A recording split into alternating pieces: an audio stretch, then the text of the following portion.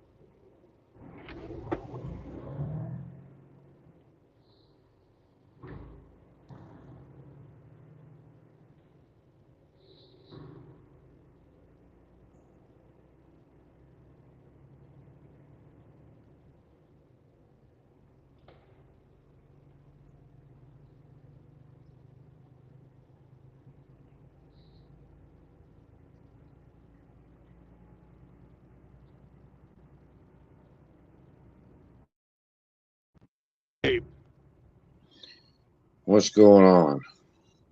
It's a beautiful day, isn't it? Wouldn't know. I haven't looked yet. Well, it's Uh, supposed to start snowing here in 15 minutes, so yeah, it's great. Excellent. I'm happy to hear that. It's so nice. Spring is Hmm. coming. Yeah, it's just breathing hard right now, but yeah.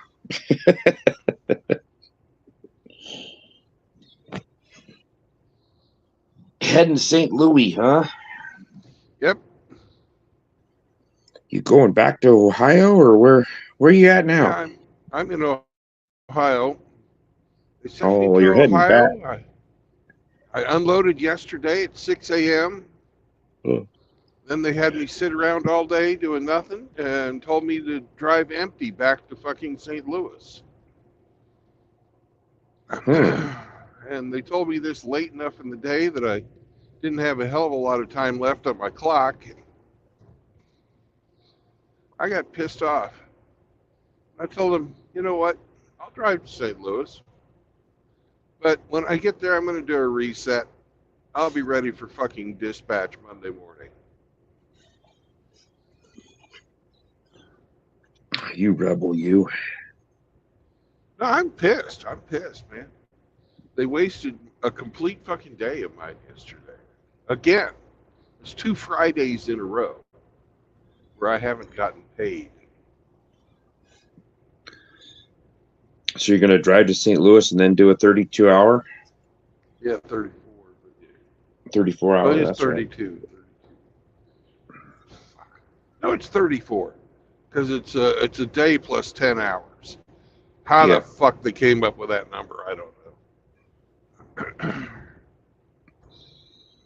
Well, it's 24 hours to sleep and then 10 hours to do your laundry.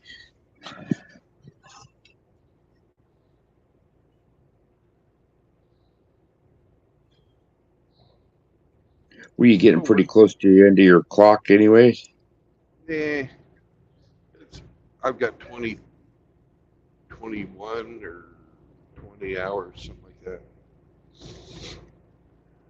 Well, you'll have fresh then. Yeah, they were just expecting you to sit around one day, nothing, drive back, and then just immediately get loaded and start hauling ass after you already drove to St. Louis, huh? Yeah, So what'd they say to that? they would. They didn't even tell me that I had the run. They said they had 2 beer runs out of St. Louis today, and I said, well, which one do you have me assigned to? Oh, we haven't assigned it to any driver yet. We're wondering what time you'll get there. So basically, I'm losing 2 days out of this fucking deal. Yeah. Minimum, minimum, I should be making $250 a day. Minimum. Yeah.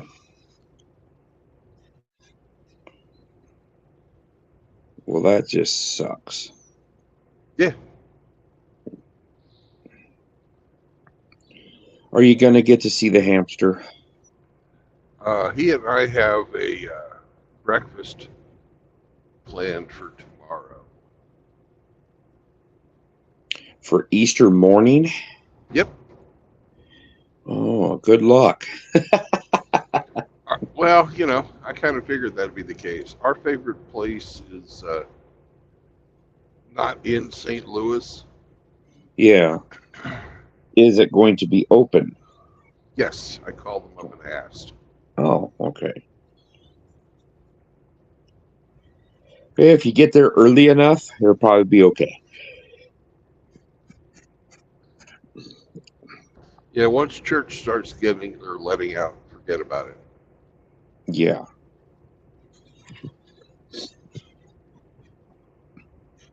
I'll be working, so I don't know. I'm sure Mom's got something planned for Sunday afternoon. After Hammer's stream the other day, when he was playing his music at the end, I thought, what the heck? So I tried to ask him, are you having a Sunday sermon on Easter Sunday? But he didn't respond back. He probably didn't see it. There were still 600 people in the chat. Yeah. So I I thought haven't he heard. said they were, but I was like, gosh, that's, there might not be near as many people in there if everybody's doing the Easter thing. Of course, you never know. There might be a bunch of people.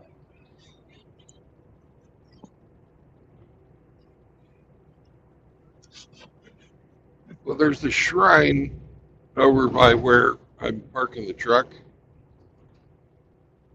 called Our Lady of the Snows. Apparently, the Virgin Mary told these monks where to build their fucking shrine to her.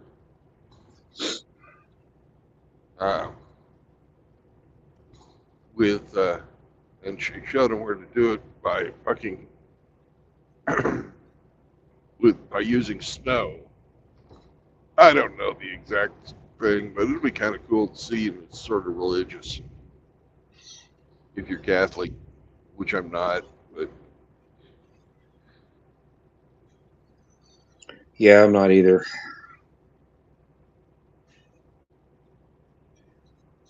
Could have been.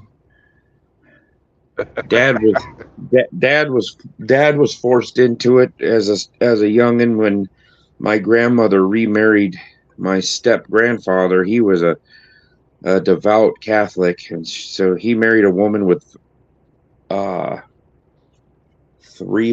four boys, and she became a Catholic.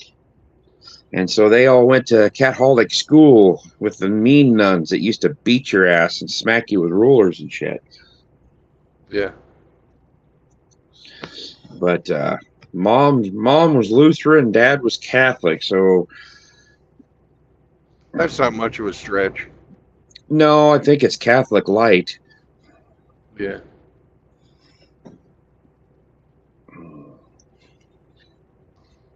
Catholic, but the priests get to fuck, and they ain't got a pope. Yeah.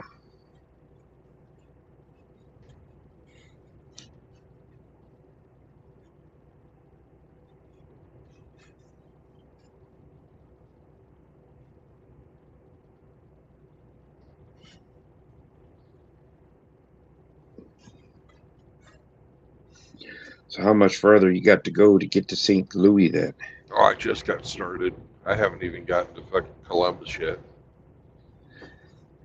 You Columbus got is a where I'm bit. gonna. Yeah, it says I've got 424 miles.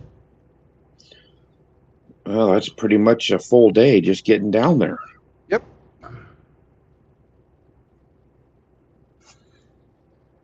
I don't believe that there's no freight in the entire fucking state of Ohio. I'm right in the fucking center of it. I don't believe it. I just don't fucking believe there's no freight in Ohio. Hmm. No freight for them. Well, I don't, I just don't understand how it's cheaper to drive empty for 8 hours. You still get paid for driving there, don't you? Or I do you get not? I get paid I get paid 49.5 cents an hour to drive empty. An hour or a mile? Excuse me, a mile. A mile. Yeah, I was going to say. Oh yeah, so you're going to make $4.90 today. Oh great.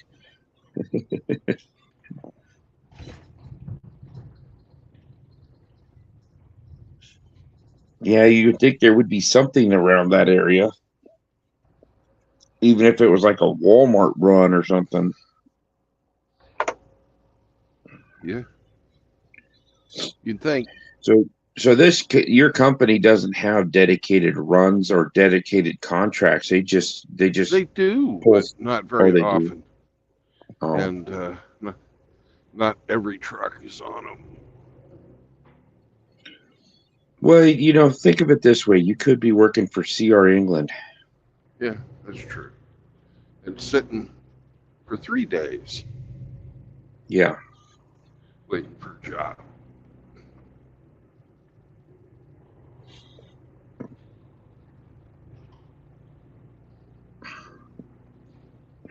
But the object is to sit no days unless we want to sit. And we Yeah. schedule it ahead of time and we're going to do something.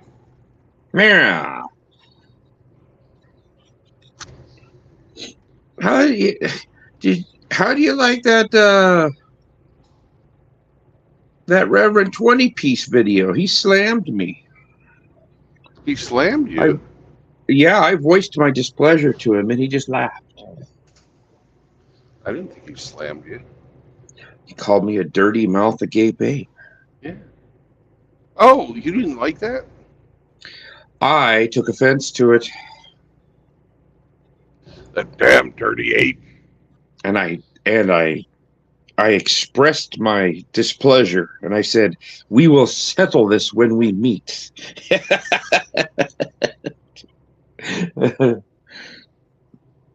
I gave him a "How dare you!" Even I Greta Van Doomberged his ass. Oh my goodness.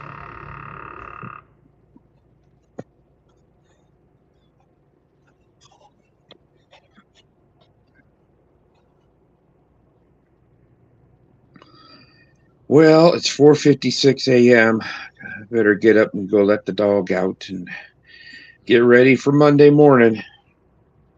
Yeah. Have a great day, ape.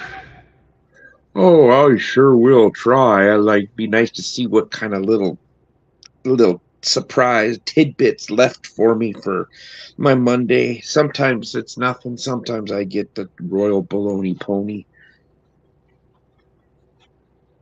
I'm Probably hoping what? not a baloney pony day. You get I double didn't get time much tomorrow, sleep. right? Huh? You get double time tomorrow, right? No. No. We get Good Friday off. Oh. So yesterday I was here at home doing laundry and getting paid. And it was my day off, so I just it's just an extra 8 hours on my check, so which is a good thing. Yeah. So yeah, I guess all of our union reps went down to Fort Worth last week for a meeting because of these layoffs that they've had, Right. and basically the head of our department of the mechanical division, the whole country, they were saying that we only answer to the shareholders. So if we need to make more money, the easiest way to do that is to lay off people. And then he'd say, "Oh," and people were saying, "Well, they took away all our toolboxes. They have these community toolboxes, and there's $1 million worth of hand tools sitting in this room, and they've been packing it up slowly and sending it off to somewhere else." And somebody said, "Well, we still need tools and all this." And the guy's, "Oh yeah, yeah. If you need tools, you need to." And then 10 minutes later, he's like, "But you do realize if you guys need tools, we'll have to lay off more people." I'm like, what a dick. So yeah, I think we got another round of layoffs coming here pretty soon. Yeah. I'm safe. They would basically have to shut the place down, which maybe that's their whole goal. Just bought a house. Let's shut my job down that I've been at for 29 years.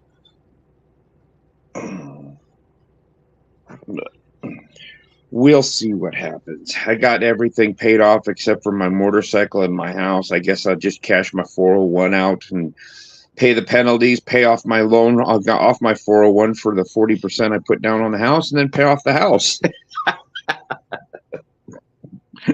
Yeah. Then I'll go work at a tire shop or go do something else. I'll go apply at the post office and see if I can make a difference.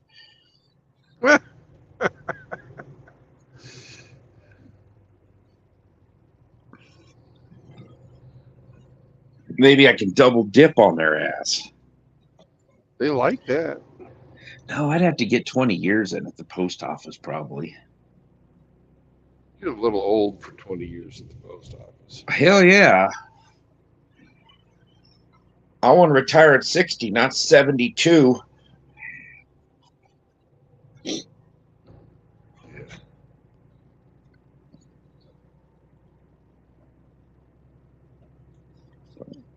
All right, we'll talk to you later. Bye, Abe. Have a good day. Good morning, Kevin.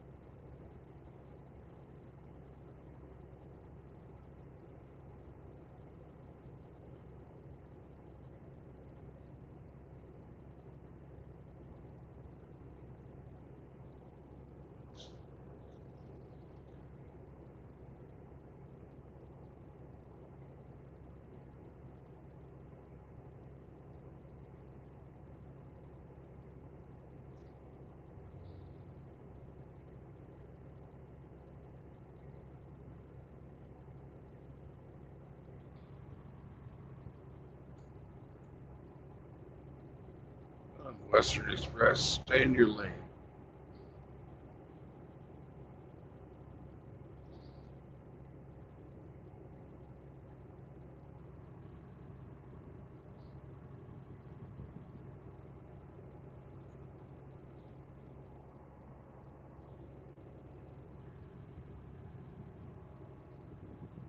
Good morning.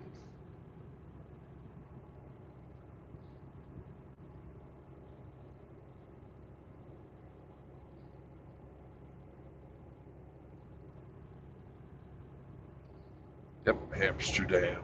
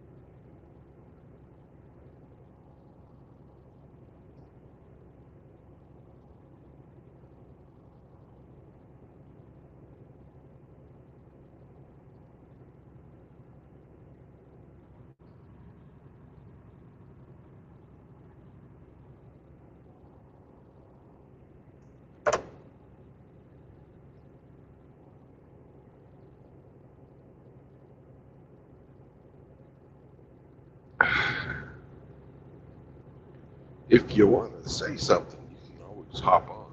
Link is pinned.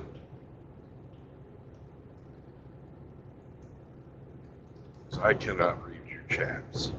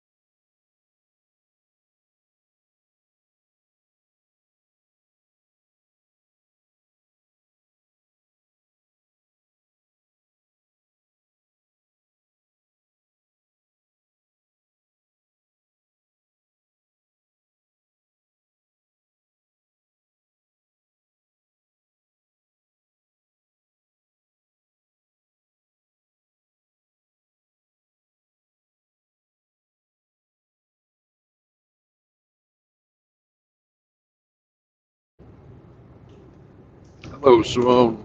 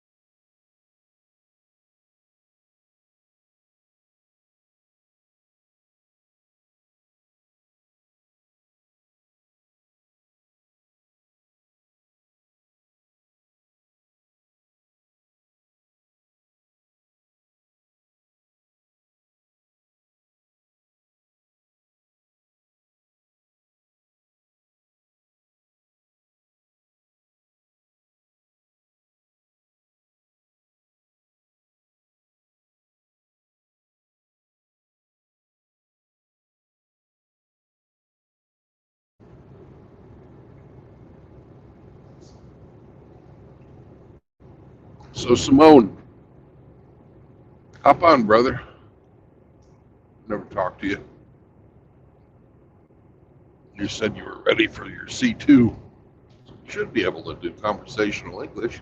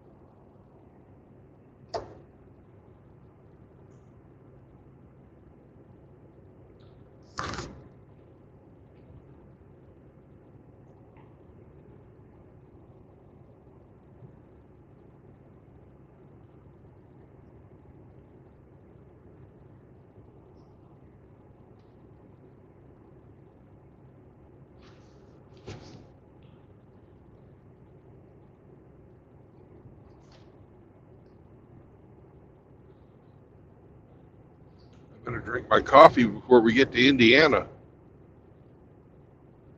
These roads in Indiana suck.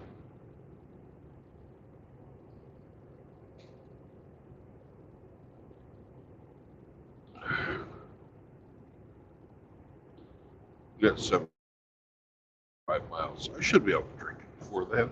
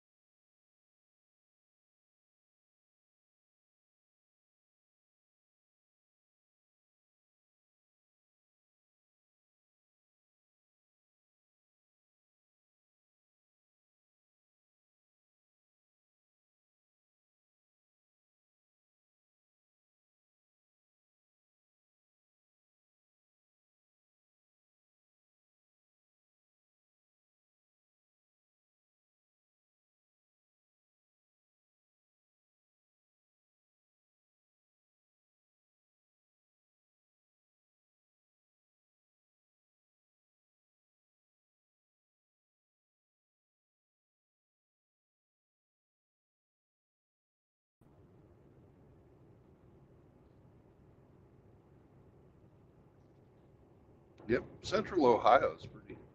Actually, most of Ohio is pretty.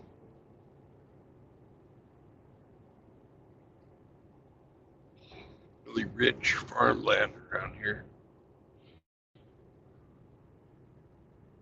Hey, Trog.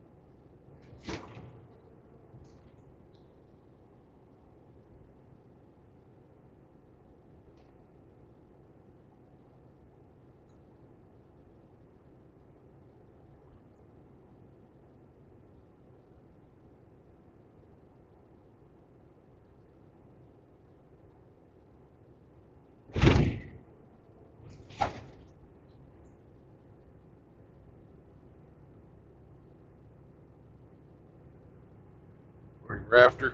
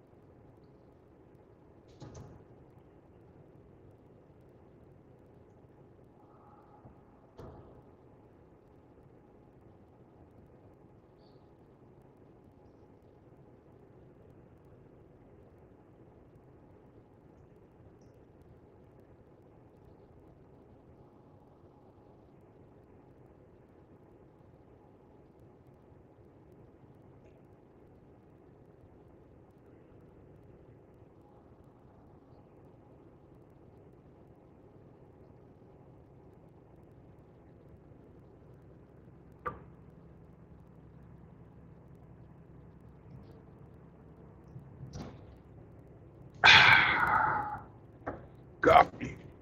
Coffee is drunk before we got to Indiana. That's a good thing.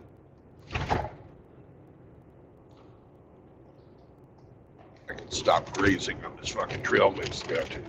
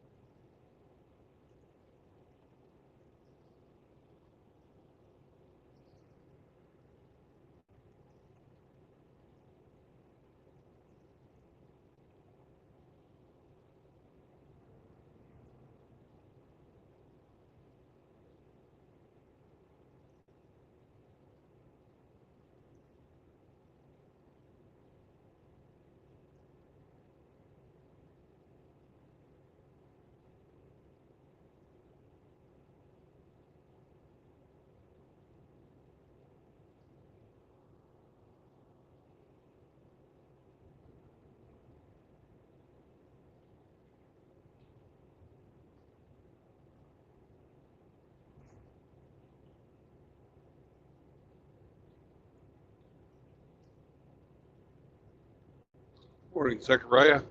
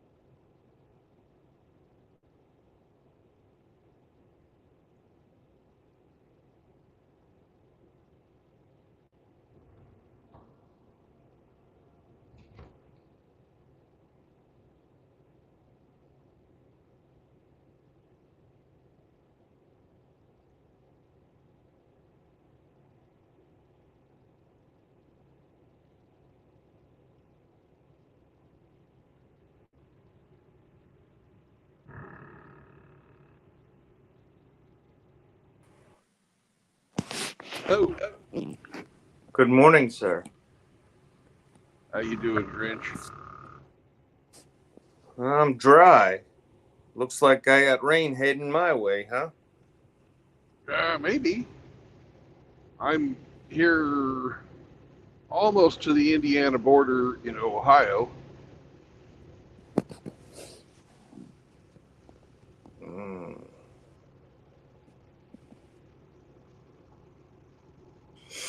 Yeah, we're supposed to get rain this afternoon, anytime after 1 o'clock, so this is my preview show. Yeah. Well, it's not much of a rain. It's just sort of a light shower.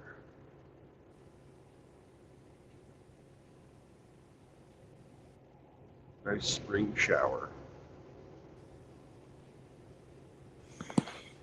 I was going to watch Frost stream last night, but he got zapped for a week. When I woke up this morning, he was talking to Saunders. So he's been up all night.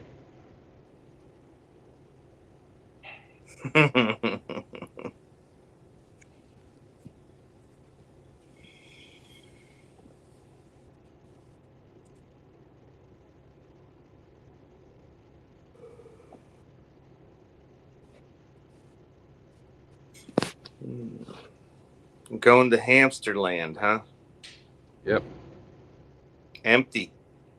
empty. Again. Not cool. No.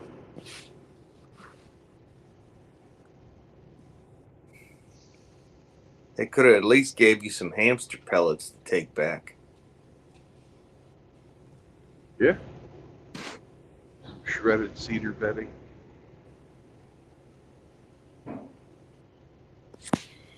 When I used to raise our chinchillas, I had all that Timothy hay, alfalfa. They liked raisins. Those weren't raisins. No, the stuff in the box that I put in the bowl were raisins. I would feed them by hand with the raisins.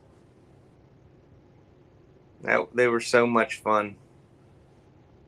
But there was a lot of work. It would take me at least an hour a day to clean the 4 cages. They're 4 apartments. We'd put them in those rodent balls and let them run around the house. And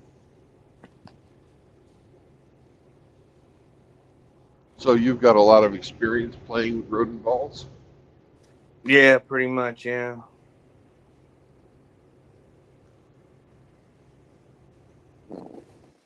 The black lab we had at the time, Max, he wouldn't chase him. He would just watch him. And the house we had at the time was 4 bedrooms.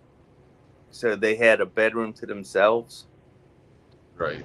And we'd have a baby gate up. So we would let them run around the room. And he would sit at the baby gate to make sure they wouldn't get out. Because the one would like to jump the baby gate and run the house if he wasn't around. It was funny. But if you would hold one and take him over to him, he would lick him, and they did not like that. But he wanted to sniff him. So now, if they were on the ground, they would walk up to him at the baby gate, and they would sniff each other through the gate. But they didn't like it when he licked them. And then they'd run every day. They'd get their dust bath. Yep. They were interesting little animals, and I would take them to elementary schools or different venues for show and tell to tell people about them. Yeah. But then we bought this home, and I only had 3 bedrooms. So it's either leave the kids or get rid of the chinchillas.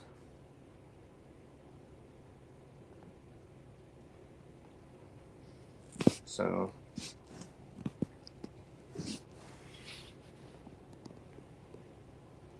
I think you probably made the right choice. no, I got rid of the chinchillas.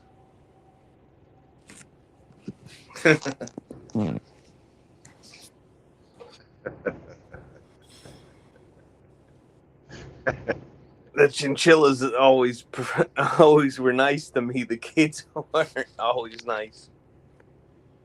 Yeah.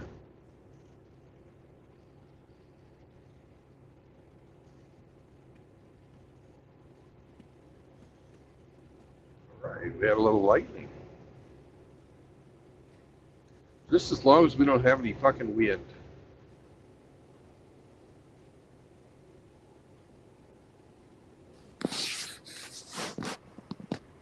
The rest of it I really don't care about. Wind I don't like. Especially with being empty. Well, there is a positive side to being empty. It's good for your fuel mileage. That's true. So we're going to look for the silver lining in the gray cloud. Oh, yeah.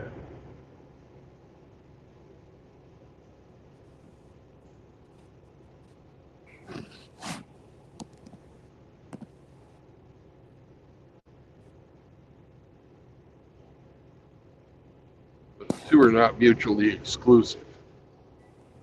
No. Oh, it's 8:40. Hemi's probably doing a double take. Maybe. Maybe. D&D today? Yep. Oh, good, good.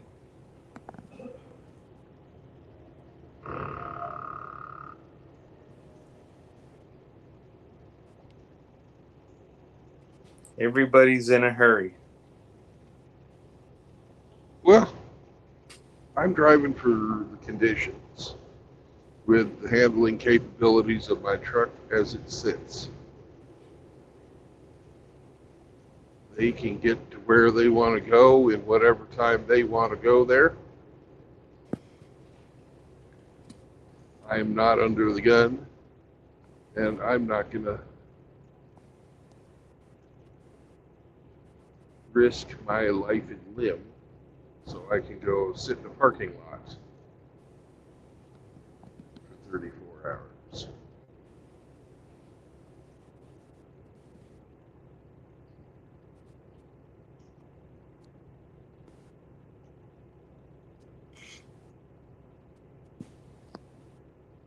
But I decided I'm going to take my reset this weekend so I can devote Sunday to prayer. Nice.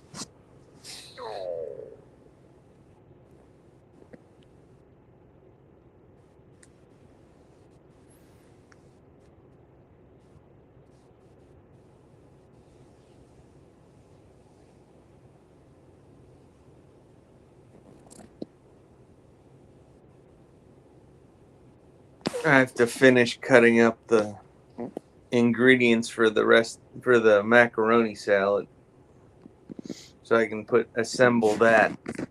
Spinning the juice all night. Nice. Gotta have the juice. You and Moki and your juice. The juice. Well, that's just like eating a steak. What's the best part of the steak? The juice. Yep. Nice medium rare steak. It's got to be juicy and flavorful. Yeah. Sam would tell you it's the bone, but he's a dog. Yeah. I'm going to have a T-bone tonight, though. Nice. When I used to have the dogs, we would make those cowboy steaks, and when I trimmed the meat off the bone for us, I would leave some on it and give them the big rib bone. Yeah. And they'd take it out, eat all the meat off the bone, and then they would just, I wouldn't give them the bone. They would just instinctively stop. So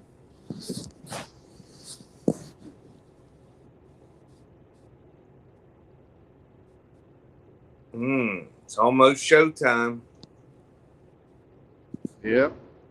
We're just about to Hit the some bad roads. bumpiest roads in America.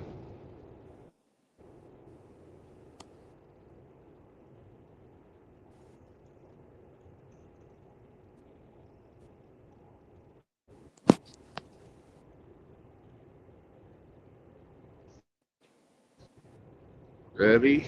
Here it comes. Welcome.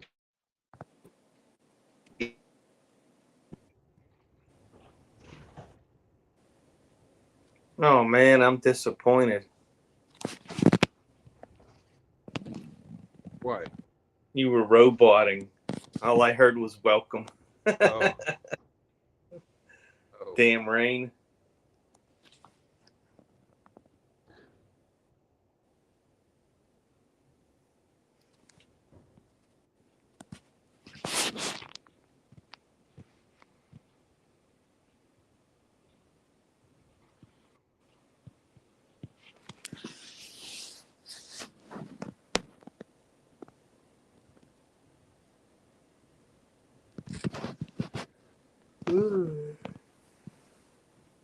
Excuse me.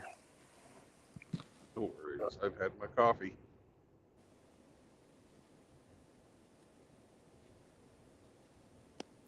I gotta get back on a normal sleep pattern. This sleep pattern of going to bed at midnight is just difficult.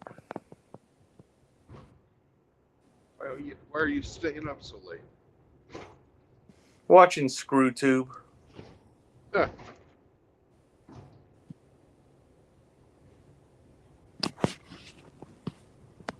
Yep. Watching good old ScrewTube. Usually I'm done with all the MGTOW stuff early enough that I can watch guitar and, vehicles and all the other interests I have.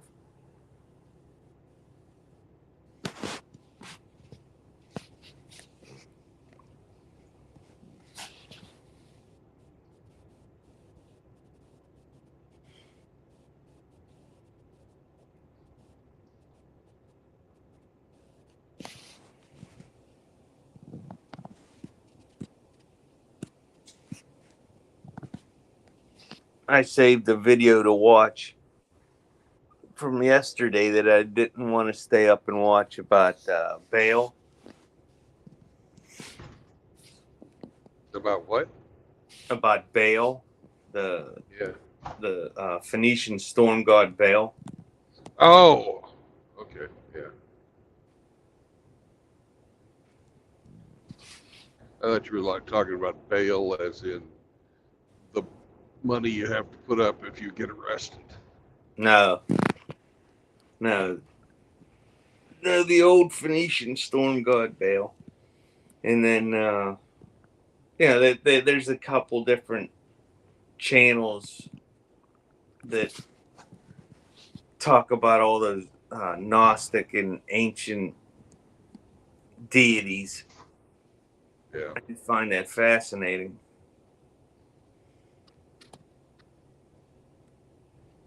Well, you see the Gnostic heresy permeating into almost everything these days. Yeah, and that's scary.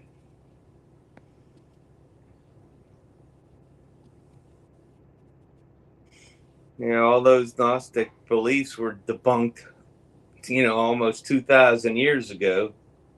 And here they are again, the same old thing. I think Steven Tyler said it, the same old song and dance, isn't it? Mm-hmm. It certainly is.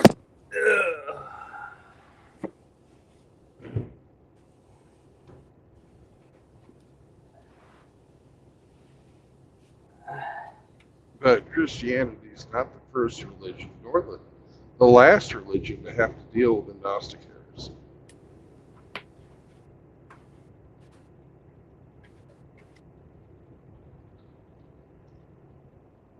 Islam has the Sufis.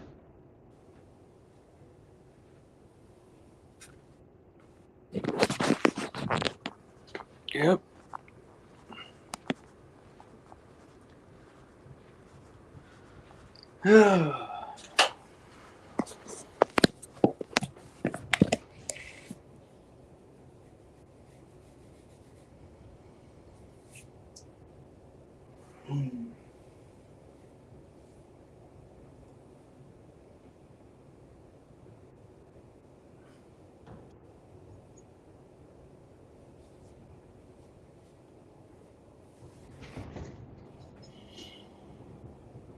I used to be a morning person.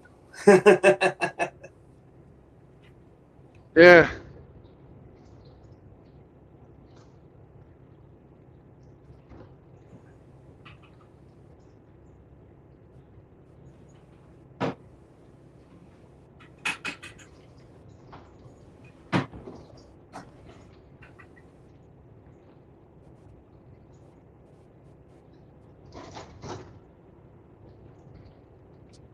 It's like I'm driving out of the storm. The clouds seem to be fucking lightening up ahead of me. That's nice. Yeah.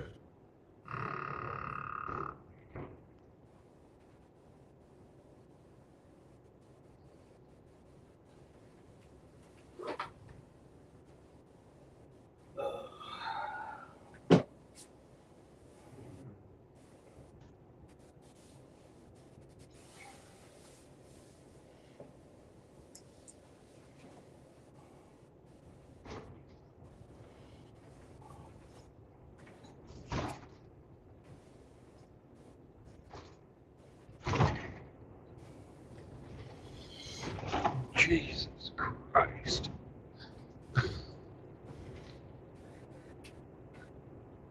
I guess we don't have anybody that lives in Indiana on the stream, huh? Not on the stream, but we've got Indy. We've got Angler. Well, they need to pay more taxes then. Yeah. At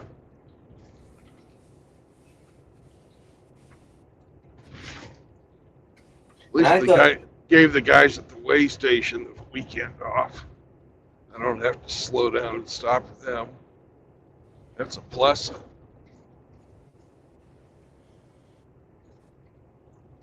Is it hard to balance air? No, it's quite easy.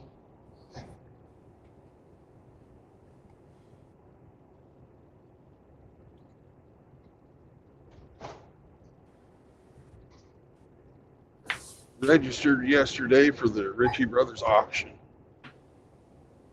Uh-oh. Truck time. Yeah, I decided to pull the trigger. There's some things I need to do first before I buy the damn thing, though. And one is start an LLC and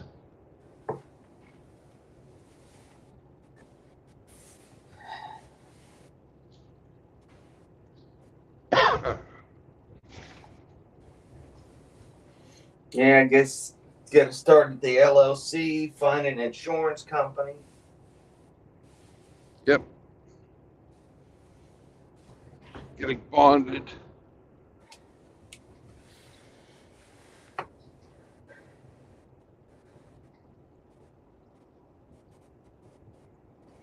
Well, congratulations on making your decision. Oh, it was made for me.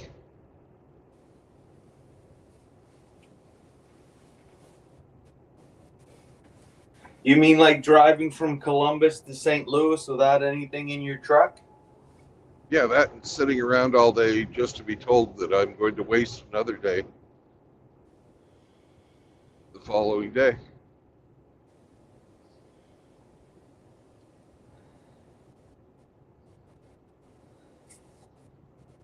I didn't realize that shipping freight was that it really lost that much capacity. There's absolutely no way I believe that there was 0 loads in Ohio for me to take. Which means that I've lost confidence in our marketing or sales team.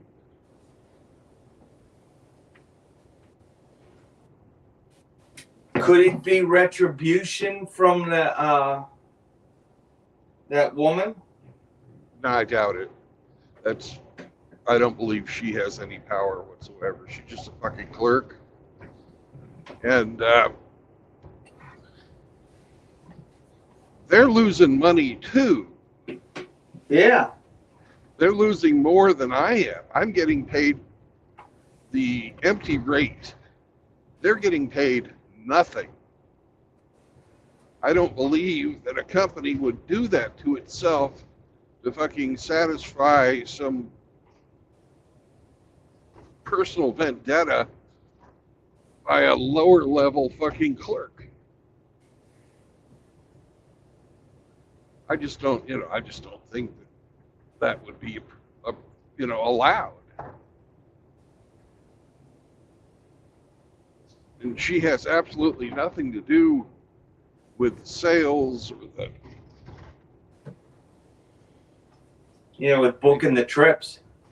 yeah, technically she's part of the fucking safety department. She's not even in the fucking operations.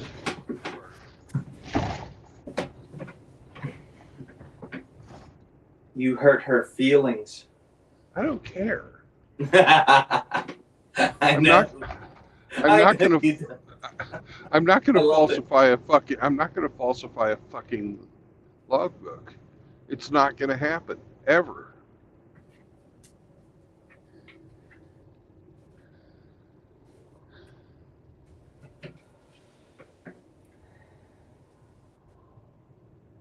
Well, there's nothing to gain from it.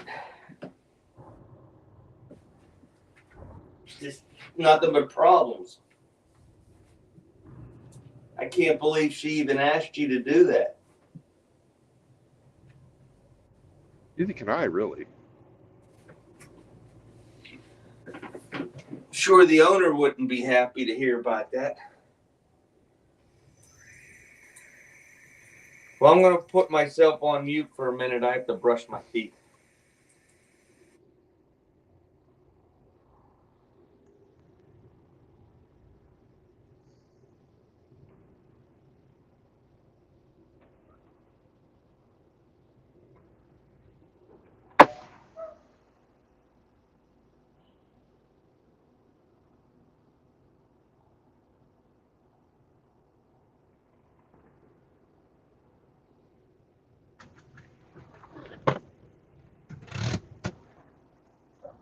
Good morning, Doug. How you doing, brother?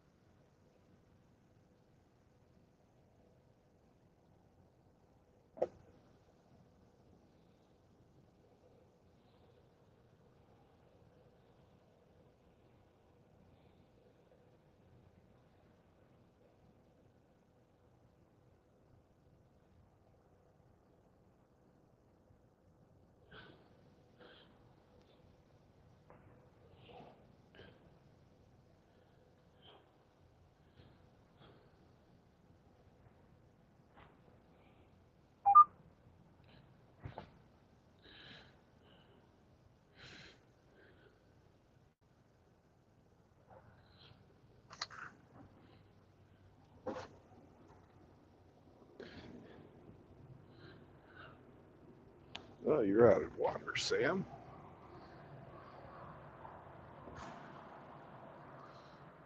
Get you some water, buddy.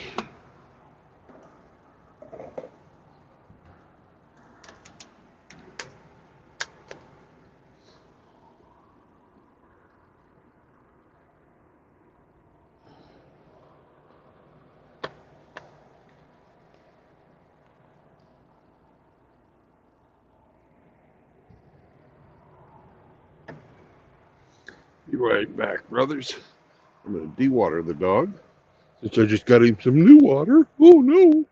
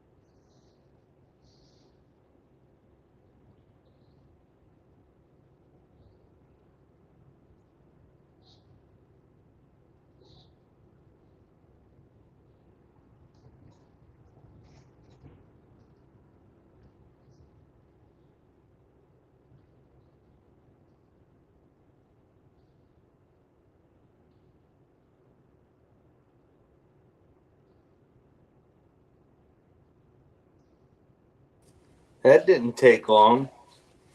Nope. Sam's pretty good about telling me when he needs to go.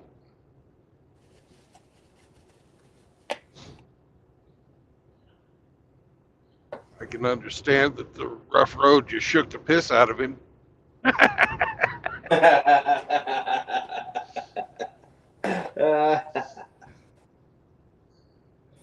Literally, this, you know.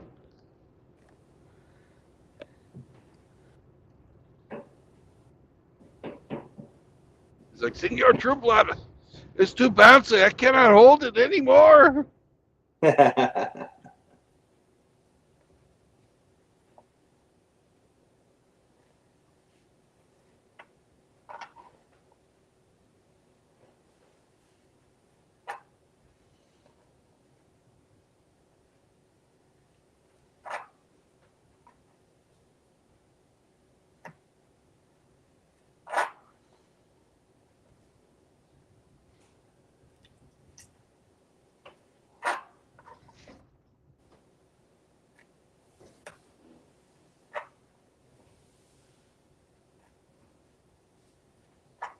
Time to dice the ham.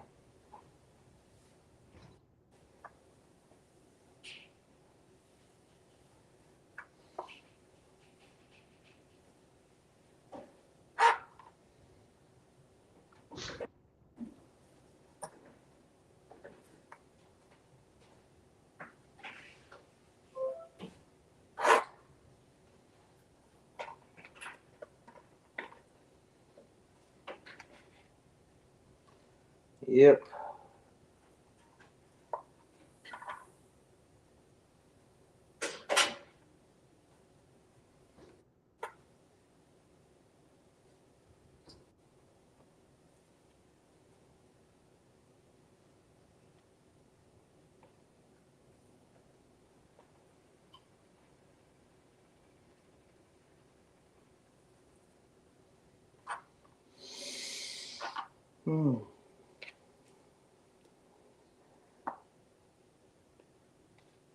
Yep, all those years of schooling and training and working in the food service industry, and now I'm back to dicing ham and cheese.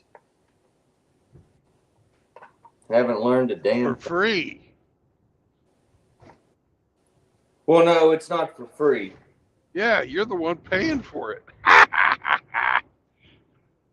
Well, no, my brother asked for it, and he does my taxes. Okay. So I'll be glad to make him as much macaroni salad as he wants for doing my taxes. Yeah. He's a CFO for an international engineering company. Uh-huh. So he does taxes in 13 different countries. Wow. And I think in like 5 or 6 different states. So, yeah, they do. He does stuff all over the place. So if I just have to make him the old family recipe of macaroni salad, that's fine. I can live with it. No, that's a fair exchange. Yeah. I bet you spend more time on the salad than he does on your taxes, though. Oh yeah. Yeah, I think It's almost 100% automated these days.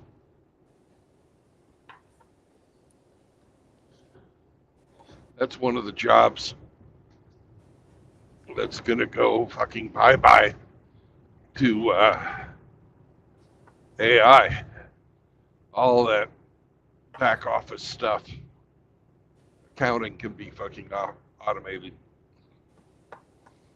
You just have to have somebody to manage it. Guys like your brother will be okay, but can, he's not going to need fucking 20 clerks anymore. no. The biggest thing for him is costing out the jobs when you're Yeah. building a high-speed train or, parts for NASA or the Defense Department. That's the big thing, is doing the cost out. Yep.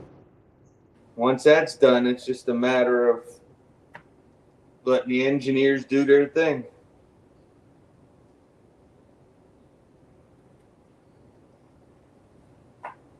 That was one of the good things about working for Beechcraft is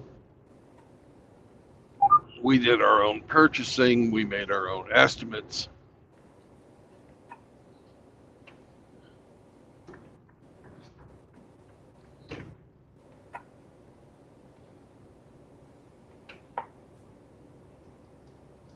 So it really gave us the ability to get the parts we wanted. We had guidelines we had to follow, but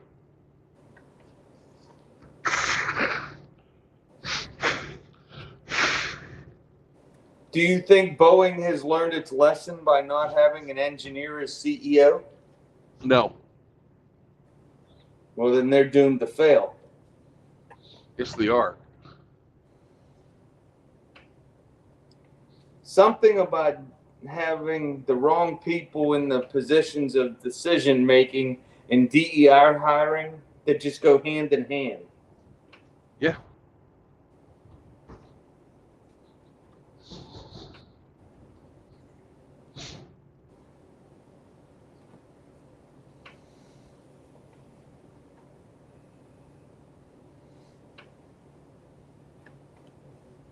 They have a new, I don't even know what to fucking call her, director of manufacturing or something like that, civilian aviation. And they're fucking doomed.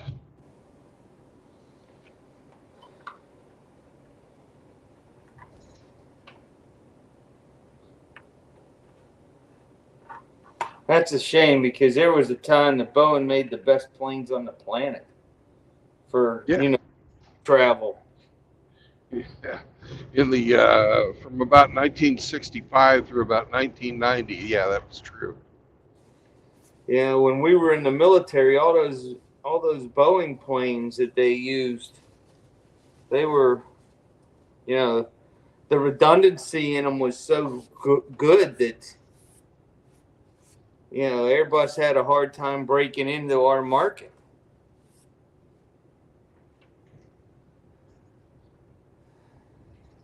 Now that's just a blip in the past. Just one more grain of sand down the memory hole.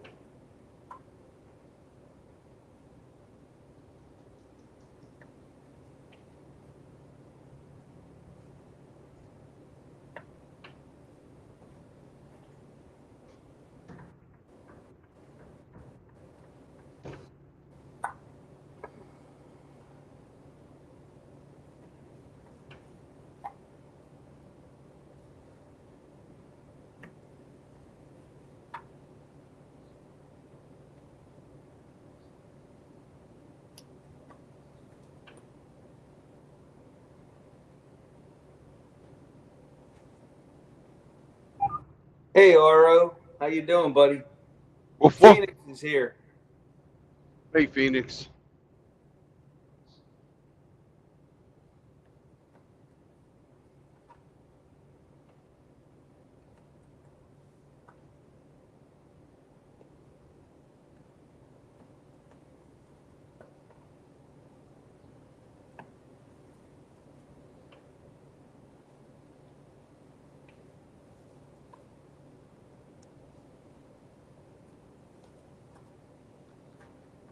Yep.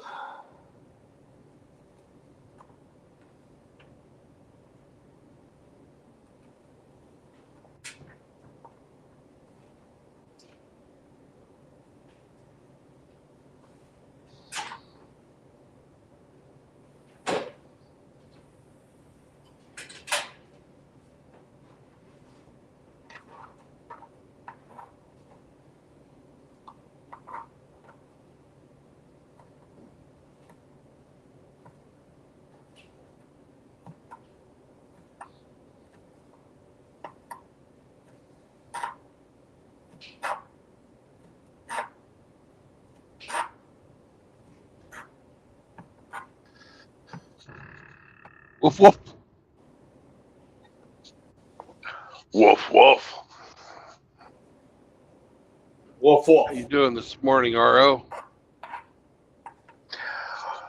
Well, I was backstage several minutes, so I decided to mark my territory. Oh, good, good.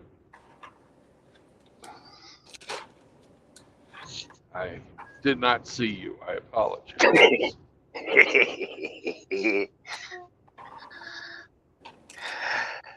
And I understand Grinch is in the kitchen. I'd like to place my breakfast order if that's okay. He's cooking macaroni salad right now. He's busy. I don't give a damn. I'm hungry. Okay, there you go. That makes two of us. But I can't eat till 10 o'clock my time. I don't have that limitation. Whip me up an omelet, would you? Probably not. You bastard. Yeah. I'm going to get this project done first. Using a big old casserole dish. I have a what is it, a 15 quart pot that I'm mixing everything in. Mm-hmm. Yeah, it's got ham in it, celery, hard-boiled eggs, American cheese, Munster. American cheese? Yep. Okay. And then heavy mayonnaise. Yeah. Are you trying to be more like Juan, RO? Turning into a queso snob? See! That won't The get queso. you. That won't get you outlaw. I'm sorry. The queso, it must be real. Aha! Well, this American cheese did not come across the southern border. Man, I just don't fucking get it. Here we are in Indiana, and it's $4.34, almost 35 cents. It's 34.9, right? For a gallon of diesel fuel. That same gallon of diesel fuel in Missouri would cost me $3.70 some cents. Why is it 50 cents more here in this state that has far, far, far shittier roads because of really piss poor maintenance? Virtually identical climate. No, they're just paying for the potholes. It's fucking ridiculous. I have the 4.35 a gallon diesel fuel here.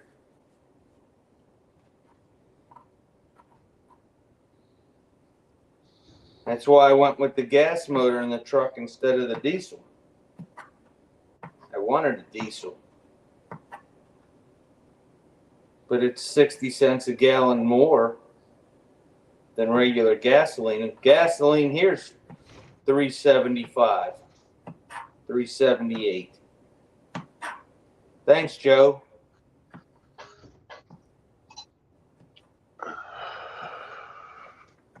And Mr. Fuel, home of the watered down fuel, is at 409. Home of the watered down fuel. Well, they are. I never heard that before. We were told never to fucking shop with them because they fucking will ruin your engine if you fucking use it a lot. Well, that's a good reason not to use them.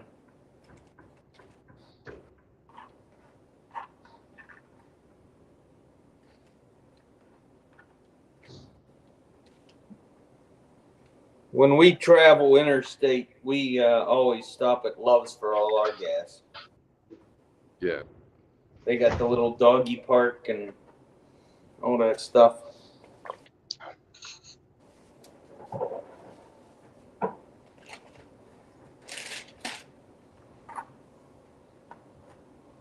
Yeah, I do the Loves.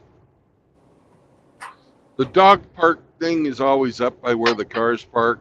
So Yeah. Sam and I just make use of other grass.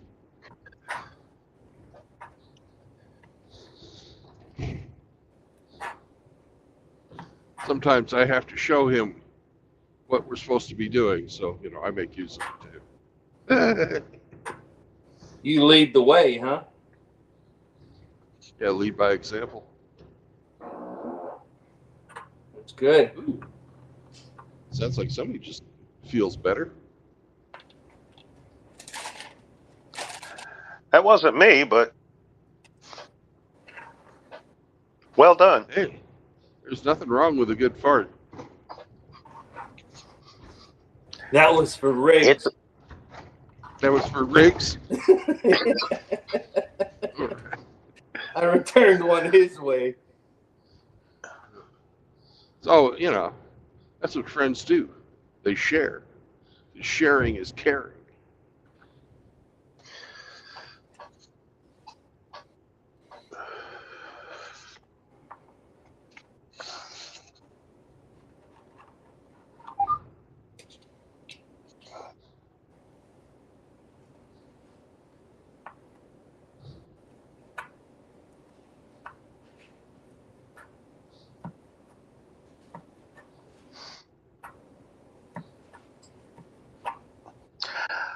I saw something driving home from work you would appreciate, Brandon.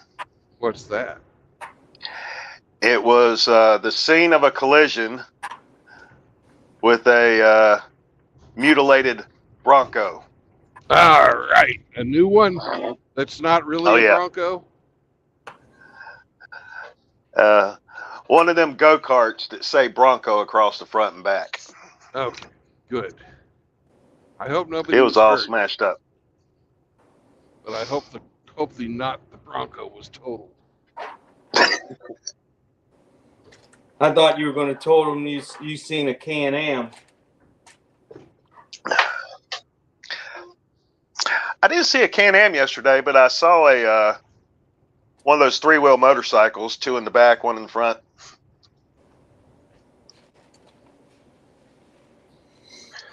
Those don't seem safe to me. It just doesn't seem like, I know how difficult on airplanes it is to fucking maintain a fucking safe operating attitude with that configuration. It's much more stable to have the steering wheels up in front with dual wheels.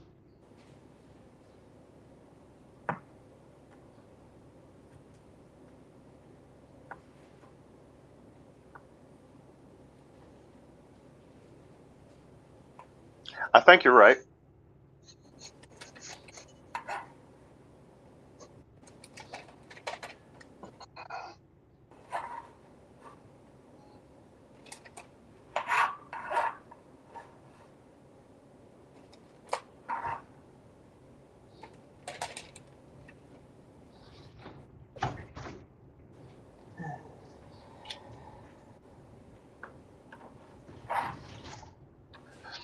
So I came in mid-conversation a little while ago. I understand they didn't have a load for you. Nope. Man, that sucks. Yep. Cost me money. Exactly. My empty rate's 49.5 cents a mile.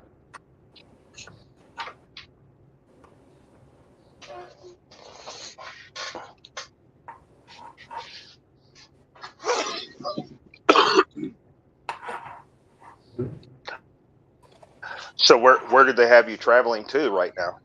St. Louis.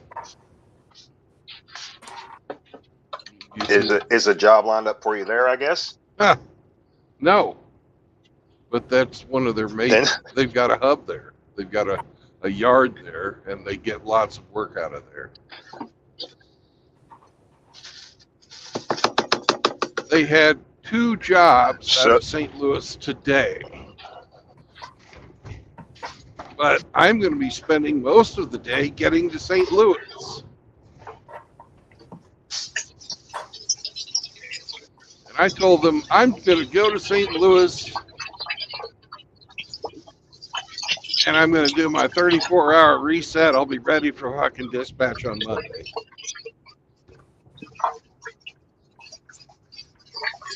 Hey, I know where there's a trailer full of Coca-Cola.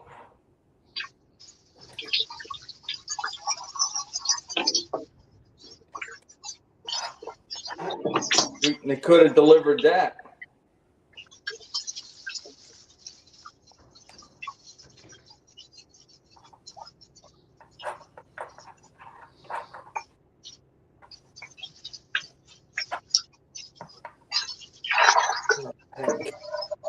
Well, I found out what the deal was on that one. Uh-oh. What it was is they have freight brokers out there, which are sort of parasites of the trucking world. Because these are guys that have absolutely nothing to do with shipping other than they go out and they bid for these jobs, and then they turn around and then they get trucking companies to do the work. So they're middlemen, right? Yeah. And that's where they live. And this brokerage house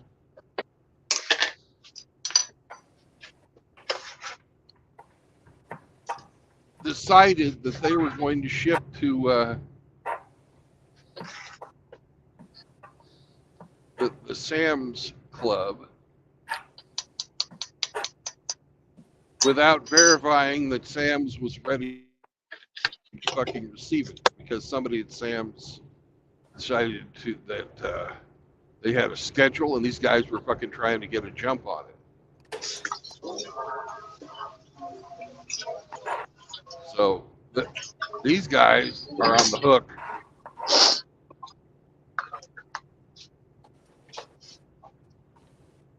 That brokerage was on the hook, not my company.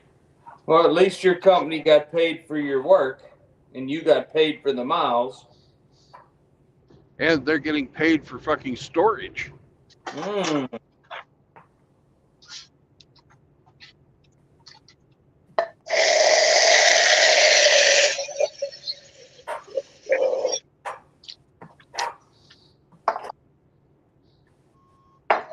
What a loud dog you are.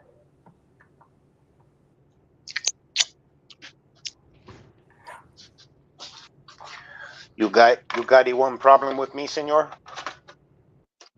No, I don't have a problem. I'm just saying you're a loud dog. I didn't realize it was that loud to cut and scramble eggs. I'm not breaking out the eggs yet. Maybe in a little bit. Are you gonna? You know, if you let them Are you sit gonna have on any the counter leftover? for a while and warm up, they give you more protein.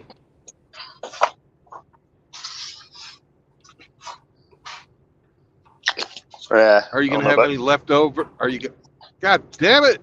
Are you guys gonna have any leftover? Any eggs left over after you're done cooking? I just bought a new carton last night, so I should be good to go. Oh, No Raptor, empty egg carton for me.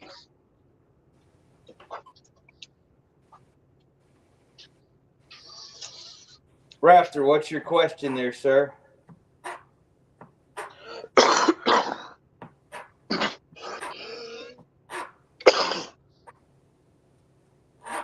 Yeah.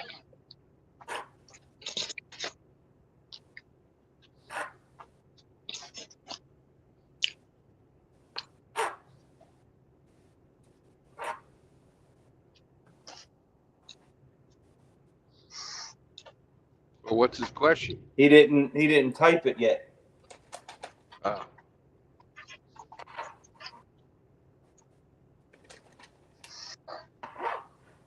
I don't know how long that question. I don't know how long that his question was about asking me a question was hanging. my kids all did that stuff too. Can I ask you a question? You just did.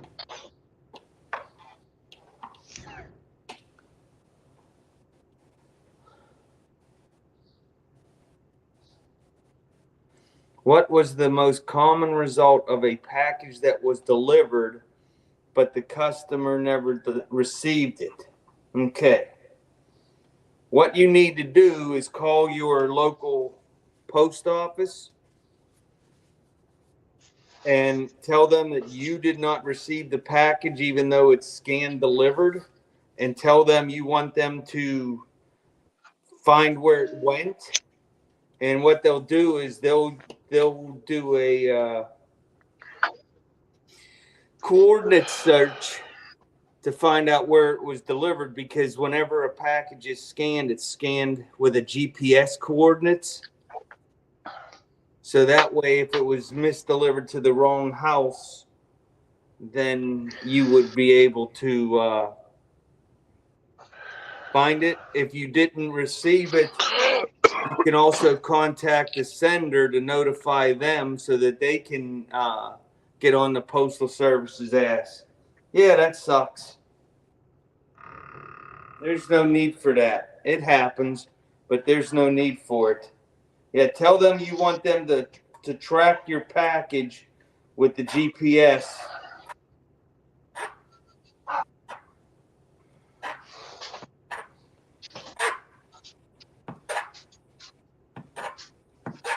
And that's when you find out what happened to your package.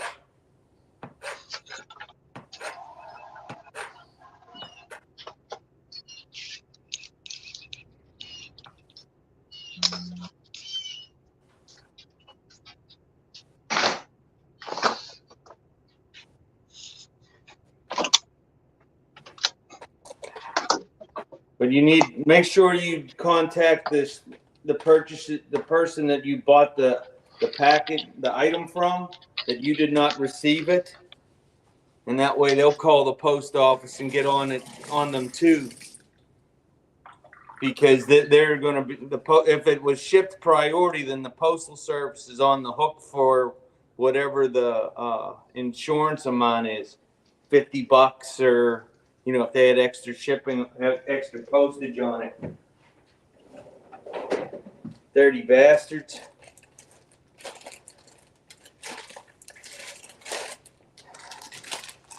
Makes no sense. Just deliver it where it's got to go. It's not hard.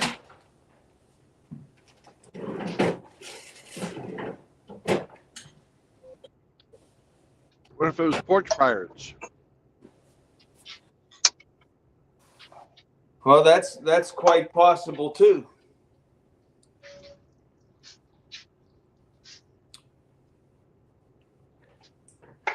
I don't know where Rafter lives, but it's probably not a high porch pirate area.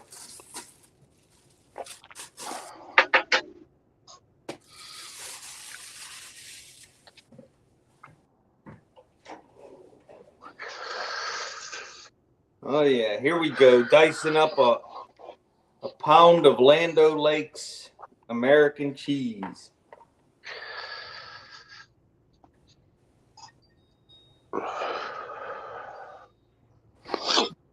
Hey, who left the refrigerator open? RO. Hey, Grinch, last year the incompetence of the Postal Service worked out in my favor. Oh, that's good. What happened was I was ready to upgrade my home PC. The desktop I'd been using was several years old. And I got a good friend who's just a IT hardware software wizard. And he's always happy to help me. And I'm like, hey, man, you remember that rig you built me many year ago? He said, yeah. I said, well, it's getting tired. He said, I'm on it. He sent me an Amazon link for a little mini computer. And he said, this is budget friendly and it performs great. Buy one, he can turn it into a dual boot Linux Windows box. He said he'll do everything you need. I said, all right, cool. So I ordered it through Amazon and I had it shipped to him because he lives in the neighboring county. And anyway, it showed as delivered to his house, but he didn't receive it. So our first thought was porch pirates. But he went ahead and, well, we both pursued a claim with the Postal Service and Amazon. Hey, didn't get our PC. Well, Postal Service says, it's delivered. Sorry. Go F yourself. And Amazon's response was, we're sorry. We'll just send you another. And they sent another. And he got to work on setting that up, and he encountered some difficulties and eventually called the manufacturer, and customer service told him that he voided the warranty by doing whatever he did to it.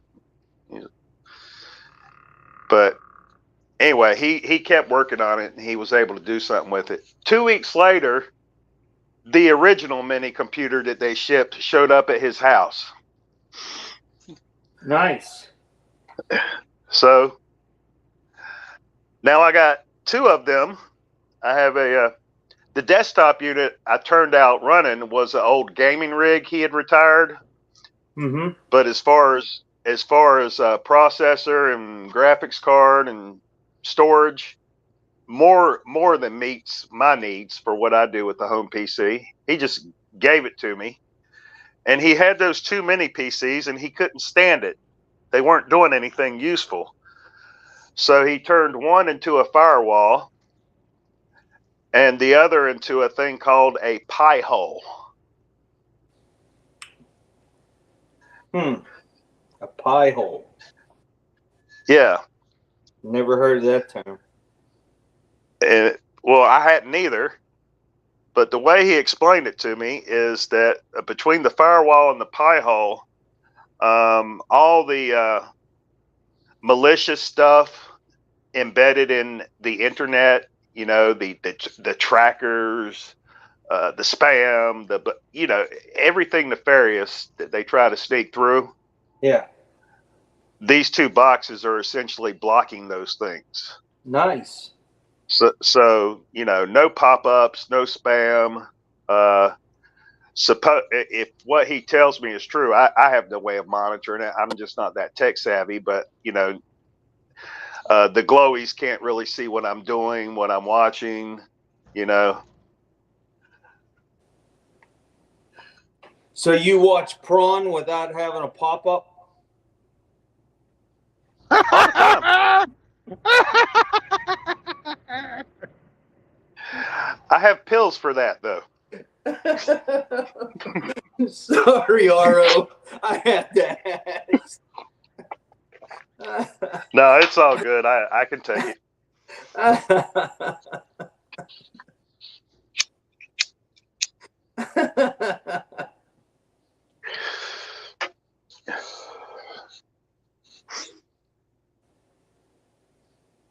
Oh, my goodness.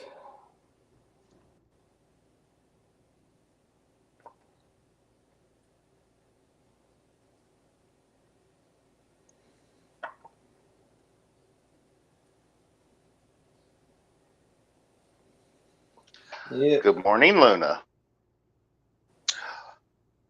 Luna came into the room to say good morning. Good morning, Luna.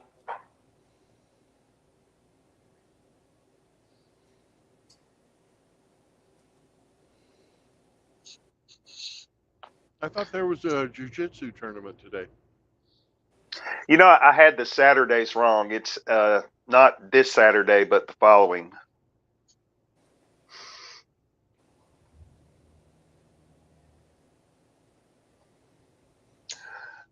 So that'll be April 6th.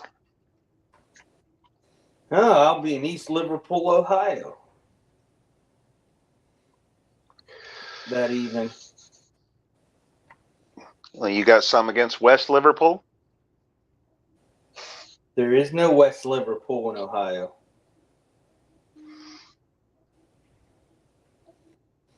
Well, Nope. there you go. East Liverpool for a big Mason meeting. Ah, multiple sacrifices. Nope, just one. This will But be it's a like good one. this is their 70th anniversary blacklight degree. So one of their guys are becoming a master mason tonight, and they invite people from all over the tri-state area to come to the degree work, and they have a nice big roast beef dinner, and then everybody goes up into the lodge room and watches the degree and have a good time, and then whoever has the most members of a visiting lodge attend gets the annual plaque. And my lodge has 13 plaques in the last 20 years. So we're going for number 14 this year.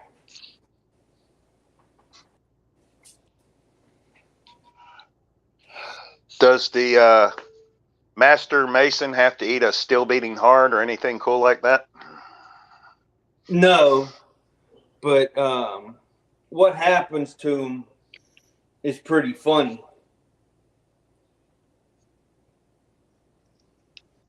So, but it's a nice way to meet guys from other lodges and go have a nice roast beef, green beans, and mashed potato and gravy dinner. Nice big slab of pie, and yeah. Are women involved in the organization in any capacity? Cooking and cleaning the kitchen.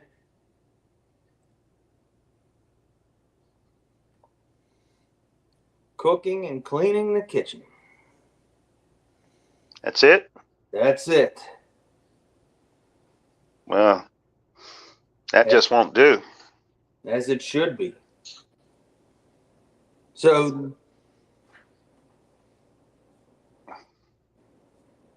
we'll go have a good time. Hopefully, I'll have 5 other members of the lodge ride with me. Since I have the big full-size SUV, I get I take a lot of the brothers with me, so that way there's no sense of all of us driving. Are they paying with gas, grass, or ass? Nope, I don't charge my brothers anything. That translates Their to ass. friendship is good enough.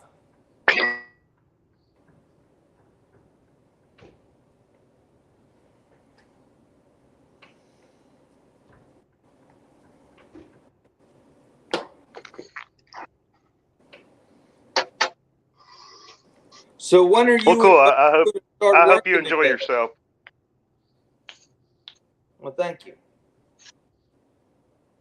I'd tell you all about it, but I'm not allowed. Yeah, I understand. It's a Keep secret your little organization secrets. for a reason.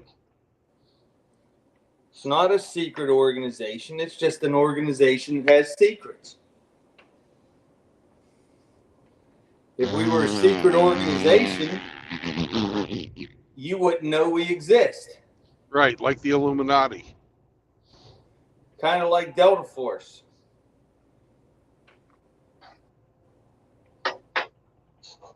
Hey, I saw the movie with Chuck Norris. Delta Force is real.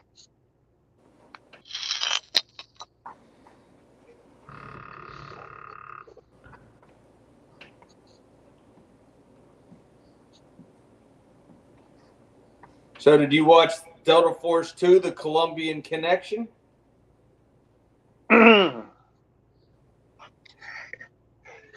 If I did, it was so many years ago. I don't have any real recollection of it. Or, like so many of Chuck Norris's movie, it was completely forgettable. That too.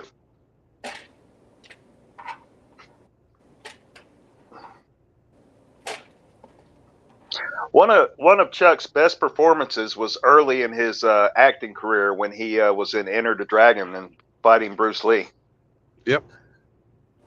And Bruce Lee did a very good job of pitting karate against kung fu and showing the differences between the two fighting styles and how it was definitely him thumbing his nose at the Japanese, but it was clearly shown how karate was too structured and rigid, whereas kung fu is much more fluid and adaptable. And Chucky Boy got his ass whooped, but it was all acting. It was all acting, and Chuck did a very good job with that role.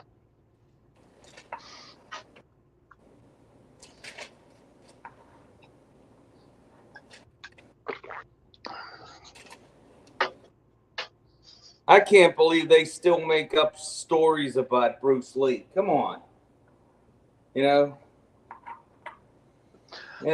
Who's making up stories?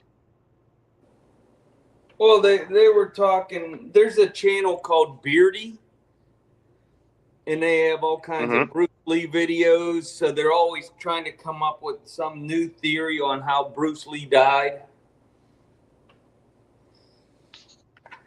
Was it a drug overdose? Was it this? Was it that? To my understanding, it wasn't a drug overdose per se, but a combination of drugs that should not have been taken together.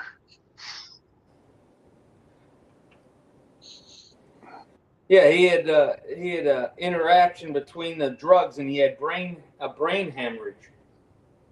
Right.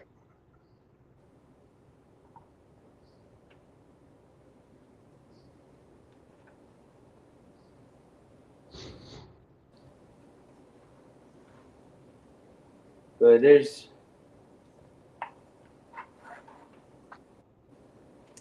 I was watching a video yesterday about Bruce Lee, where Joe Rogan was saying that Gene LaBelle taught Bruce Lee how to ground fight.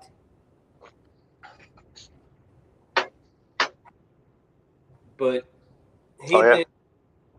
but they didn't meet until the mid-'60s, and Bruce Lee had already been doing that stuff anyways.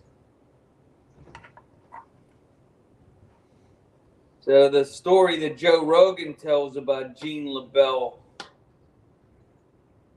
is factually incorrect, because Gene LaBelle claimed to be the stunt supervisor for the Green Hornet, and he wasn't. He was just a stunt man.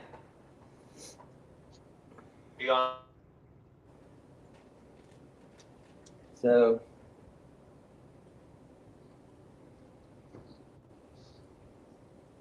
just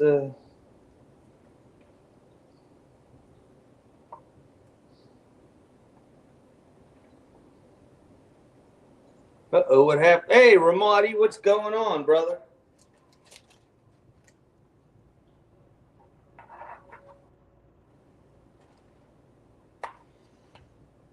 Troglodyte, what's happening?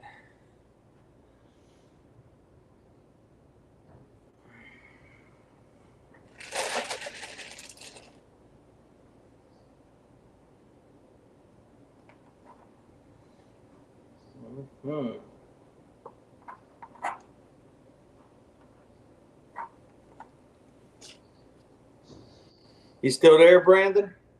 Yeah, I'm here. Okay, I guess we lost RO. No, I'm here. I had to mute my mic. My son wanted to come in the room and talk to me, so yeah, I just muted. Yep, that's more important. Yeah, I like him better than you guys. No offense. Y'all suck.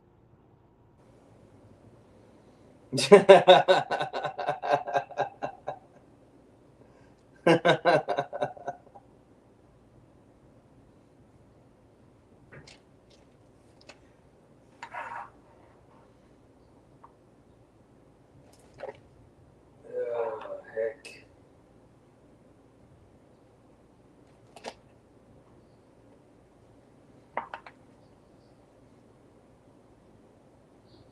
Well, after tomorrow, I am going to have to go on a fast again.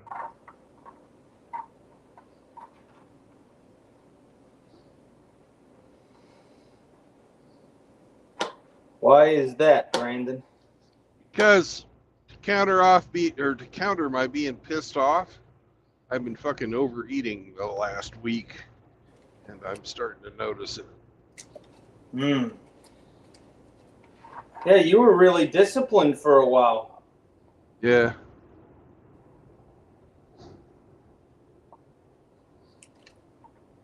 That's tough. I know. I like to overeat too.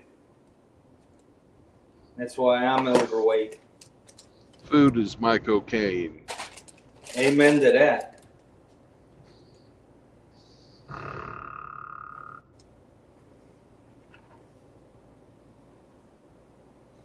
Yep.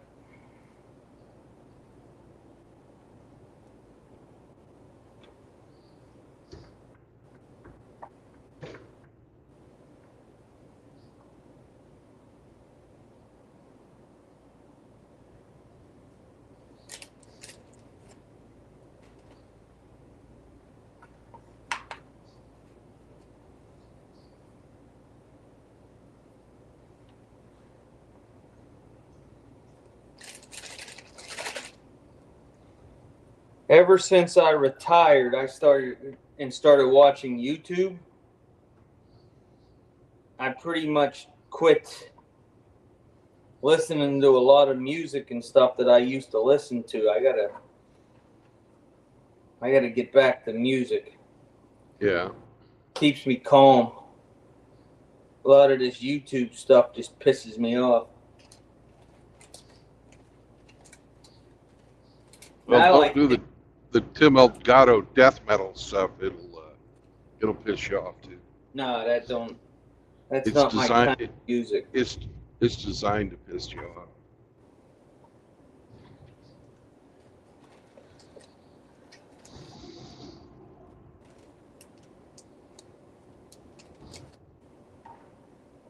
I'm more of a 60s, 70s. Well, basically anything from 62 to 95. I listen to, you know, the classic rock, the 60s rock, all the 70s stuff, the original heavy metal bands.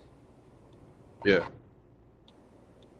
Yeah, the last band I really paid attention to was Pantera.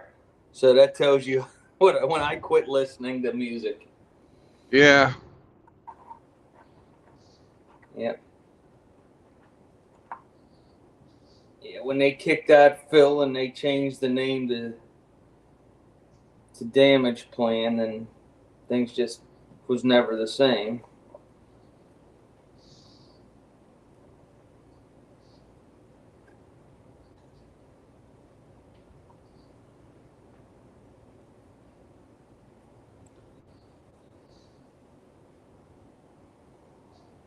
But I guess once I start working out in the yard and the garage again, I can crank out the tunes and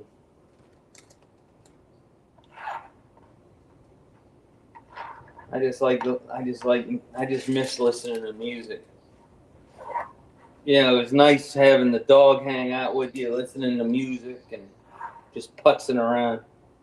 Yeah. Getting out the electric lawnmower.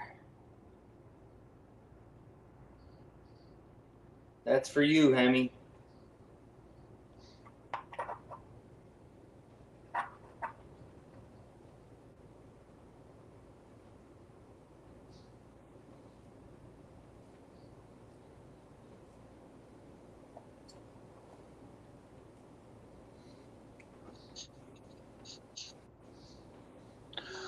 I'm back. What I miss? Grinch Electric taking lawnmowers. a dig at Hemi. Oh, not Hemi. Yeah, Hemi. I'm trying to summon Hemi. You know, he doesn't like my electric lawnmower. He doesn't? No. No, he loves your electric lawnmower because it gives him something to give you shit about. Or my electric snow blower that I didn't even get to use this year. Oh no, I did one time. One time. Was And it I good for really you? didn't need it. Huh?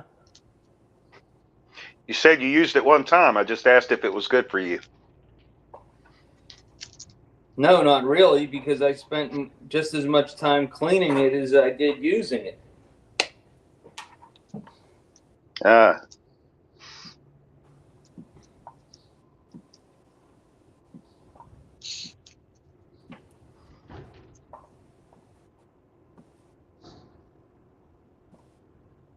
I only see one big construction project going on here when I was up on top of the hill overlooking Indianapolis.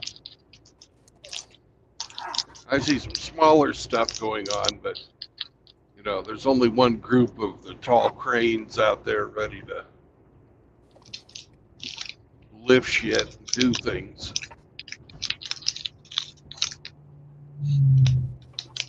That's not good for a city this size to have only one fucking complex under construction.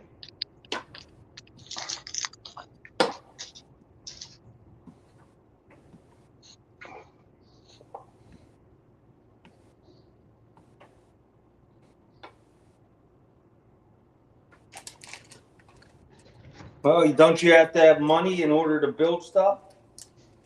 Yeah, Well, that's the problem. exactly.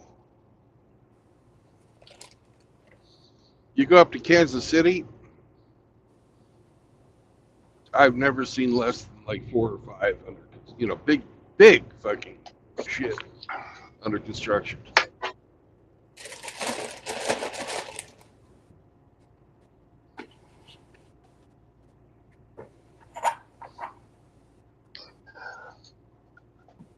Well, maybe what we need is an infrastructure czar. Ah, I thought we had one, just like the borders are. More czars. That'll fix everything. Well, how about if we get rid of 80% of the federal government, and then we won't need any of it? did you see the fucking regulations that are coming out on trucks? No. No. Oh my God.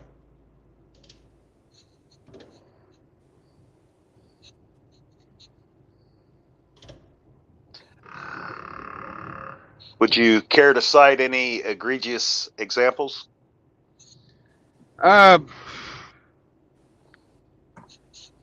You know, I'm pretty sure you guys already understand that they're wanting to go all electric, right? It's not Yes. feasible. No, it's not feasible at all. And in addition to that, they're putting in place fuel economy standards that are impossible to meet using today's technology for those trucks that remain to be diesel powered. Then, and people are not going to be allowed to sell fucking new vehicles that don't meet these standards. The standards are going to be finalized in 2025 to be applied in 2026. Hmm. Now, is this a congressional act or a statutory act? Oh, this is coming. This is statutory. This is coming from the EPA. So it's not a law. No, it's not law. Not law. And didn't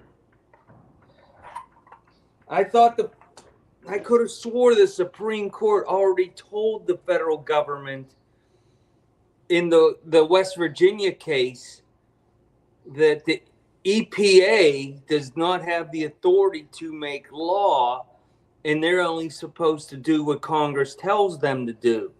So why are they fucking around with this?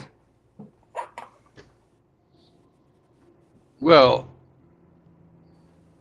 you can't tell a fucking wokey anything, man. I stand corrected.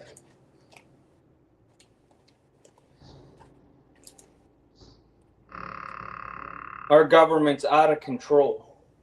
Completely. Completely out of control.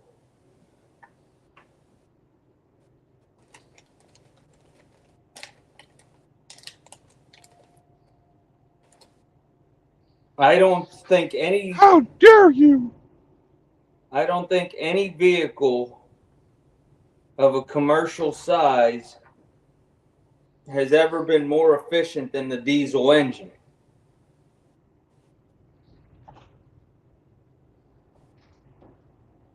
For its longevity, its ability to tow heavy weights. I don't believe there's anything that's even remotely close to it. Well, if you go with a two-stroke diesel, you are correct.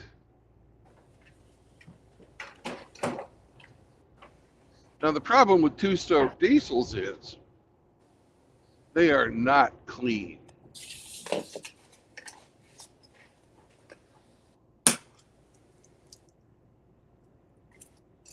We're not talking about you again, RO. I'm just listening. Go on. Those giant engines that they use to run the fucking cargo ships are all two-stroke diesels. And they're burning fucking bunker oil. Fucking lowest grade fucking petroleum that you can buy because it's plentiful and it's cheap.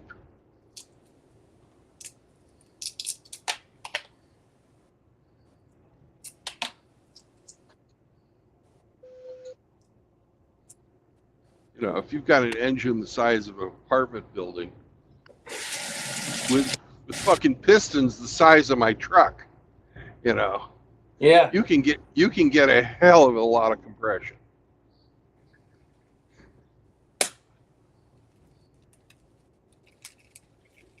And with a diesel, the higher compression you go, the more torque you generate.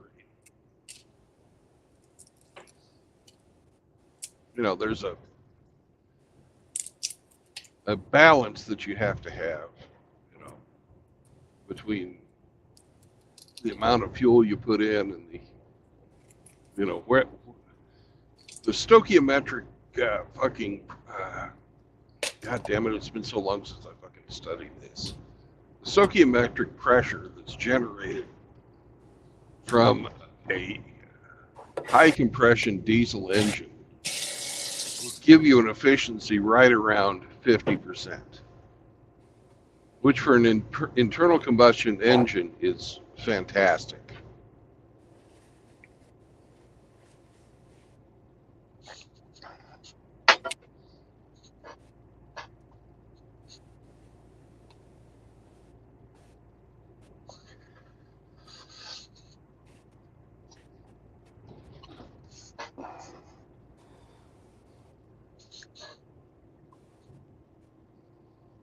You know, there's a joke in there somewhere. I'm listening. Oh, great. Could you contribute to the conversation? Well, I'm not very well schooled on diesel. The most I know that the way it differs from gasoline is there's no spark plug involved. Correct. Compression generates the explosion to move the piston. Yep. And I also understand that diesel fuel is temperature sensitive. Well, all fuel is. Where yeah. But it's not that I don't want to contribute to the conversation. I'm just not very well educated. Well, all fuels I know all fuels have what's known as a flash point. The flash point for diesel is higher than gasoline. Gasoline will combust at a lower temperature or a lower pressure temperature.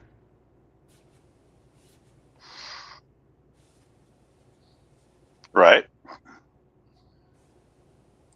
Now, pound per pound, gasoline has more chemical potential energy than diesel.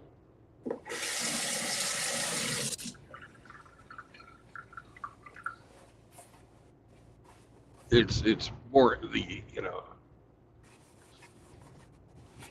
you get the most bang for your buck with gasoline, and it's highly responsive.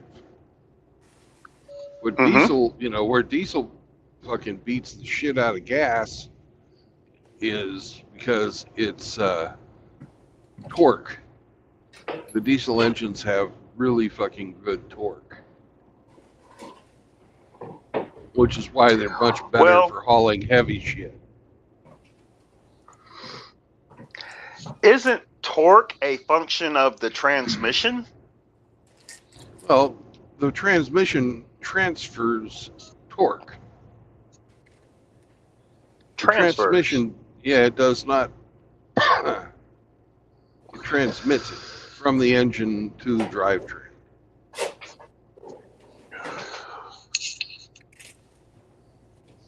I thought torque it does. was. I'm sorry. It doesn't generate torque. The transmission doesn't make anything. I thought torque is the process of energy applied to the crankshaft.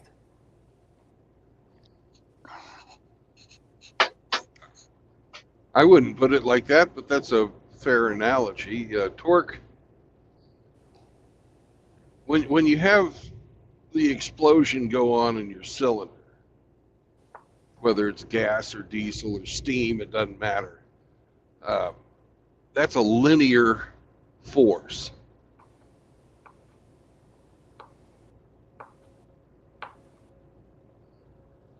And when you're putting, rubber to the road and wanting to move forward, that's also a linear force. But you can transfer linear forces with rotational motion.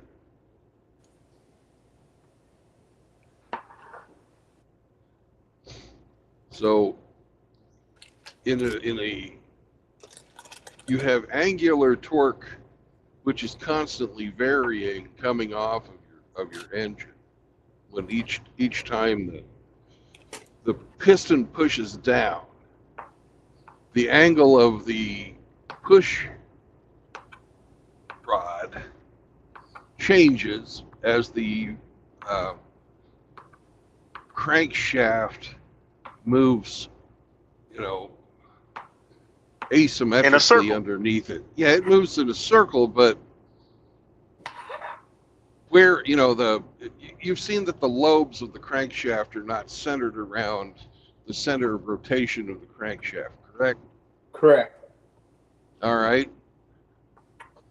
And that's how you get your angular momentum transfer from the fucking linear motion of the piston onto the rotational momentum, or onto the rotational motion, which transfers momentum of the crankshaft.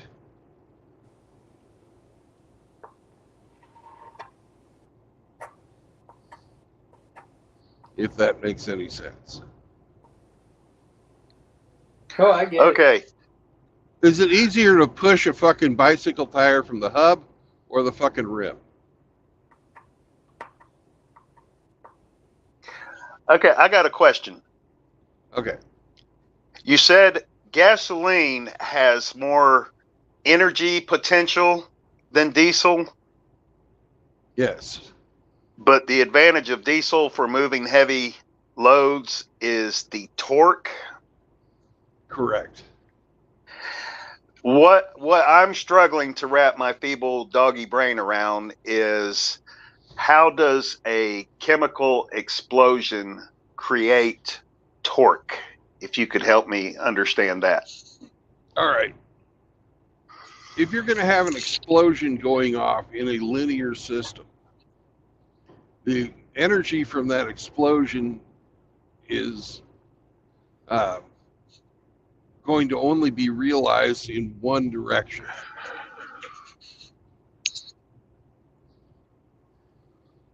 If you're pushing in one direction at the hub of your bicycle, is it easier or harder for you to push than if you were pushing in one direction at the rim of your bicycle tire? Be harder at the hub. Right. So that's why the the connecting rods are connected to the lobes of the cam or crankshaft, which are not centered about the rotation of the crankshaft. So that's how you transfer the linear motion of the chemical explosion. Now, why does a diesel have more torque than a gasoline engine is directly related to the amount of compression that you have in a diesel engine versus what you have in a gasoline engine. Because you're using a fuel that does not require, or that has a higher flash point, you're able to compress more air. By compressing more air and then applying the energy, the chemical potential energy in the form of heat, you get a bigger explosion going on inside of the diesel engine than you have going on inside of the gas engine, because there's more air being expanded. And the higher compression generates that heat that is required? Well, the heat is generated when the fuel combusts. That energy, the heat energy, is transferred to the air, which causes it to expand. That expansion drives the piston down. By driving the piston down, you turn the crankshaft round and round.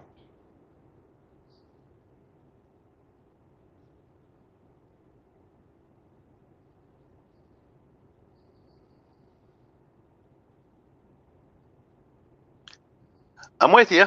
I'm hanging in there. That's all there is to it. That's why diesels produce more torque, is because they have higher compression. Okay. Doggy brain is processing.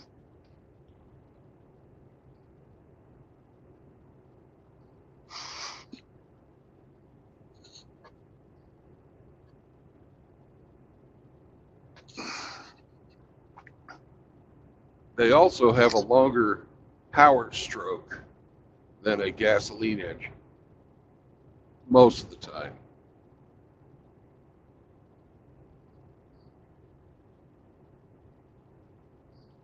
The power stroke is the amount of time that actual expanding air in the cylinder is pressing against the piston before the valves open up and you exhaust it out. In a electric engine, how is that equivalent torque necessary to move heavy weight produced? With magnetism. Really? Yeah.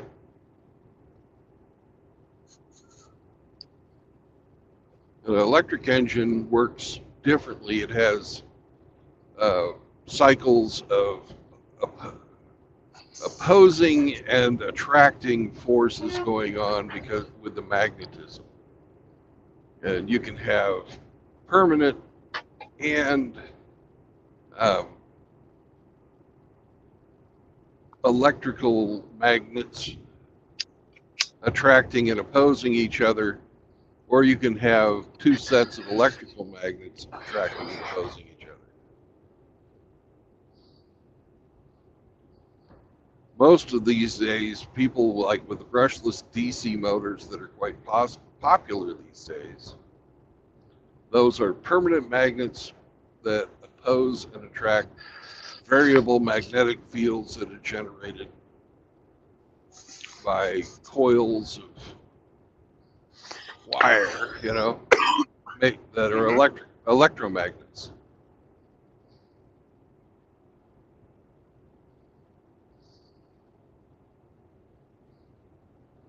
Now, electromagnets and electric motors are much more efficient than internal combustion engines.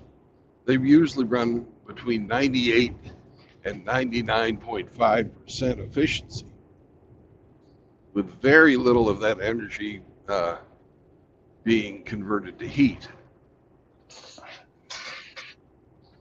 The problem with electrical motors in the transportation industry is that you can't store enough energy to make it efficient compared to what a chemical or internal combustion engine is. The energy density of a battery, the very best fucking batteries that we have out there right now, it takes say you got 1 pound of gasoline. The amount of energy that's stored in that 1 pound of gasoline is equivalent to 20 pounds of fucking battery.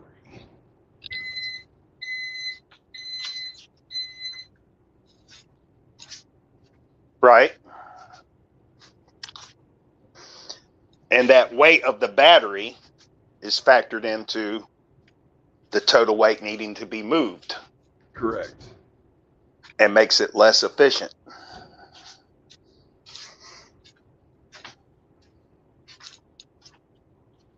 Well, it makes it less, the capacity for fucking moving shit is less. If you have a regulation out there saying your truck must be 80,000 pounds. He's a good boy.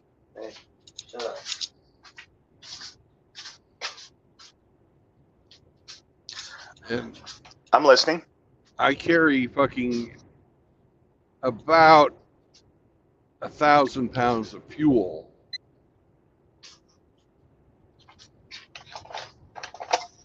That means that I'm going to need 20,000 pounds of batteries to fucking match the potential that I have for my fuel. Right now, my truck and trailer empty weigh 33,000 pounds, with 1,000 pounds of that being fucking fuel. The equivalent fucking hauling capacity to match the fucking weight limit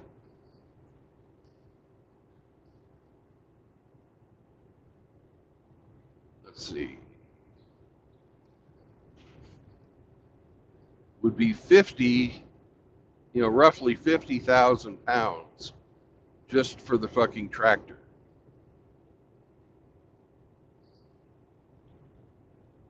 So I'd have a reduction in the amount of freight that I can haul by 19,000 pounds.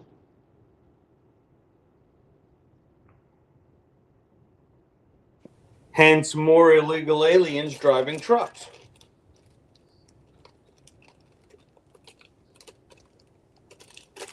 Well, it means that there will be more trucks on the road hauling less freight per truck.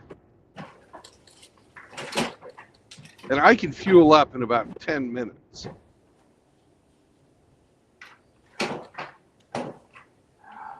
Call it 15 minutes if I'm going to fucking walk Sam. It takes 6 fucking hours to recharge the battery.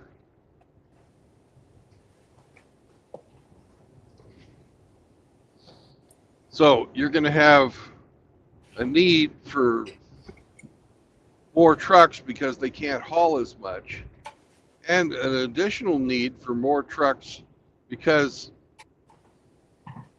they have to sit 25% of their day charging. So traffic is going to get worse. Parking is going to get worse.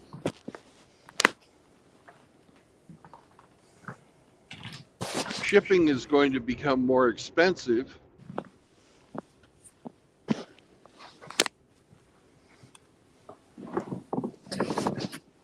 And the people in charge know this, yet they are still they're still pushing with great energy to fucking go this direction. This is fucking foolhardy. If you want electric vehicles on the roads, there's a solution has been out there for fucking ever. It's the same one the electric trains use. You put in fucking overhead wires. You get your electricity that way. You don't store it on the fucking vehicle.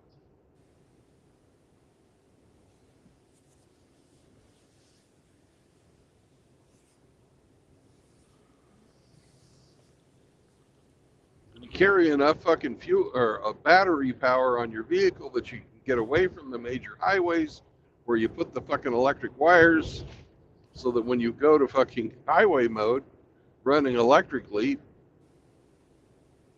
you know, from the overhead wires, the external power source,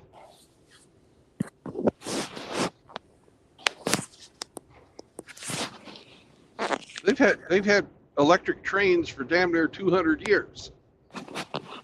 You could do the same goddamn thing if you just put electric wires over the top of the fucking highway.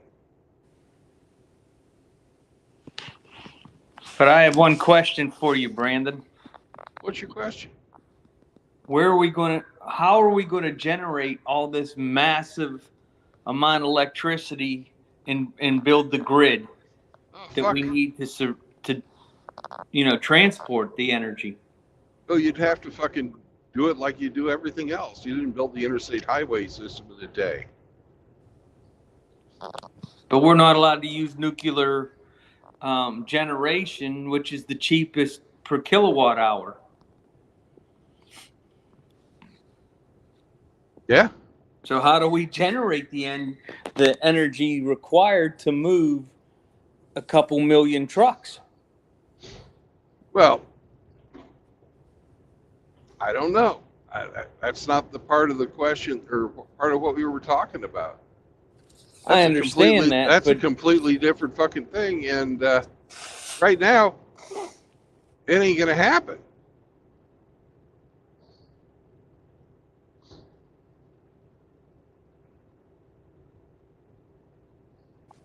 And if you went to all electric, one major EMP attack wipes out the whole grid. Oh, yeah. Everything goes to a standstill. Well, with everything being as computerized as it is right now, that's going to happen anyways. That's a zero-sum gain.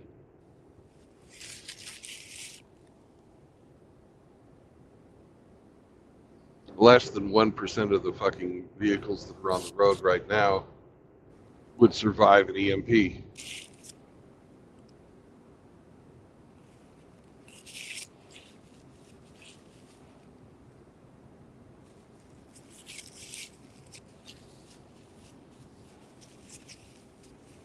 I don't know. I just think the whole issue comes down to one thing: the government's making us do things that that we don't want to do and shouldn't have to do.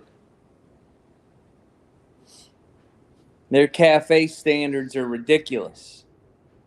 Yeah, we're having to do things that are not economically viable because some fucking lefty got a bug up their ass and doesn't fucking understand engineering or economics. It's kind of like trying to grow food without fertilizer.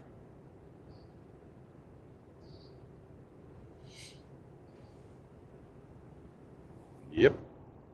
The soil might be good for the crop this year, but every successive year afterwards, if you keep growing the same crop, it doesn't work. It sucks all the nutrients out of the soil.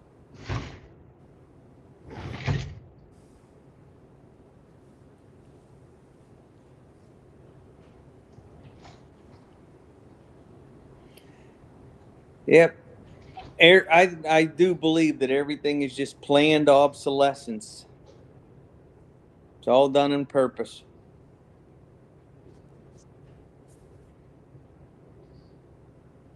It's based off of fucking faulty science.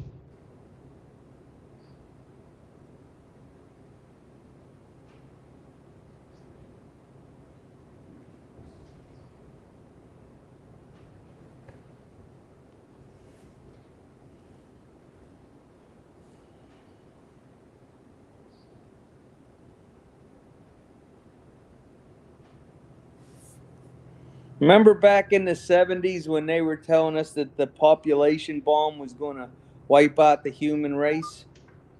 Yeah.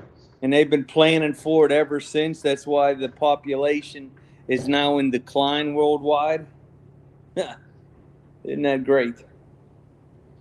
Well, you remember back in the 70s when they told us we'd be going into a fucking ice age? Yeah. That didn't happen. Well, I remember when Al Gore back in the 90s was telling us that we only had 10 years before doomsday. What was it, 2009? When the fucking seas would rise 3 meters? And then 6 years ago, Greta told us that the Earth would be too hot for human life to exist within 5 years. Well, that's not what she said. She said the tipping point where we would never be able to recover was going to happen within 5 years. Well, that didn't happen either. Nope, never does.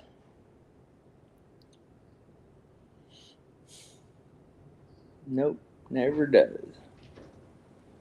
Is RO still here, or did he wander off and take a nap? I don't know. I'm driving.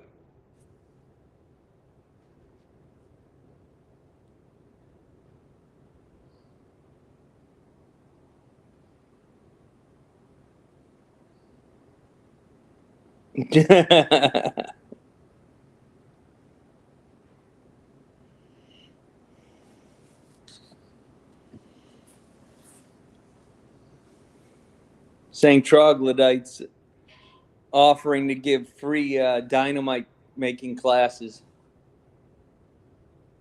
I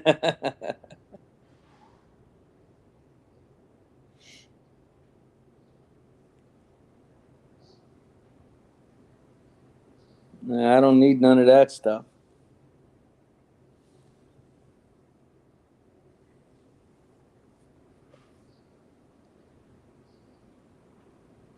And after Timothy McVeigh, the MGTOW World Tour does neither confirms or denies the ability of St. Troglodyte to make or teach how to make TNT.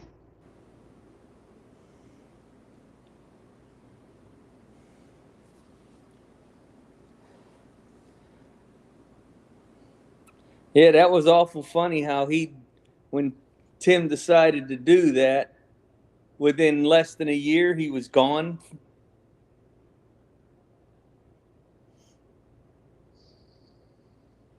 They knew everything about him instantly. and gave him the injection so he couldn't talk.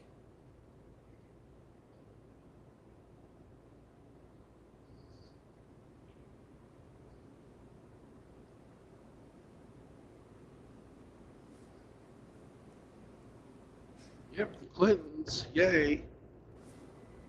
Now, with him going and fucking doing that when the kids were there, I don't fucking approve. But the thing that he's pissed off about, that pisses me off too. But it doesn't piss me off enough that I will fucking ever fucking call him anything other than a fucking baby killer. No, I can't condone what he did. I've actually been to the museum there in Oklahoma City. Cindy and her brother took us up there to see the Muir Building Museum. Yep.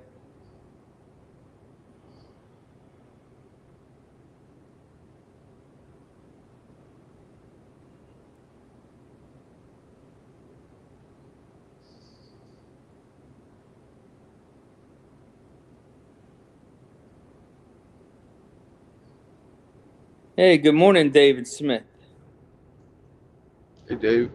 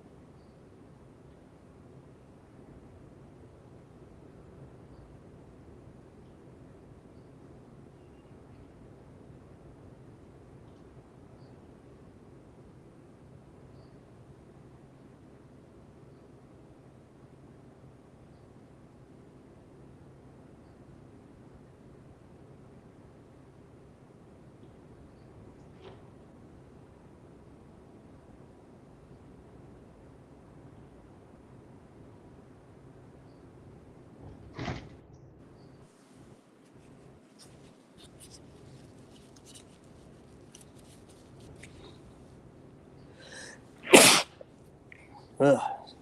Excuse me. Ugh. Well, that sure did clear up nice after you got into Indiana. Yeah, it cleared out. But now we have wind.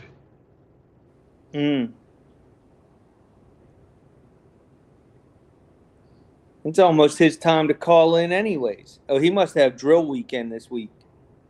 Yeah, he's got his 2 weeks he's doing right now.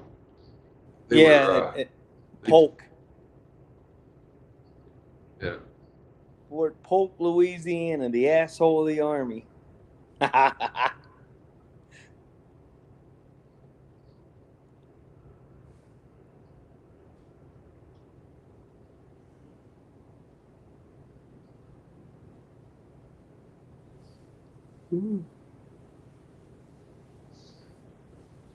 When I was in the Army, when I was in the Marine Corps Reserves, we used to go out to 29 Palms every year for our 2 weeks.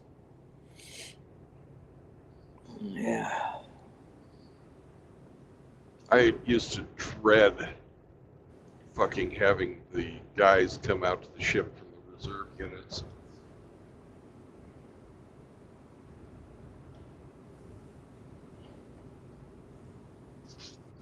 Now, the guys that were prior active duty, not so bad. But the fucking guys that had only done reserve their whole time,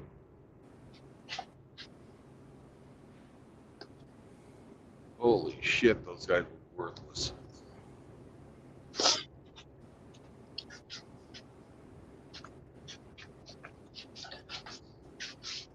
Yeah, it's funny. They go through the same age school as everybody else, but they seem to know absolutely nothing when when they get out for their 2 weeks.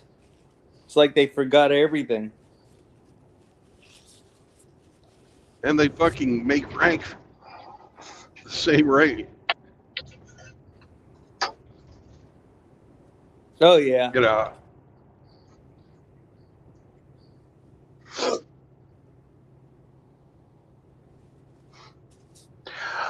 Well, y'all realize that in wartime, when a reserve duty unit is activated, the majority of the time they will spend several months stateside doing active duty training because they just can't maintain what the active duty service maintains as far as proficiency and performance 1 weekend a month, 2 weeks out of the summer. So before deployed in a war zone, they're doing remedial training stateside, and that could take months. yeah.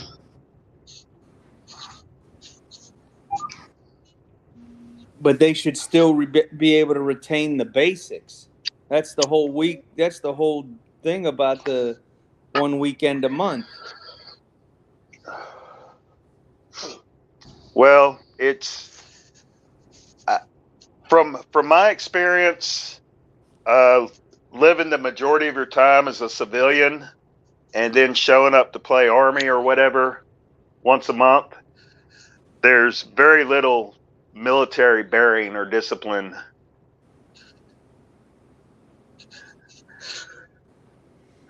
Well, you figure if you get there Friday night and you leave Sunday around noon, they're giving you 3 meals, sleep time Friday and Saturday. So the training window is about 16 hours of total time. And if you're one of them people that need to go see the company for any pay issues or any personal issues, well, then now you're done cutting that in half. And what's the very first thing they do in the reserves? They muster, they make sure everybody's there, and then we just sit around until they figure out what we're going to do. Their training syllabus is bad. Mm-hmm. Now, it was a little different for me when I was with the 19th, because as soon as we checked in at 6 o'clock on Friday, our master sergeant would, usually have us go to the pool and do some form of long-term PT for an hour or two to get us all broken in, and then we would head up into Browary Mountain and do night navigation, land navigation. That's such that skill depreciates so quickly that if I actually had to take a compass and a map and do, I would struggle now 20 years later.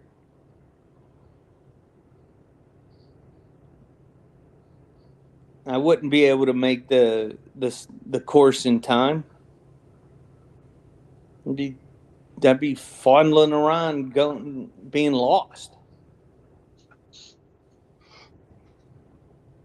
I wonder how they do it now with GPS technology.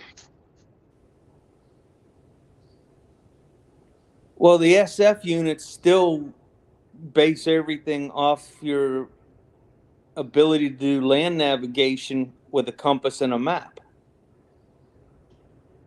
Which is correct. Once you're in, once you leave for a mission, you're expected to maintain that level of knowledge, because a GPS can go down on you. A compass and a map is still going to also be spoofed. Can be used. And then, using a map and a compass, there's the declination of the magnetic north and true north, and it's just a lot to it that I haven't done in 20 years. Hey, Hemi. Hey, Godfather. Woof, woof, and Chahuahua, and hoorah. Chahua hua. Yeah. Good morning.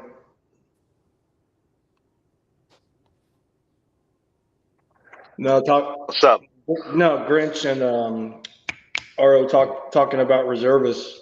I mean, I can remember going through boot camp, and there was a couple of guys I went through boot camp with, that were reservists. I mean, they went through the same basic initial training and then follow-on training after we graduated. But then, I never saw those guys again, and I don't know what happened to them.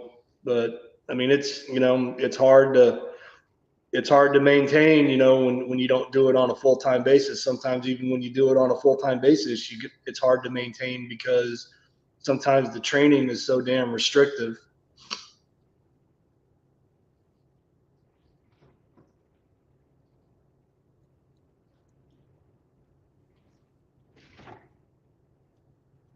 Well, it wasn't so bad when I was in the squadron because we didn't get any reserve fucking flight crews in.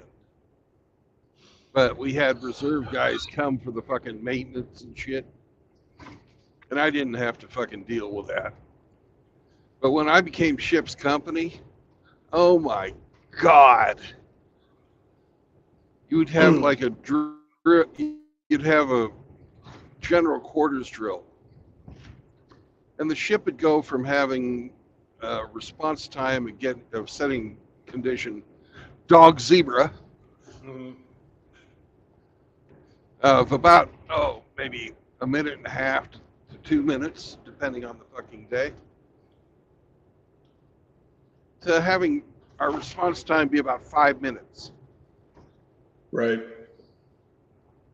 And that's unacceptable. If you've got Zulus inbound, Yeah.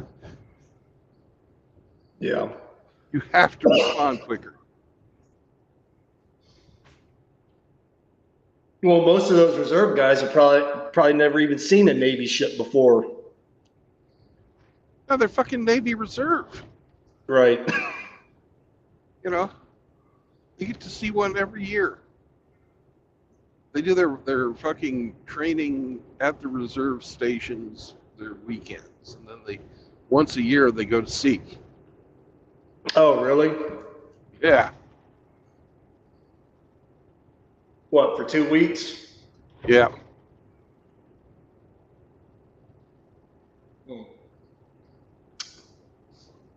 No, my only real interaction with reservists was when we were in Iraq, and we were getting relieved after our tour was over, and the relieving unit was a reserve unit, and we're all like, oh God. Because for like 2 weeks, man, we had to go out. First they would shadow us, and then after like a week, we'd kind of back off and do like a left seat, right seat thing. And we're just out there going, man, come on, I don't want to fucking die right now, it's because time's almost up. So, don't do nothing stupid. But Yep.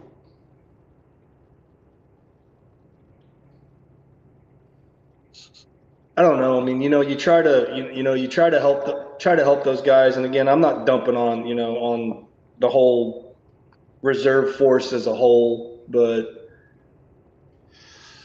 I'm not dumping on them either. It's just that I dreaded having them come out. Well, a lot of those guys, they don't, I mean, they're just out there going through the motions because that's what they're being told to do. They're not retaining anything. They don't really care. It doesn't really affect them because they're like, oh, well, I'm only doing this for a weekend, or I only got to do this for 2 weeks so I can, I can fake my way through it and not really have to, retain anything. And I'm not responsible for anything because I'm not going to be here permanently. Yeah. But when you're transiting the Straits of Hormuz and your fucking general quarters response time 5 minutes, Mm-hmm. it makes your fucking asshole pucker up. Yeah.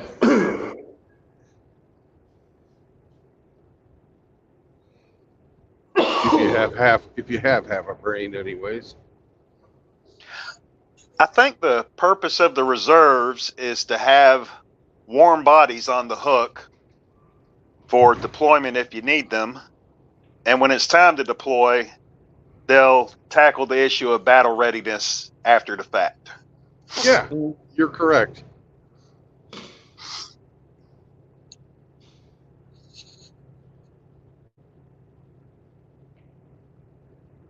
Well, I don't, I don't know. I know RO, you were in the Army. Grinch, I know you were in the service. Same thing with you, Brandon. I don't know if you guys are aware of this, but there's a thing like if you just do 4 years, like 4 years, your initial contract, you do 4 years and that's it, and then you get out. Once you transition from active duty, you transition to something that's called the IRR, the inactive reserve Yeah. something or other, which basically means one, that you're expected to maintain your height and weight standards, maintain your uniforms. On the off chance that you could be recalled at any point in time in that second 4 years for whatever your branch of service needed to recall you for.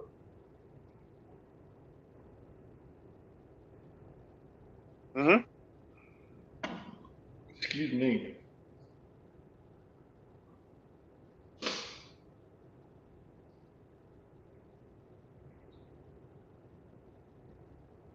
But no, I re-enlisted and I just did 8. So I mean, after 8, I didn't know the Marine Corps shit. So I mean, after 8, I could have walked, but well, I did, but then I went back.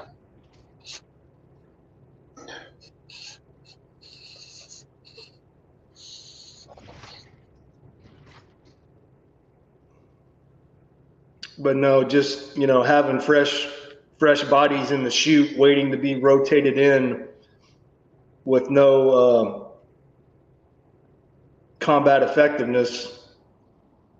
That's not a good model for success. I was in.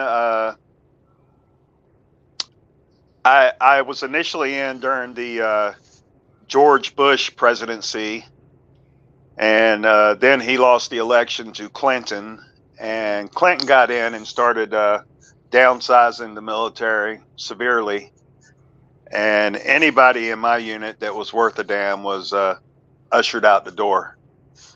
And my last couple years in, I was just going through the motions, but I didn't want any part of it anymore. Mm-hmm. Yeah. I got out in '96. That's what happened to me. They said, "Hey, we'll give you 15 grand to leave." Yeah. 96 was when my enlistment was up. Yeah. Then 2 years subject to the IRR, and that was my obligation. Yep, I was 20. It was 95. I was 20 right after I graduated from high school, 95. And Clinton was president. It was peacetime. But again, you're not, 20-year-old kid, first time away from home. You're not thinking about things like this. But no, I can remember, getting to my first unit. I mean, they didn't say anything to me, but I mean, I saw older guys, saying, oh, well, I guess I'm going to, I guess I've gone as far as I go. I guess I'm going to, put my papers in and take the buyout or whatever. But then, you're like, oh, man, that lucky bastard. But then, I'm thinking about it like, man, sometimes to me, I mean, if you wanted to stay in and you were hitting all the wickets, like you were passing all your PFTs, you were passing your rifle quals, you had good fitness reports, you had, I mean, you were a good leader, you were a good Marine or a good soldier or a good sailor. You didn't have any negative paperwork in your record jacket. was like, Get the fuck out. There's too many of you. what's that? Their attitude at the time was, get the fuck out. There's too many of you. We don't want you on the payroll anymore. Yeah, but I don't know. Looking at it now through the point of view that I have now after doing almost 20, to me that's that's kind of insulting. Oh, very much so. Congress doesn't care.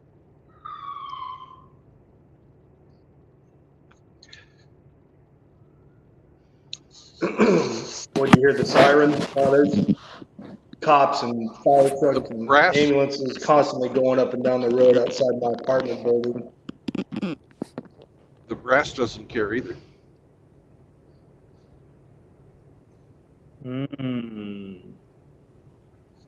I don't think I'm ever going to ever begin to ever trust anybody above the rank of fucking colonel.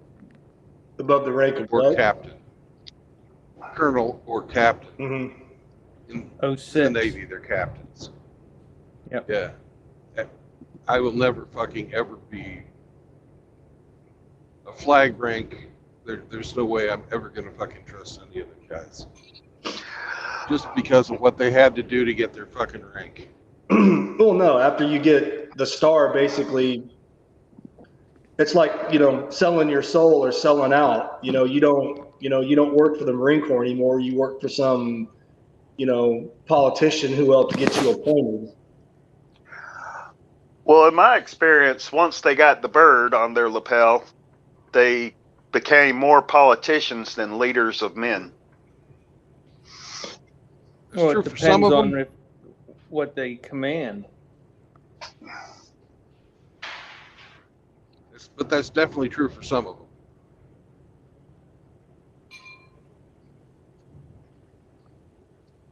If they had the desire to get higher rank, then you're right. But if they just were in there to fucking kick ass and break things, completely different fucking bird. And I've served under both kinds.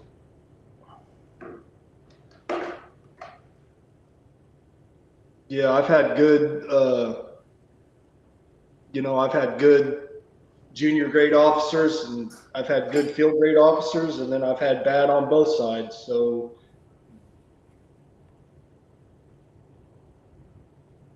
I mean, hell, Eat my dust, Swifty. when I got out completely, when I was stationed at Camp Lejeune, the actual commanding general at the time for the 2nd Marine Division was my former battalion executive officer at my first unit, and he remembered me.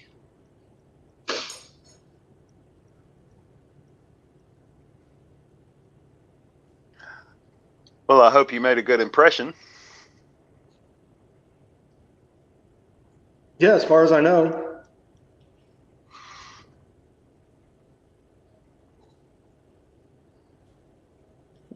The one thing that wasn't discussed in this little discussion here is how the U.S. military is designed. The active duty is just supposed to hold the line for 12 to 24 months, depending on who we're engaging, so that it gives the rest of the service time to mobilize and train up. That's all active duty's job is to be a speed bump. They're not expected to win the war with their active duty forces. If they were, they wouldn't keep them so low. The United States has been using this model for the last 100 years since World War I. I would agree with that up to the point where you take into consideration the size and magnitude and nature of the conflict involved. Well, it doesn't matter. Even if we got engaged with China, the active duty is not going to win that. It's going to take 12, 24 months minimum to even be able to mobilize enough troops to be able to defeat them.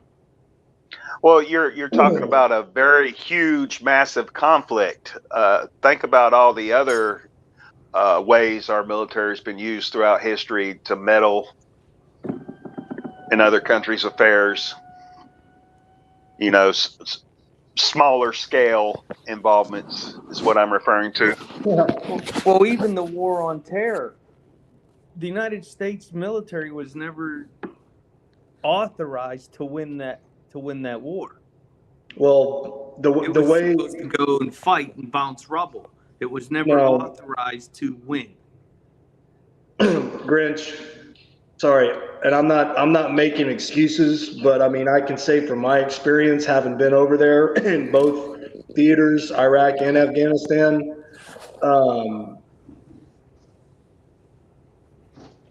there, well, one of the reasons that we weren't able to, win in the context that I think you're talking about is, one, we were basically walking in there, with our hands tied behind our backs. Like, you can do this, but you can't do this. And you can't do this until all these other boxes are checked off. And you have to make sure that all those boxes are checked off before you can do this one thing, which is click your weapon off safe and return fire. And then you were allowed to engage them, but you were not authorized to win.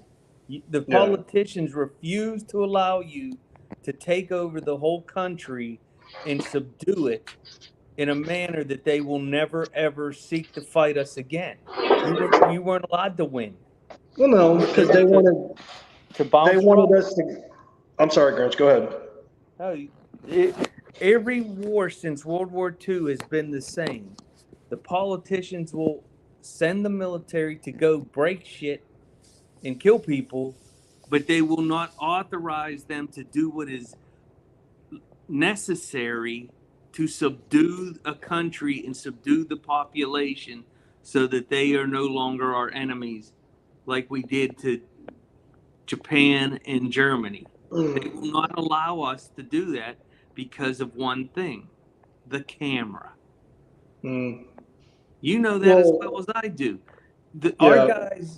Our guys in the field do a great job. They do the dirty work. While they're still trying to, make peace and win hearts and minds. But that isn't what the military's job is. It's to make sure that the enemy never rears its ugly head again. But instead, the politicians play fuck games and doesn't allow us to win. Well, not only that, you're talking about the war profiteering. I mean, that's nothing new. That's been going on forever. But I mean, I really saw it with my own, 2 eyes over there, and I didn't realize what I was seeing at the time. But looking at it now through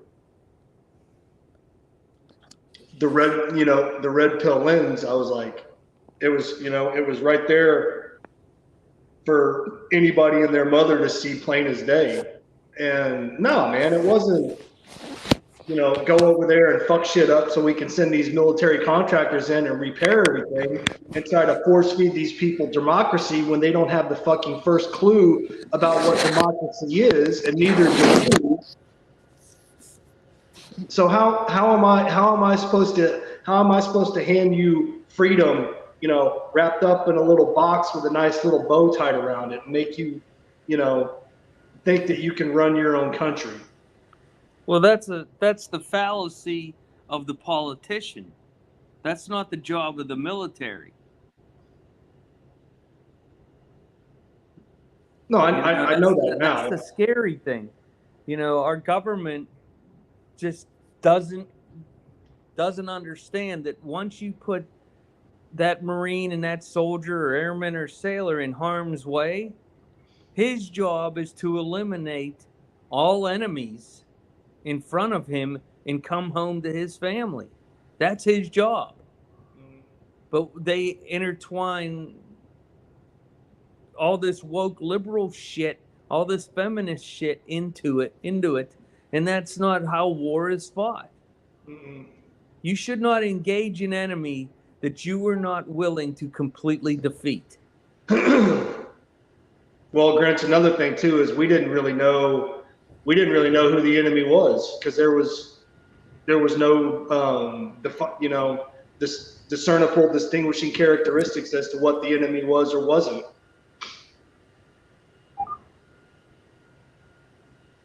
Well, we shouldn't, in hindsight, we should have never sent all you guys over there because we got nothing from it. Mm. Well, Oh, in yeah. hindsight, what I would have liked to have fucking seen done in Iraq, because I know nothing about Afghanistan. I wasn't there. But in Iraq, when they fucking captured Saddam Hussein, they should have very publicly taken him out in front of all these cameras that they had him sign a fucking surrender document. Officially fucking surrendering the fucking country, and at that point in time, we should have fucking had the Iraqis take a vote. Do you want reconstructed? Or do you want us to just fucking leave? You have fucking surrendered. These are the terms of your surrender. If you fucking violate them, we will be back to break more shit. Yeah. And now Iraq's run by Iran. If you want fucking, the fucking southern half of it, that's true. Yep. It's all tribal over there, man. And, they don't want, no tribe thinks that the other tribe's going to tell them what to do, even though, the person who was in charge, quote unquote, in charge of running the country for however many, 30 years, 20 something, 30 years, was from a different tribe than the majority of it. I don't know, man. I don't remember all the delicate ins and outs of it. But it was like you put a bunch of Iraqis in a room, because I've seen it happen. You put a bunch of we would go to these meetings, and we would sit there and we would just listen and watch. And after about 10 minutes, it would just break down into an utter clusterfuck, because those motherfuckers couldn't agree on if water was wet or not. Did you see any shoes thrown? Any what? Shoes. No, I didn't see any shoes thrown. And I'm just like sitting there. No, then they were never really serious. They were just fucking around then. I say the next time there's a conflict, we send the Canadians. No, we could have done what we did in the first Gulf War when we fucking tried to bomb their asses back to the fucking Stone Age. And they stopped us. They stopped us. We were fucking driving on fucking Baghdad, and they said, sorry, you're done. We don't want to destabilize the region. Yeah.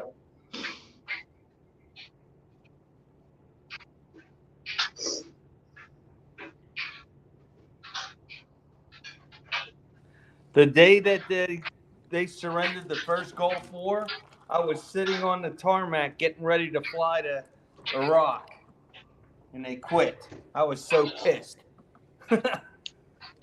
I went back in for it, and that was the thanks I got.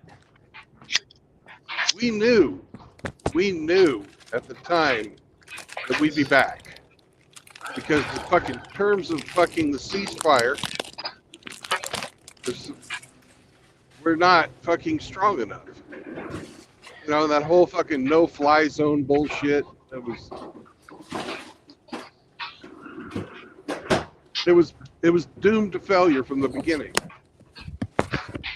Well, that's making my point. It's the politicians that lose this shit instead of letting the military do what they're supposed to do.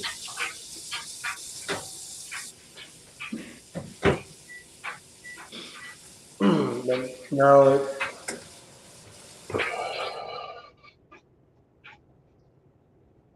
No, if they would have let us go in there and do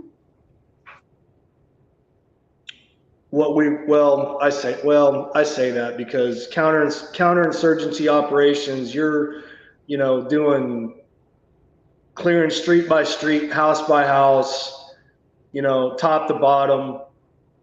But, these motherfuckers are, running around, in man dresses, and they're just taking, pot shots, doing hit and run tactics, and then they're disappearing into the general population. You don't know who's who. So how are you supposed to fight that? But then they're like, oh, well, collateral damage, you fired into a crowd of people or whatever, You know and it how just, that like I was said, fought before 1946? when it shows up on the 6 o'clock news, it all looks bad, regardless of what you did or didn't do. Before 1946, they firebombed the whole fucking village. That's what they did. Look at Dresden. Look at all the cities in Japan. They just utterly flattened everything. That's how you fight an insurgency. You take away their will to fight. Hey, can I interject? Of course. I think in the chat, Saint Troglodyte just made a very interesting comment, and I'm going to read it. The Iraq mess started after World War I and how the Ottoman Empire was carved up by the Allies. You guys have any thoughts on that? No. Let's substitute allies and go with Britain. He's correct.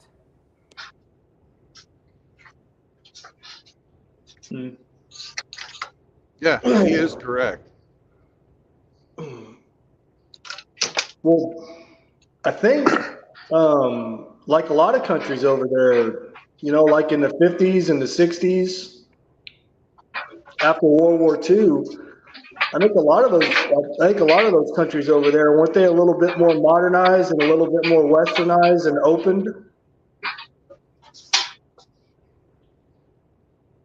I could be wrong. Well, they weren't.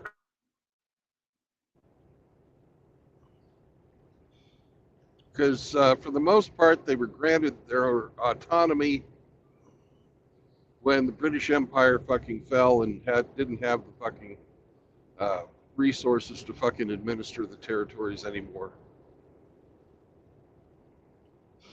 Yeah, when Saddam Hussein got elected or appointed or appointed himself, however the fuck it happened, I just know that's when he, started putting a stranglehold on the country.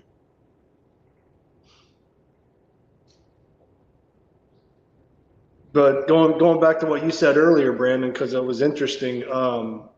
When he was on the run and then eventually got captured, was he still considered the acting president of Iraq? I don't remember. Well, they didn't have fucking, that was after I got out, right? Yeah. Because he was on the run for like 8 years or so. Well, when they caught him, was it 03, 02 or 03, when they pulled him out of that fucking hole in the ground? Yeah. Let's see. I was out. I had been out. I got out in October of 2003. I got out after 8 years, so I was a civilian. So I was just watching the shit on the news or reading about it in the newspaper like everybody else. They had the fucking government we appointed sort of in control at that time. And, but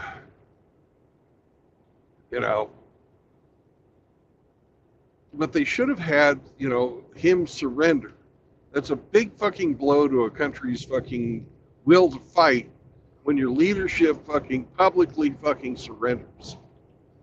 That's one of the reasons we were able to fucking succeed in Japan and Germany without the messes like we had in Iraq and Afghanistan. is because they, you know, they fucking surrendered. They were like, okay, we're done. Well, no, and it was, I mean, it was public and, you know, like, yeah, it was embarrassing and it was, you know, humbling and, you know, whether you agreed with the leader or not, you know, if you're sitting there watching the leader of your country, you know, surrender to another country, yeah, that's a kick, that's demoralizing and that's a kick in the balls. And it also has people, you know, the more circumspect of people go, it's time to move on. Mm-hmm. You know, how are we going to recover from this? Right. And the road to recovery doesn't lie in resistance. Right. But it's like I said, you know, I'd go to these meetings over there. And like I said, after 10 minutes, they couldn't fucking agree on what color the goddamn sky was. Oh, the reason we didn't partition fucking Iraq was because the fucking Turks not wanting the Kurds to have a fucking homeland. And as a member of NATO, that, you know, their opinion made a fucking difference. Because Iraq would have been fucking perfectly fucking fine being partitioned.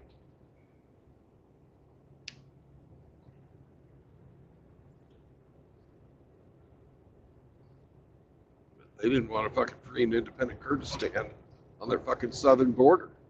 And I can't say I blame them. No. Because the Kurds are a bunch of commies. Everybody wants to fucking say, oh, the poor Kurds. The Kurds are fucking communists.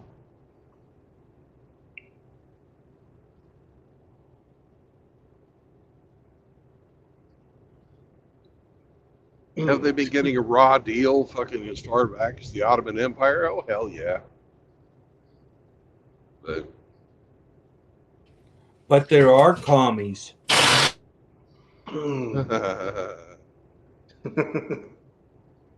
Sure they are. Istanbul, Constantinople.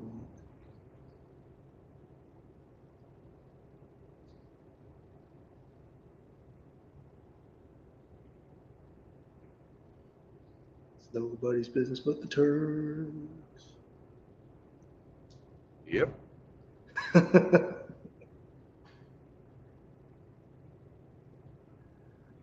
I don't know, man. Like I said, I was trying to do my job over there just like any of you all would and not get myself or any of my men killed in the process. And just come home when our job was done. Not saying the job was done, but our piece of the job for the time that we were there.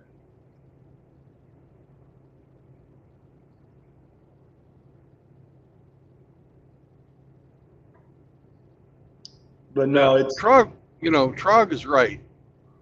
The long-term fucking consequences of foreign interventionism are not worth the fucking short-term gains that fucking are generally only realized by the fucking political and financial elite of the country doing the fucking interventionism. Mm-hmm.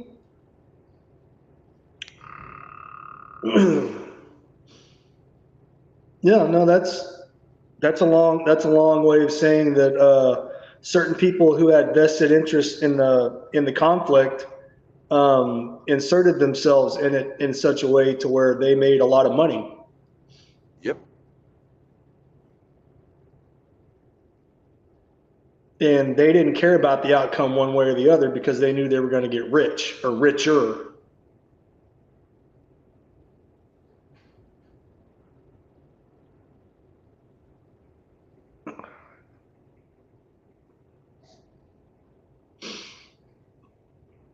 But no, it's hard to fight a counterinsurgency when you're basically, you know, you have one hand and one leg tied behind your back, and you're trying to fight under a microscope with the whole damn world watching. And yeah, man, it was just set up for failure from the word jump.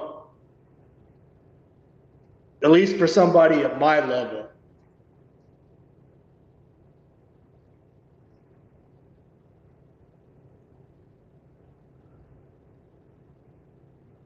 Like I said, I'm just, I'm glad and fortunate that I'm still here, and none of the men that I was in charge of, or all the men that I was in charge of, are still here.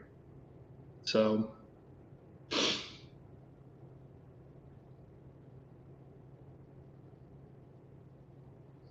Be like, give me, here, take your rifle, but leave all your magazines outside the wire. Because we don't want to cause any problems.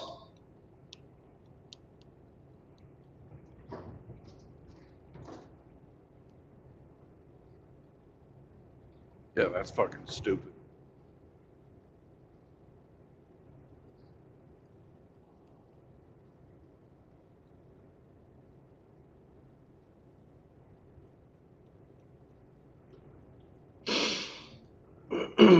But yeah, having media embedded with troops, that was one of the worst decisions that they could have made.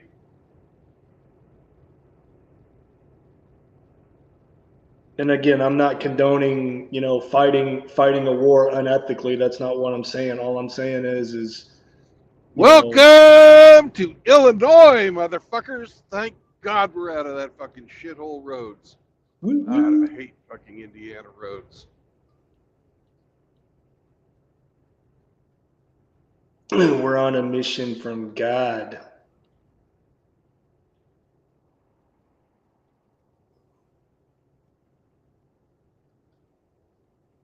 I don't remember what the fuck I was just talking about. Yeah, I think we about beat that dead horse. Yeah.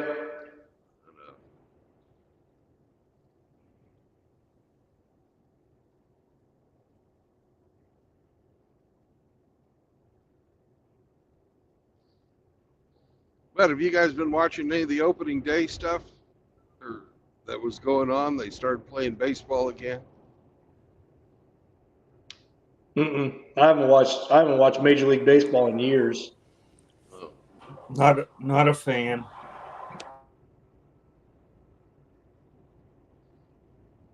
Were you a Royals fan?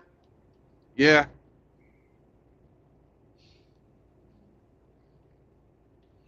This is like the Kansas City Royals back in the 80s when they had George Brett. Oh, hell yeah. That's when I really liked him, too. I haven't been a fucking huge fan of baseball since the strikes. Yeah. Oh, and Bo Jackson. I forgot you guys had Bo Jackson. Yeah. And George Brett. And Brett Saberhagen. Brett Saberhagen. Yeah, I remember that. I remember that pitcher.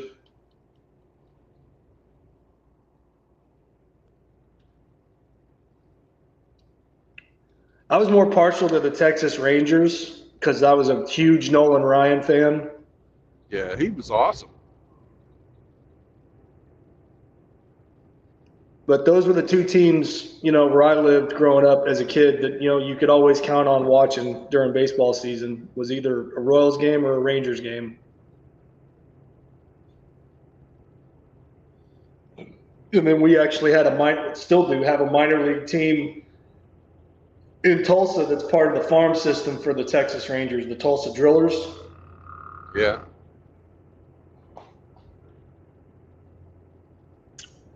Who was that guy that they used to call the big unit? It was Randy Johnson, I think? Randy Johnson. Randy Johnson.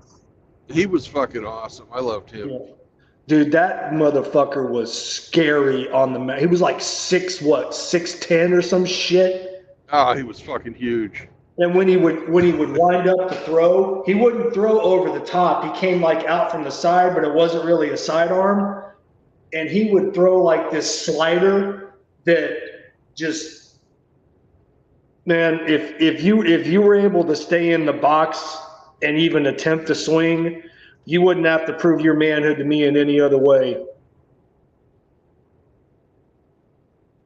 Because I don't even know how you would even be able to see a fucking baseball coming at you like that.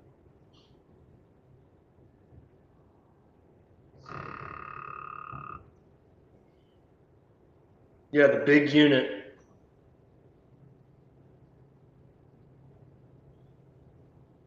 I know you've seen the video clip. Was he playing for the Diamondbacks? I think he was playing for the Diamondbacks. And he wound up and threw, and about that time a bird flew, and Oh yeah, the ball hit the bird, and the bird just exploded. yeah.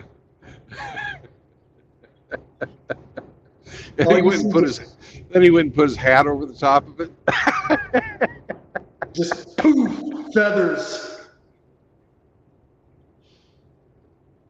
Yeah, he did. He walked off the mound, and yeah, he covered up the bird's body with his hat. Yeah.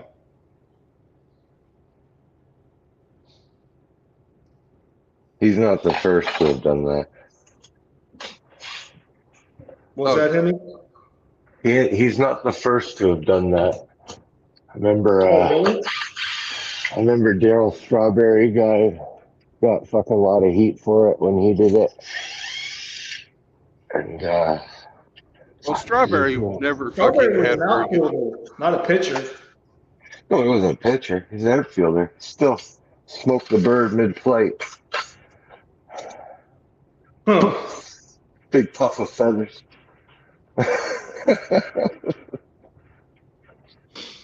I mean, was he making a throw from the outfield back in, like towards home plate or something, and he just happened to hit a bird? I believe when it happened, they were warming up. He was throwing with the ball boy or something on the sideline, Oh, and the bird kind of swooped down and met its demise. But animal rights at that time fucking jumped all over him. You monster! So it didn't hurt. I mean, it didn't help that he had such a bad reputation too.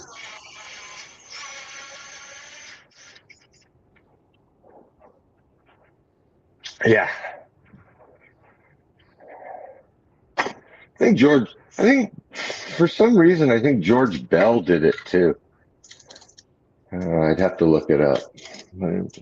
Rings a bell. Rings a bell.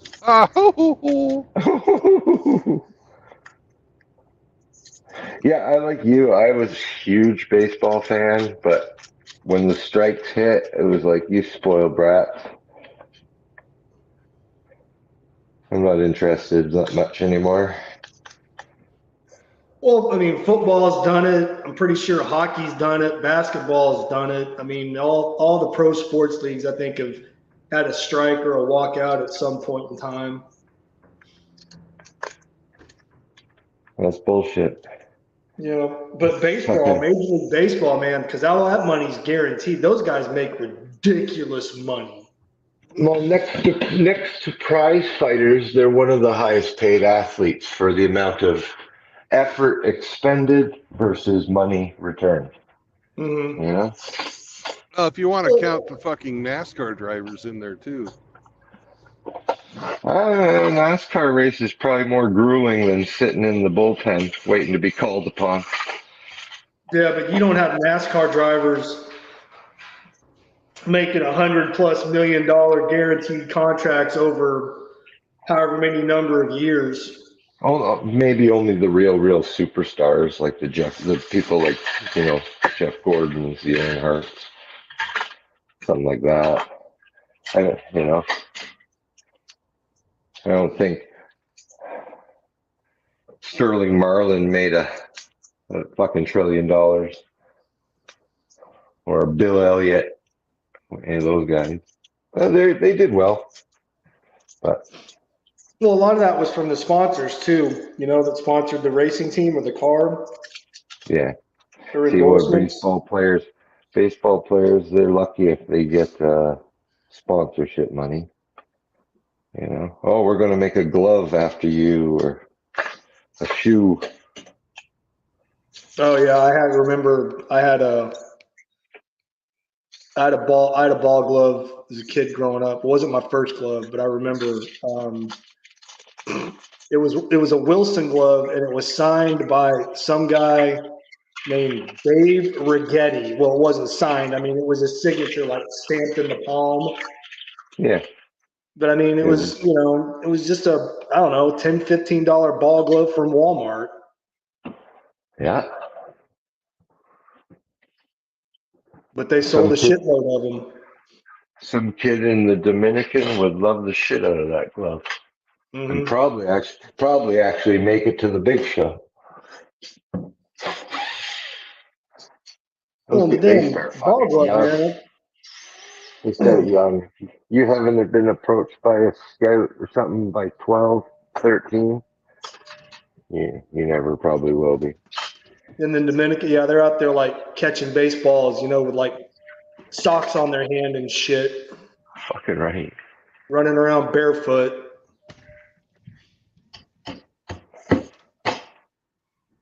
Yeah.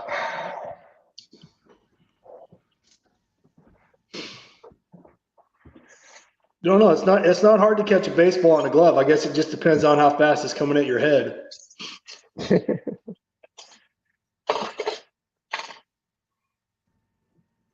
If it's coming at you faster than your eye and your brain can register, then you're probably going to wind up having a bad day.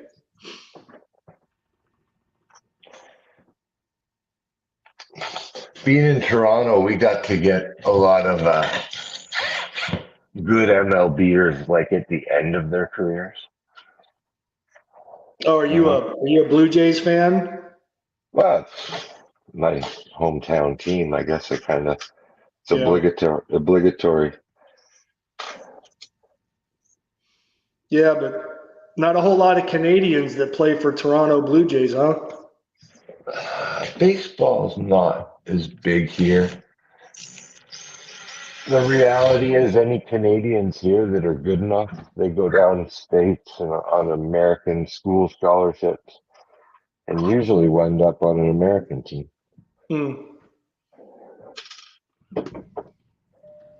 Yeah, but I mean, the Toronto Blue Jays, or even when it was, you remember the Montreal Expos? I know you're old enough to remember the Montreal Expos.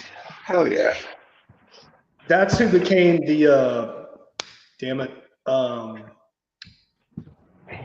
What's the team in Washington, D.C.?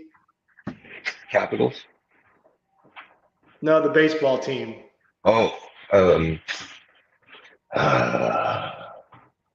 Washington. Oh, fuck. I like it. I can see the logo, the stylized W.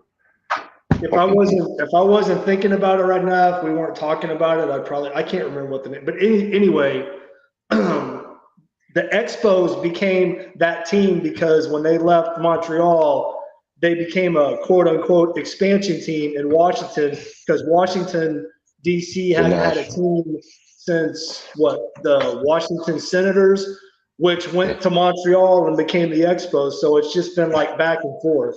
Came back. They're called the Nationals. That's it. Washington Nationals. Yeah. Fuck.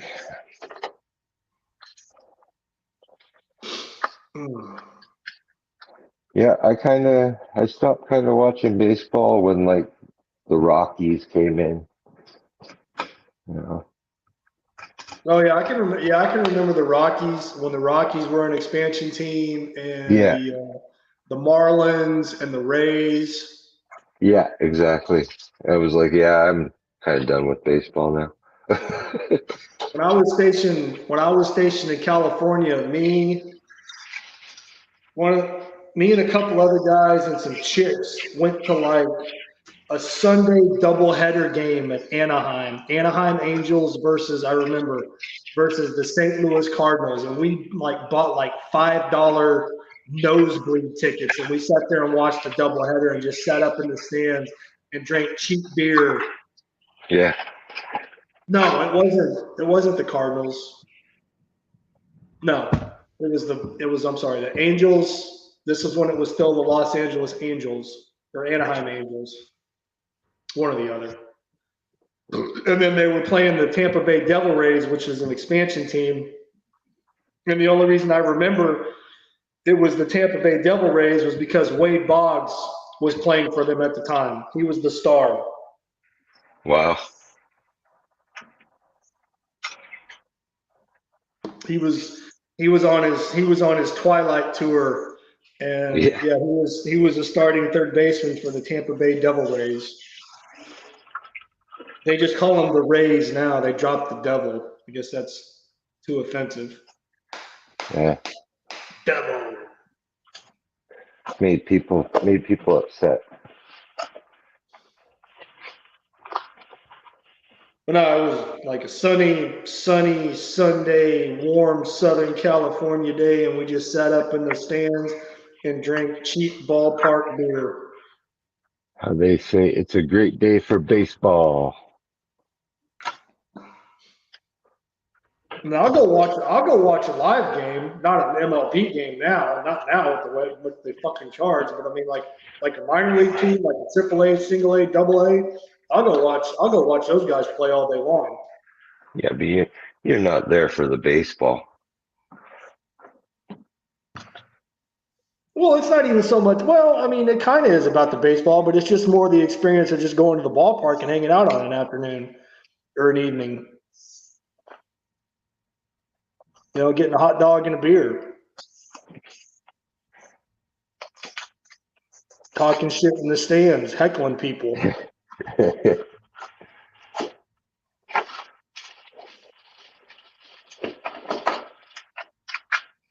No, baseball is fun to watch. It's just not for me. It's just not fun to watch on TV. Right. But no, I'm not going to sit there and watch it for. You know, if it goes past 9 innings, unless it's a close game, I ain't staying.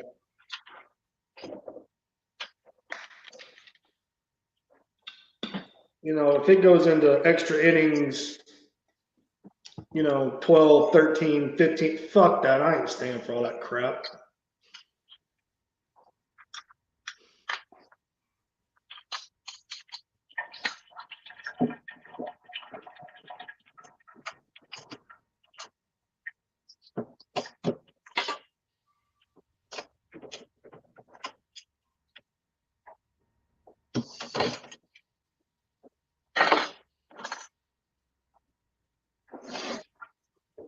No, that's cool, Chocolate. You're a baseball fan. I got nothing wrong with that. Hey, Hemi. Wolf. In the early 80s, we had this Saturday morning kids show called The Baseball Bunch. Did y'all have that up there? No, if we did, I never saw it. And I probably would have watched that too. Yeah, it had Johnny Bench, Lasorda, and a cast of kids, the San Diego Chicken, and they did some comedy sketches. They had some guest MLB stars, and they went over some baseball fundamentals. You missed out, bro. I sure did. The Baseball Bunch. The Baseball Bunch. I looked it up just now. It aired from 80 to 85. So I was 10 to 15 years old at the time. I mean, I was alive during that time, but I don't remember that. I don't know. Maybe it wasn't on, in Oklahoma where I was growing up. I don't know. It was a Saturday morning thing. You were probably watching cartoons.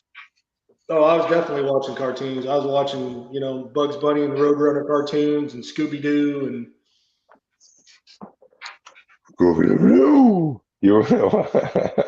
Sitting there, 6 inches from the TV with a bowl of cereal, sitting crisscross apples, Indian style on my parents' living room carpet, sitting there shoving cereal in my face. Then the sugar rush would kick in, and they'd kick you out the house for the rest of the day. Yeah, after cartoons was over, all right, go get dressed and get the fuck out.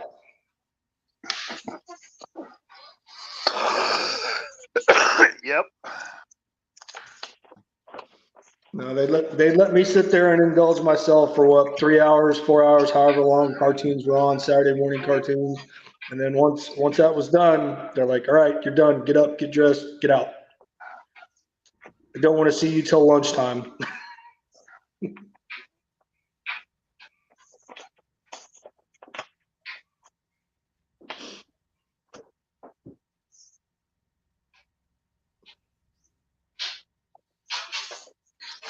Well, Riggs, maybe that could be your retirement goal. You could buy your own car and you could start your own racing team and you could be the driver, the owner.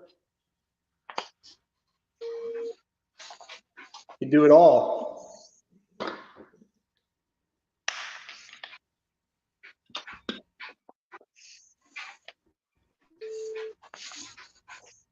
Hemi, what are you making? I'm installing a GFCI outlet. Oh, I thought you were in the kitchen. I didn't know you were out working on a job. Okay, yeah, you're putting in a GFI outlet? Yes, sir. Hmm. No, Chocolate, yeah, Kirby Puckett was fun to watch. I agree. Oh, yeah. Did he pass away? He's still alive, isn't he, Kirby Puckett? I think so.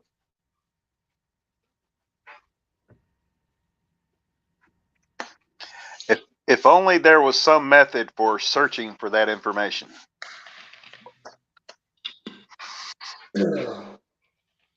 My phone won't support all that. No PC in the house? No.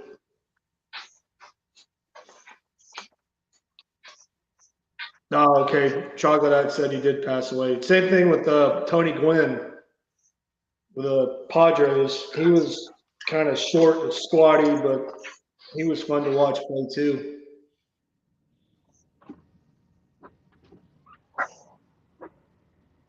Those little bastards had cannons for arms too. Were no bigger than they were.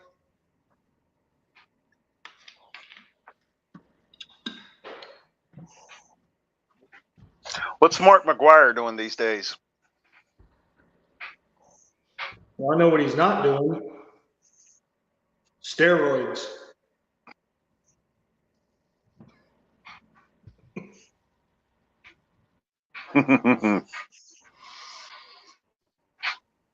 And lying in front of Congress. I know he's not doing that anymore.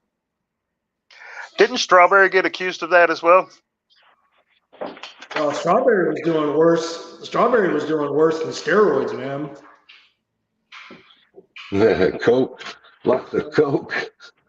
He was doing the booger sugar. Him and Dwight Gooden. They call them the straw for a reason.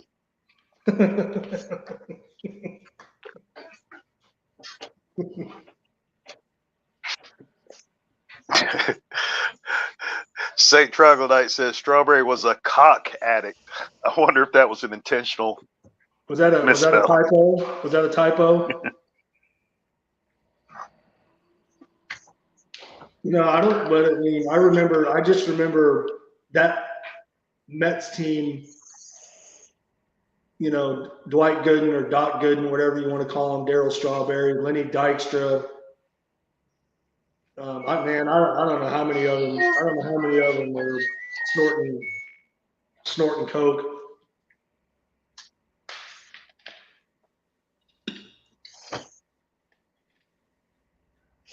That was the Mets team that beat Boston in the World Series that year, right? Was it 85 or 86?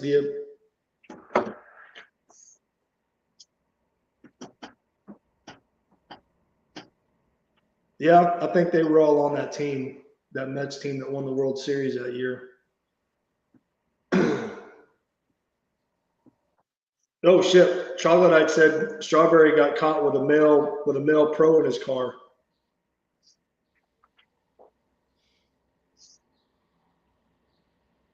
Well, I guess cocaine makes you do some things you wouldn't normally do.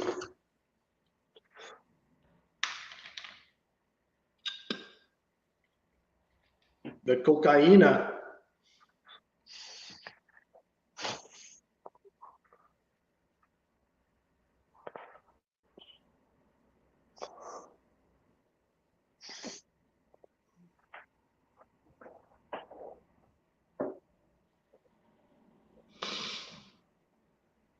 But no, I don't know if it's AAA, double A or whatever, but there's a minor league team here in the town that I'm living in that I'd like to go see play. I just haven't gotten around to trying to do that yet.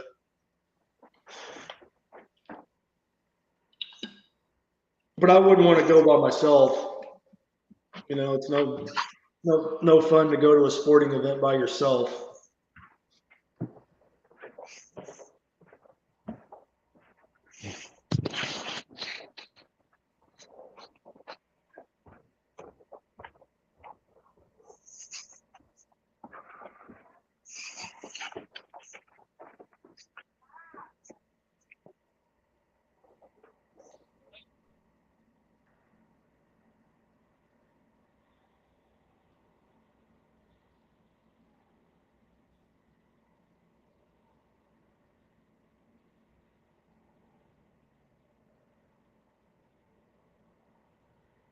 Oh, I didn't know that, Charlotte. He says the one that pisses me off is David Ortiz. He got caught using PEDs, but still got allowed into the Hall of Fame. Big Poppy.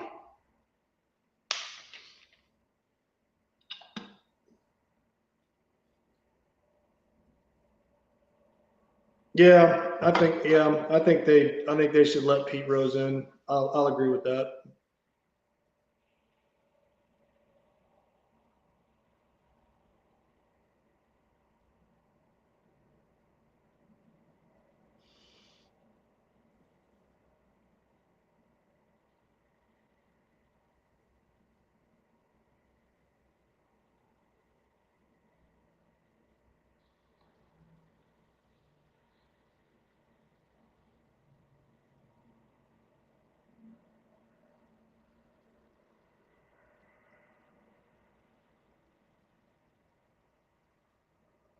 Yep. Charlie Hustle. No, man, that man played hard.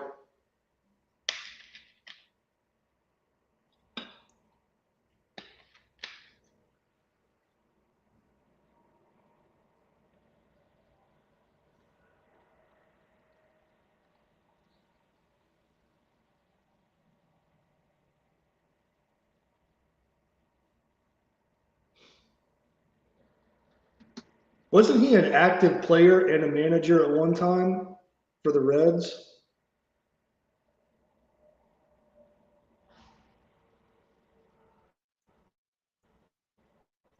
Or maybe he was some kind of an assistant coach, but I think I remember him doing both.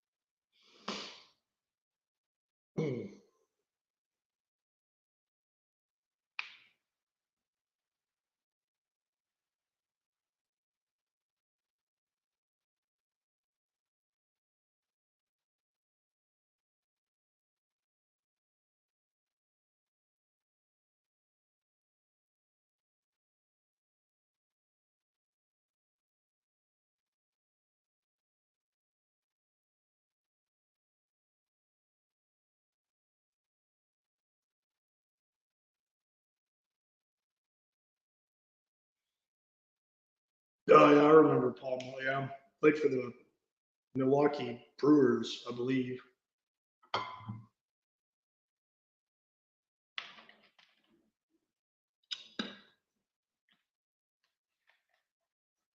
The Brew Crew.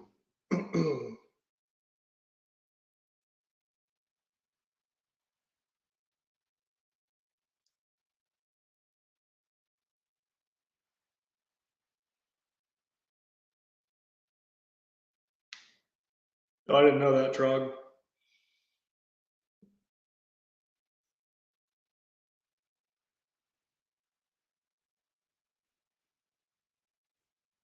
Have they already done opening day? Has the season officially started, or is that not till what, April 1st?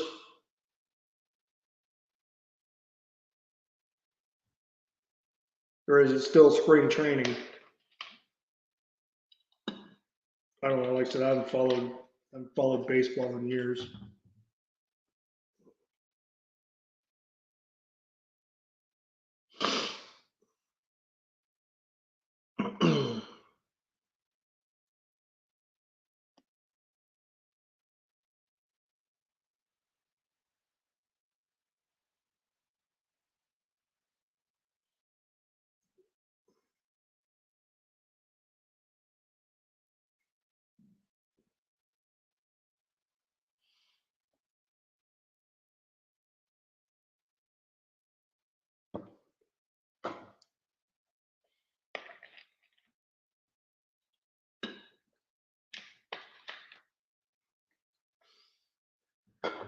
Yeah, well, I didn't even realize that.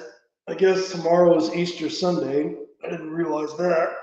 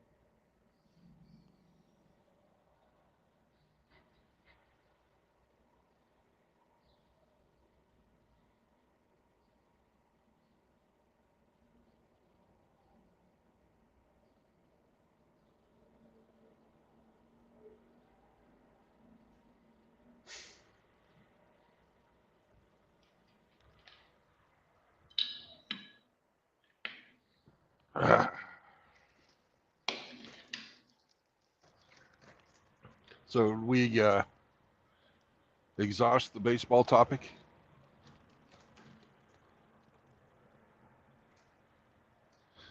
I guess. All right. Well, I just got a job assignment for today, and I told them no. You turned down the job? Yeah. I told them yesterday I was going to fucking reset when I get to St. Louis.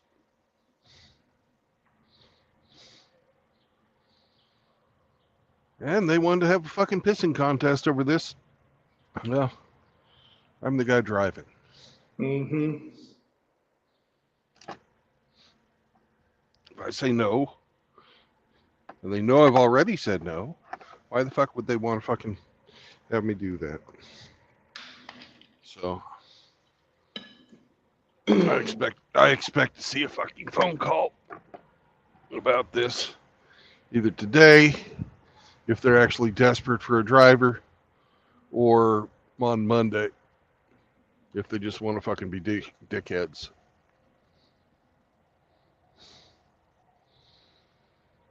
Leaving me sitting all fucking day yesterday,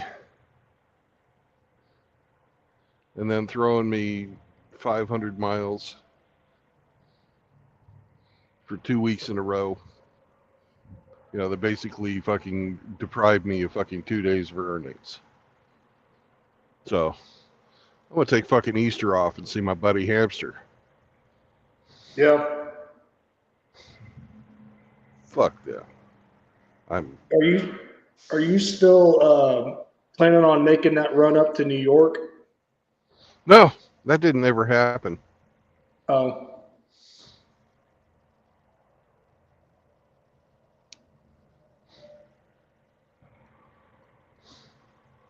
It's they've made promises like that. Oh, we'll get you miles, we'll get you jobs, we'll get you this, we'll get you that. It doesn't happen. They fucking make these promises and they don't fucking follow through with them, and I'm fucking sick of it. They treat you better than the fucking CR England did, but I do not like being fucking lied to. I'm not gonna put up with it.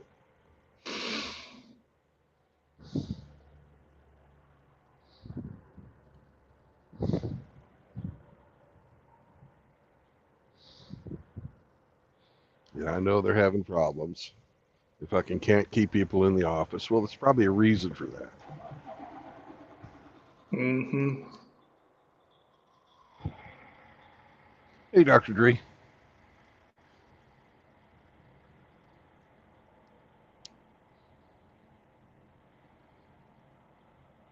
Trog, I've got a different sucking, a more extreme solution. I'm gonna fucking buy my own truck. I've got enough money.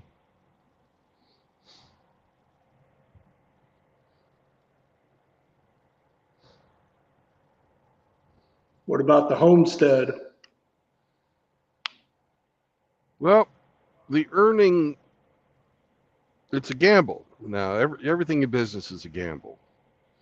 But the earning potential for having your own vehicle is about 2.5 times what you make as a salary. And that's after expenses. But Mm-hmm. it's a fucking gamble. I registered with fucking Ritchie Brothers last night.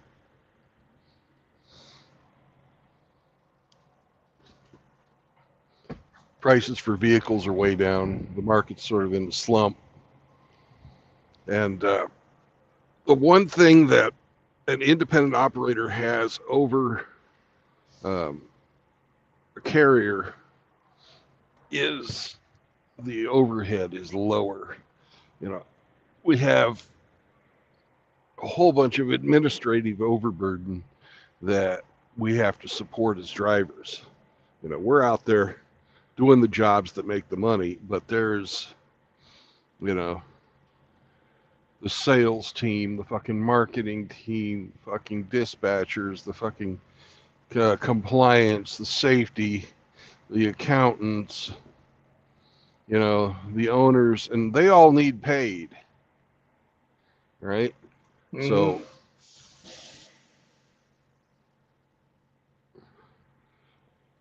if you combine all of those functions, the only function that a fucking carrier has that an owner operator doesn't is the repair facilities and places like this fucking drop yard where they can have a local guy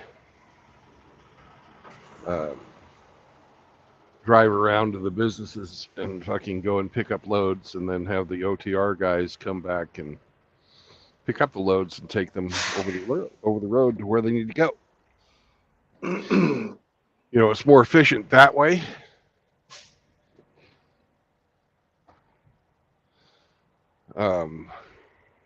I'd have to buy multiple trailers if I'm going to ever do dropping hooks.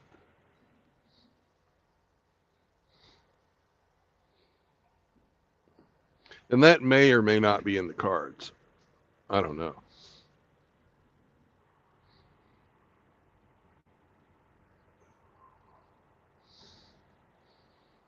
Oh yeah, once you own your own truck, the maintenance is all on you. You have to put money aside every trip for that. I'm thinking 50 cents a mile is a good fucking budget for that. Well, it's like you said, you know, it's a gamble or a calculated risk. I mean, however you want to phrase it, but yeah.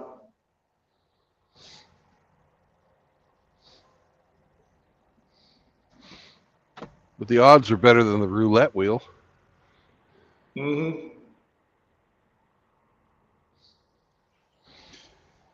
All right, we've done our fucking government mandated non-productive time.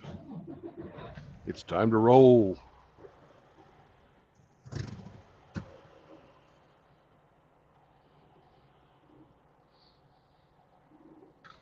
How long till you hit St. Louis? Oh man, it's like 150 miles from here. Oh, okay. So I'll be there by 4:30, something like that.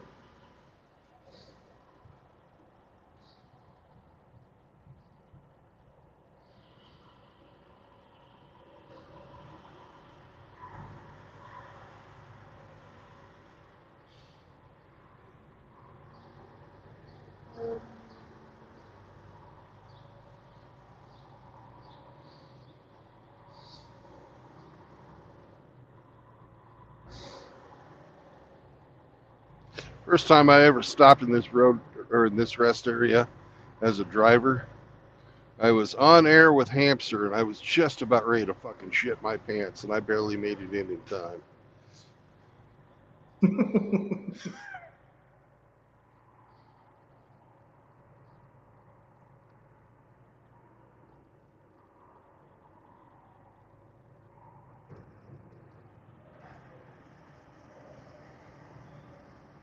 Good thing I was watching you.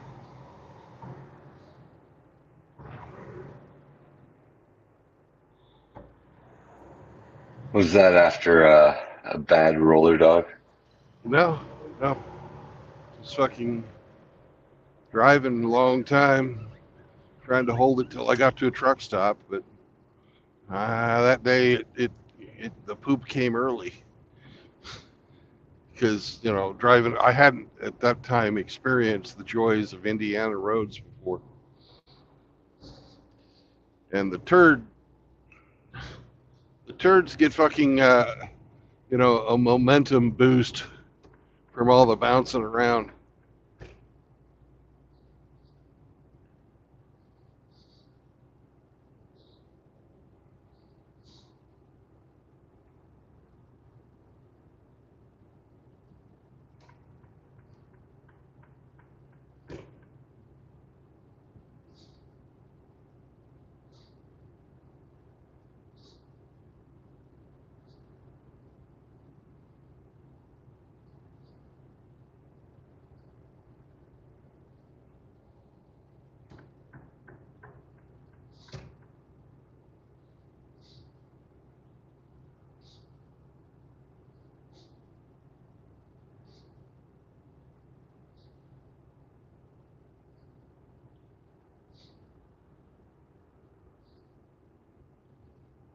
Genesis.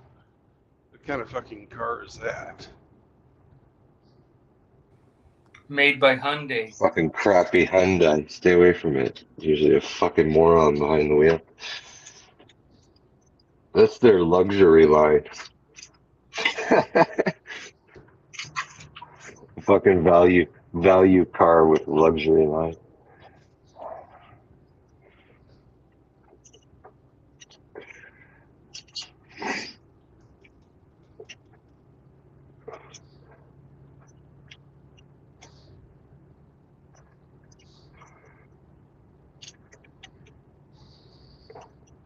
Here's a nice rig.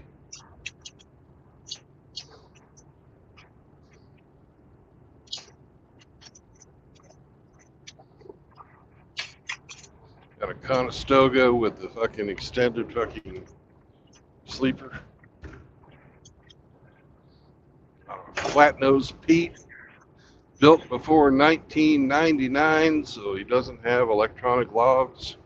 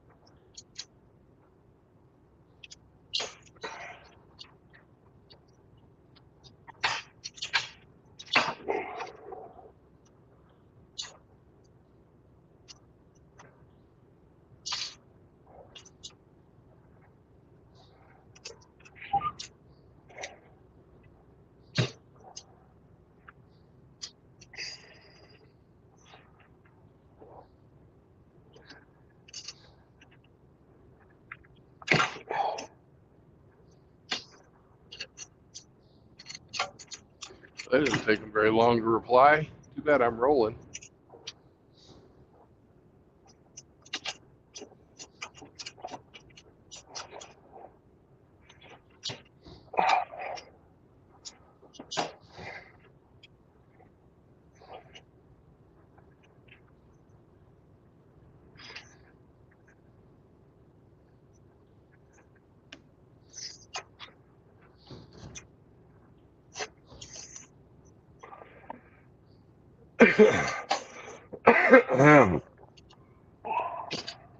I'll be right back. I got to make a phone call.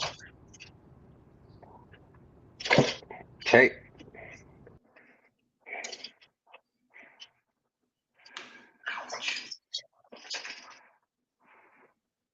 Talk to a man about a horse.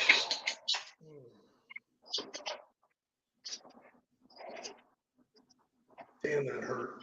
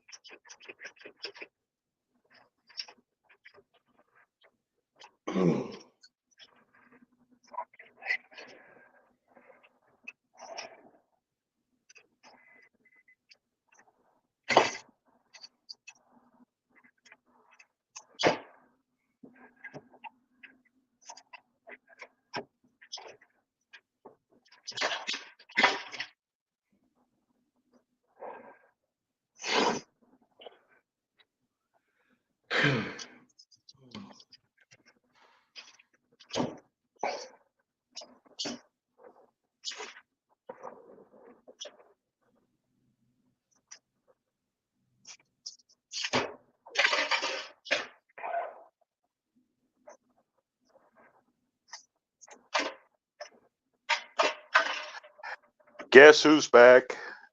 Back Back again. again. Doggy's back. Tell a friend. Who?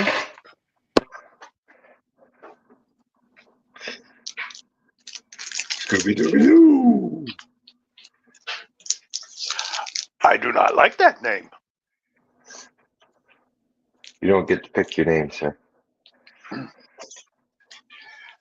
You are a bad master. You call me by the wrong name.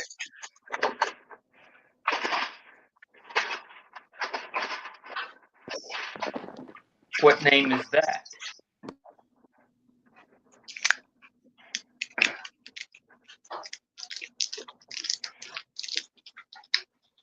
When I'm channeling my avatar, my name is Doug.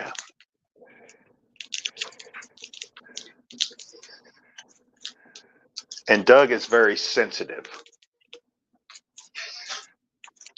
Hey,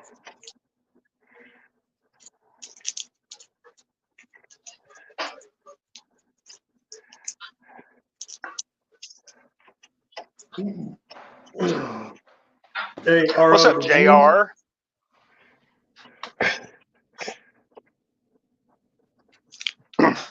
You were saying, sir?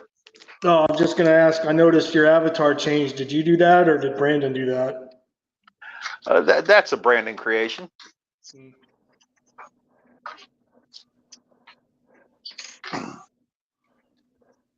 He was trying to disparage me. Instead, I embraced it. I like the original one better, but that's just my opinion.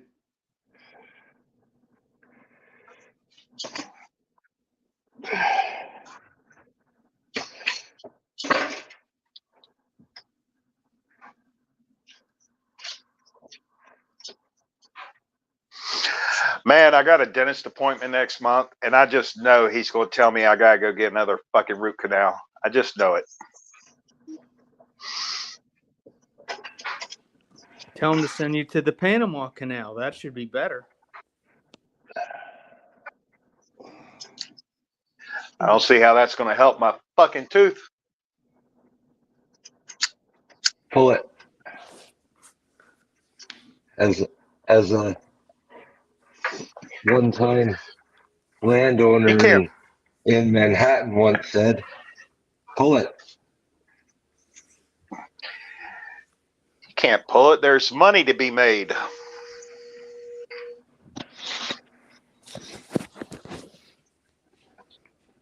I guess you're going to have to go on a wet food diet there. No more kibble. Yeah. He's happy with that. Says, "Whoa, I hate kibble."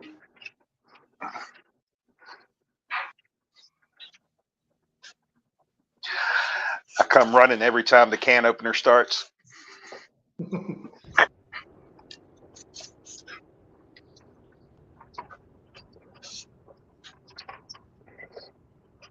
All right, I'm back.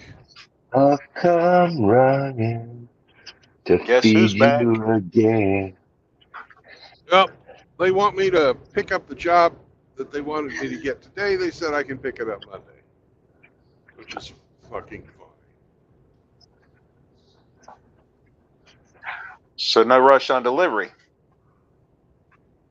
Nope. That's You can awful take it easy. You can take it easy. Yep. Hamster and I are going to go have breakfast tomorrow. Hopefully, I can talk him into going to the Our Lady of the Snows shrine. Sounds gay. Our Lady of what? The Snows. If you have a computer there, which it sounds like you have a brand new one, you can look that up. Our Lady of the Snows near St. Louis, but on the Illinois side. You got a brand new computer? I have a gently used gaming rig that my buddy gave me.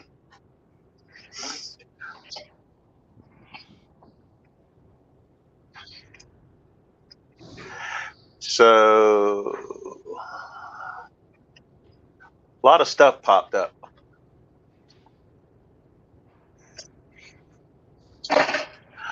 What's a more specific search term for what you're referring to?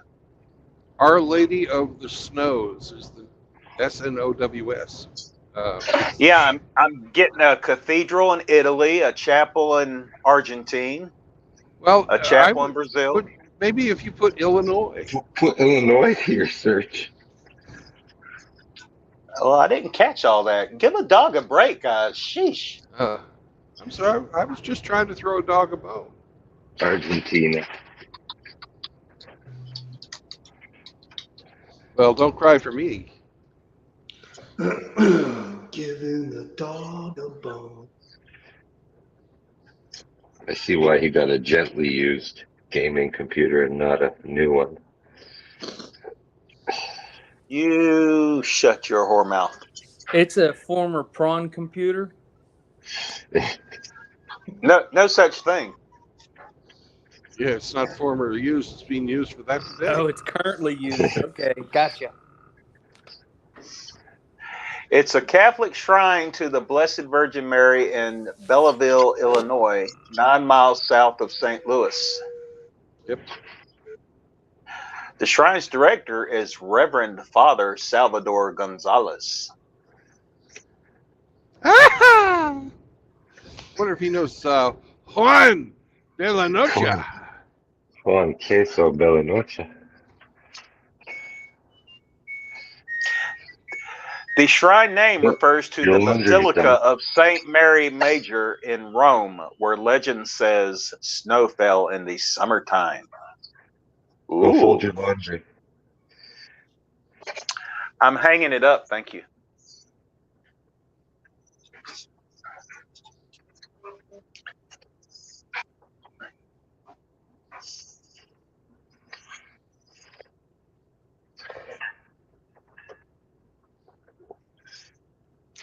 The shrine also includes a church, a natural outdoor amphitheater, stations of the cross, a resurrection garden, and a depiction of the Lord's Grotto, an Annunciation garden, and a devotional site for Our Lady of Guadalupe. Hamster and True Blood going to get hitched? No. He just wants to hit on any nuns buzzing about. Well, I think you guys forgot, no marriage part of it,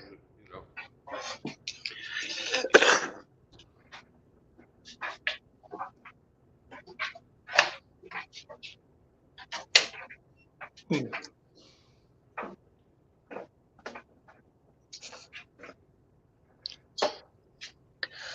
no marriage covers hamsters as well. Don't think that it doesn't. Okay. Don't think that it doesn't. Make them an honest hamster.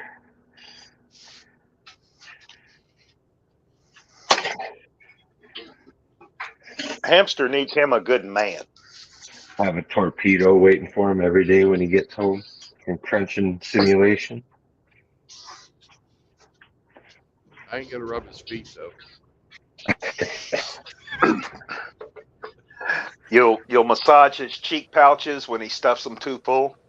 No new children. Well, you don't have to worry about that. No new pinkies. Hamster has no eggs.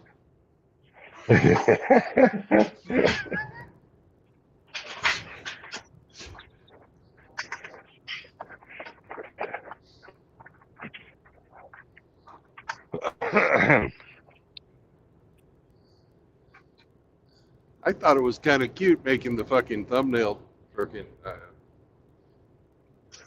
That's the second egg thumbnail for hamster. The first one I actually liked better, but it was not well received. So I made the one with the Guinness.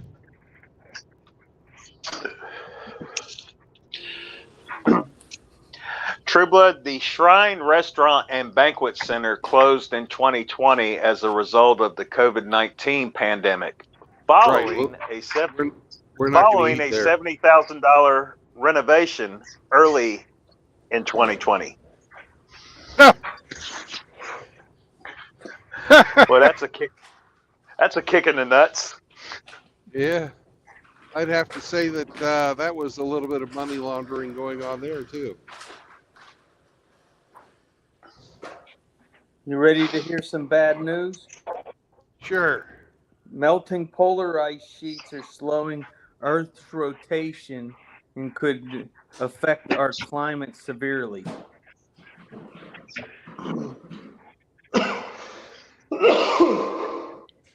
Read the number that it's slowing down by. It doesn't. Let's see here. Since they started the atomic clock in 1955, they've had to add seconds 23 times between 72 and 99.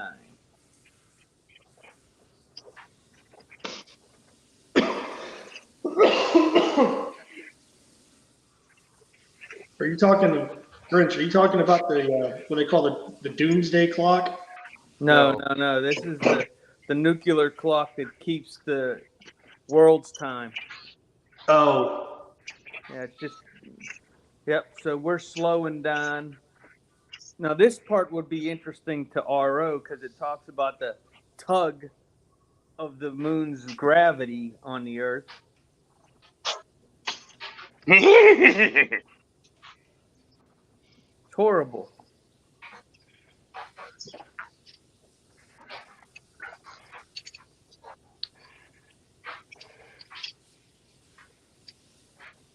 Well, just think. Eventually, the Earth is going to stop spinning, and we'll all just float off into space. No, it'll stop spinning and one side will get fucking hot and the other side won't. Just like the moon. The moon doesn't spin relative to the Earth. The Earth will eventually become tidal locked to the moon as well. It's what happens when you have two spinning bodies in close proximity. It's like the planet Mercury used to spin, but it no longer spins because it's tidal locked to the fucking sun.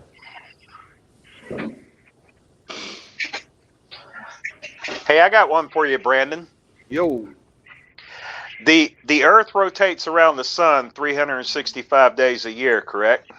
and a quarter, yeah. But Polaris stays fixed in the night sky year round. How does that happen? Well, if you're on a record player looking straight up, Mm-hmm. what are you going to see? The ceiling? Right.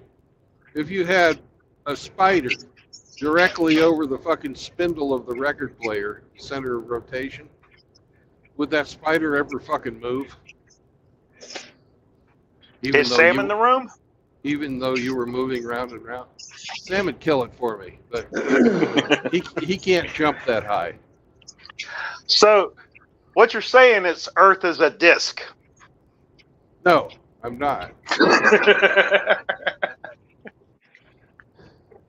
But when you're looking north, Did Truba just admit Earth's flat? no, I didn't. No, he didn't. When you're Busted. looking north, no, when you're looking north, you're basically looking towards the fucking axis of rotation of the fucking planet.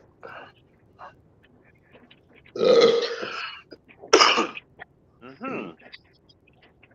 That sounds like flat Earth to me. Well, of course, then there you go. We need to Has get someone we need to get Polska Bob.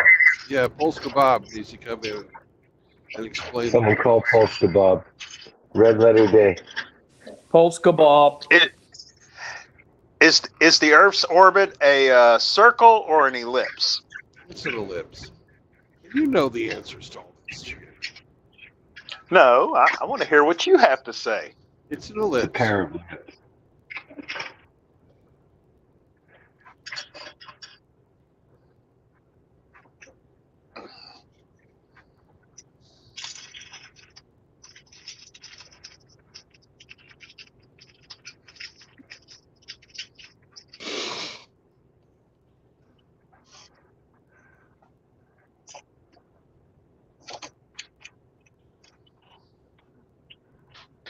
What's for lunch today, Hemi? GFI outlet number 2. Ham and provolone sandwiches. You had leftovers from your fucking salad. I can tell. Who? You. I didn't have a salad. You made a fucking big ass thing of salad. It's not put together yet. I know. You had the big salad. You have the work. You have the fixing. You had ham, and you had provolone cheese. But the provolone doesn't go into the salad. Oh, okay. American and Munster. My bad. Someone just got salad schooled. I did. Thank God it wasn't tossed salad.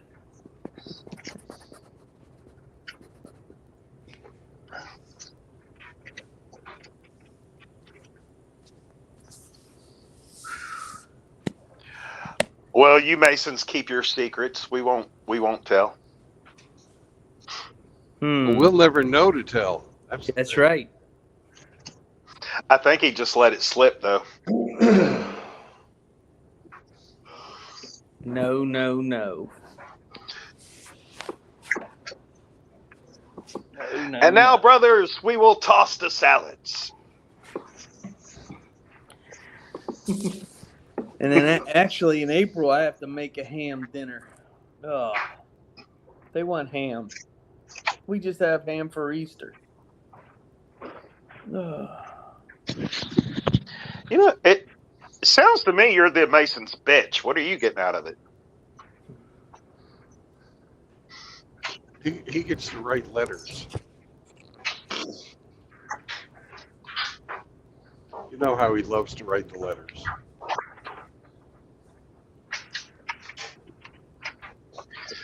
Well, everybody has a unique skill set, so we all bring different skills to the table to make the lodge function.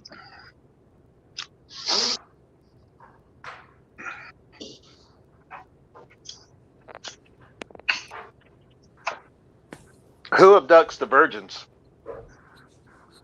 Me. You do that too? Yep. That's because that's fun.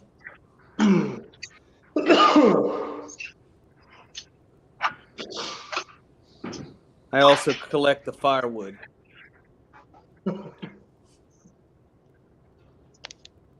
I think you're carrying the whole thing. You should just take charge.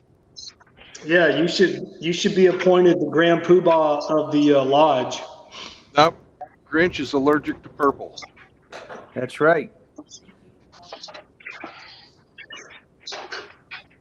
No, I actually am a 3-time past master in my lodge. Ass master? Mm-hmm. Our lodge Did you has been say- around almost 150 He years. said ass master. And over that whole time, there's only been 9 guys who mastered twice. That includes me, but I'm the only 3-time master. Ooh. Hat trick. I have 3 times, 3 times, 3 times. I have She paid comes a my lady.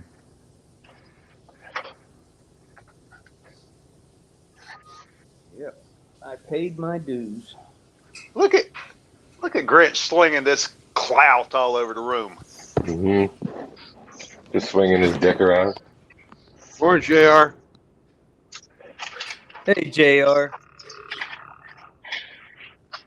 He knows how they put the Pendejos. caramel. He knows how they got the caramel inside the caramel bar. Dr. Dree wants to know if I'm a Scottish Rite Mason. No, I'm a York Rite Mason. York, right? Yes. Yeah, they're not as satanic as the Scots. Close, but Yeah, we don't have any connection to Islam.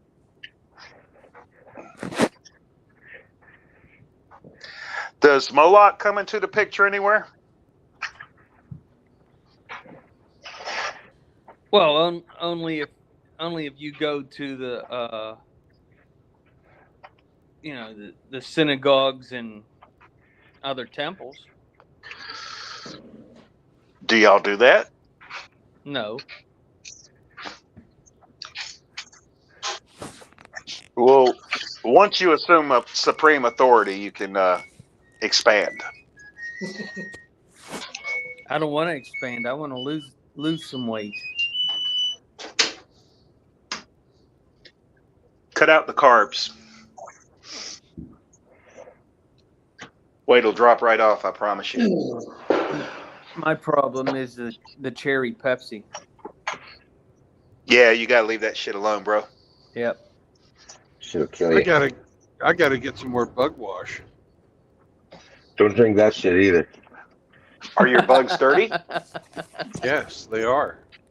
So, Grinch, is your plan to lull them into a false sense of security with your exceptional cooking skills for potluck dinners, and then execute your plan for domination of the lodge?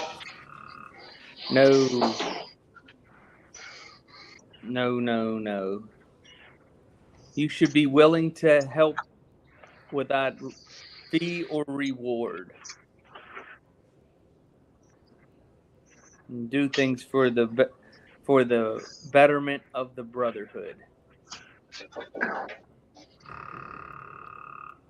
What if they don't want to be better? Then You they force shouldn't them. be there. That's the That's the whole reason why that the fraternity exists. That and keggers.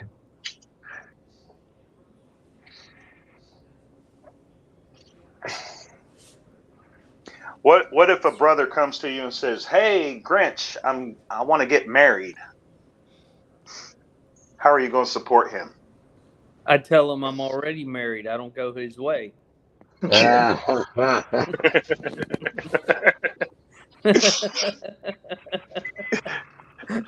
No, no bigamy allowed, huh?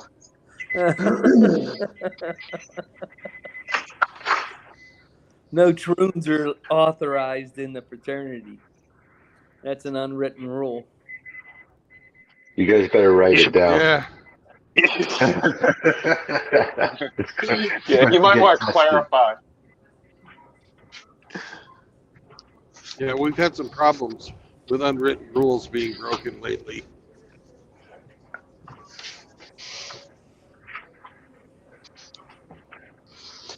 Yeah, you show up at a meeting one day and all of a sudden, "Hi, guys." I'm your new lodge master. Well, not only do you have to have a desire to join, but there is a vetting process You got of to your get jumped in character. like any good gang. Yeah, you don't. Kill him, You, Holmes. Kill him. You're one of us now. you go through a interview process, so it's not. It's very difficult to fool anybody.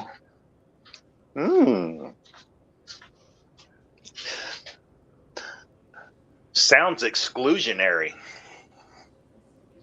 No, it sounds inclusionary, so that only normal men can join.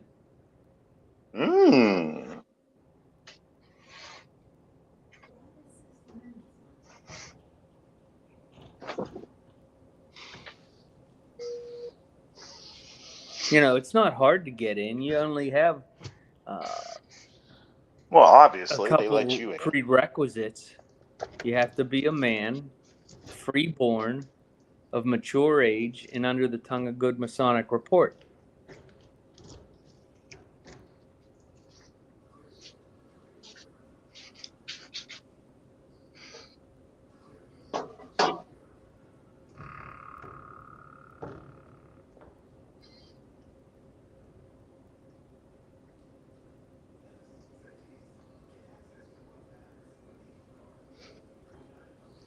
Does under the tongue mean you can lick yourself? Because RO's got that one down already. No, that means that you've been properly vetted, and that somebody can name vouch drop. for your character. Right.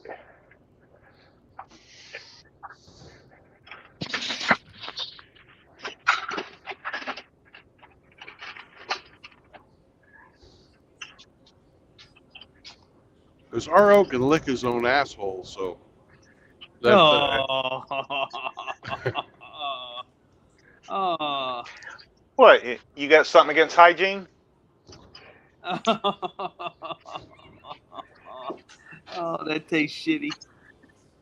Yeah, he prefers to just drag it across the rug.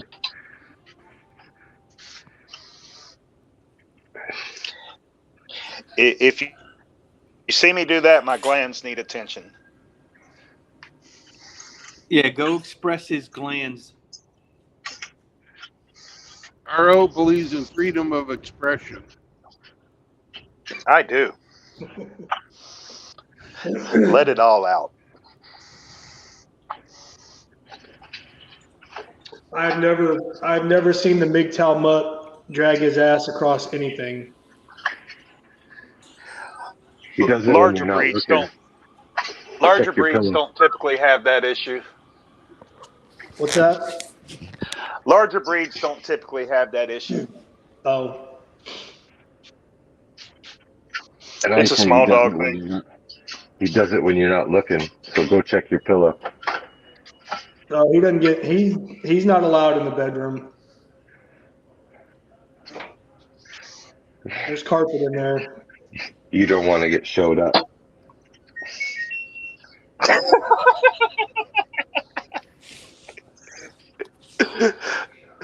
Fuck you guys. I got that one.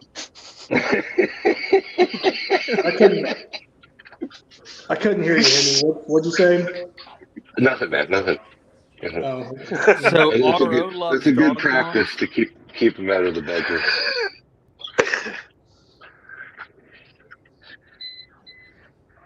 It establishes dominance. Oh, is he sniffing again? Plus, it's awfully hard to get those peanut butter stains out of the sheets.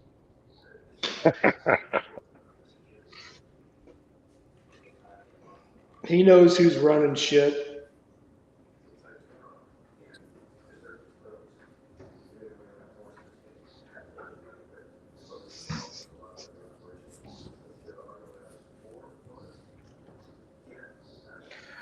Well, Big Tail Mutt being an intact male dog, he's always watching you and waiting for you to slip.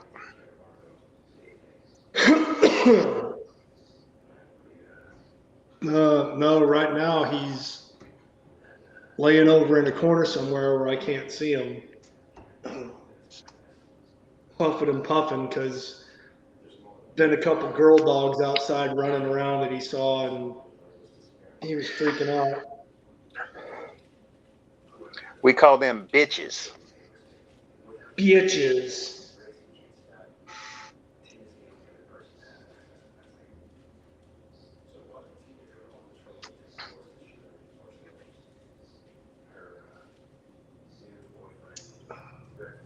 What's on those spools? I don't know. They're covered in paper.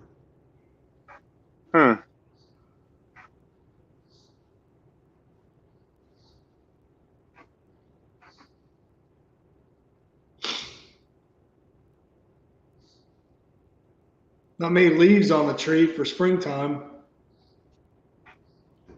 Not quite as far along in spring as you are down there in the Florida. Yeah, I guess that's true.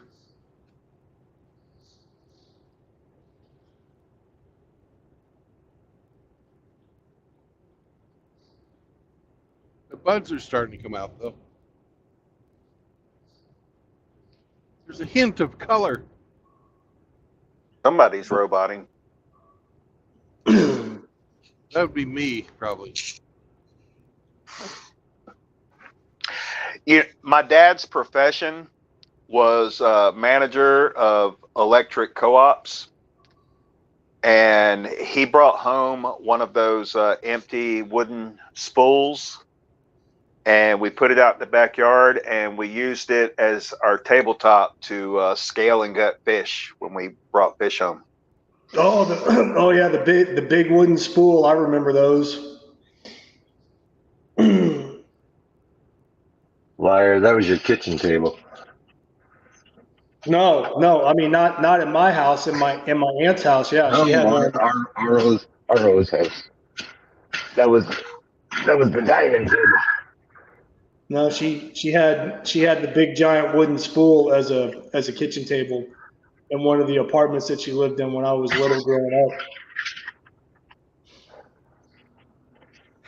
Well, it was convenient because it has that hole in the middle where you can scrape your plates off before you wash them. That's where you put the umbrella. That too. You guys laugh, but I've actually fucking had, when I first got out of the Navy, I was working as a fucking installing fiber optic for Time Warner, so I had them wooden spools that we'd get the fucking fiber optic cable on. And I took one and fucking put epoxy resin over the top of it, made it all smooth and nice to touch. And that was my outside fucking table. And I did use the fucking hole in the middle for the fucking umbrella. Redneck. Do they still use those for cable? There's a truck right ahead of us full of them. I used to tip it over and run on it. What do you mean run on it? Like a log roller? Exactly. I'm having a hard time believing you when you say that. Well, I'm not saying I did it well. I've seen people fucking. Any injuries occurred from that? Nah, just grass stains on my clothes. I've seen people fucking turn them on their side like that, bury about the first 6 inches of them in the ground, and have put teeter totter on them. Yeah, that could work.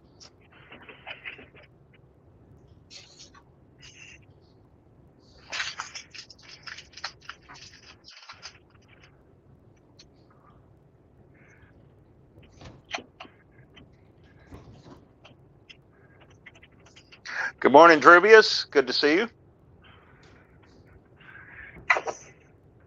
Bodie Cody. Well, if you didn't want to put the epoxy on it to seal it and make it all, well, I guess if it was outside that makes sense. But I mean, if it was inside, you could just throw a tablecloth over the top of it. Yeah. That's what my aunt did. She just used like an old picnic tablecloth that you throw over a picnic table, like the red and white checkerboard ones. Uh-huh. I bet you had to sand the fuck out of it. Those are pretty rough cut wood. Yeah. And you have to put the epoxy on pretty thick because they've got them fucking square nuts on there, right?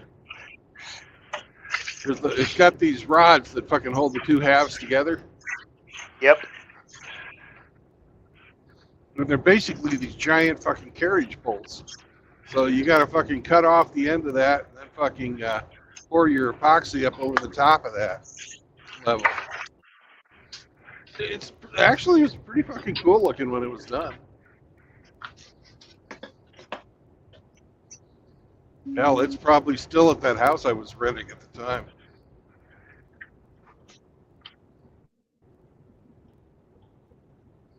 I didn't move it.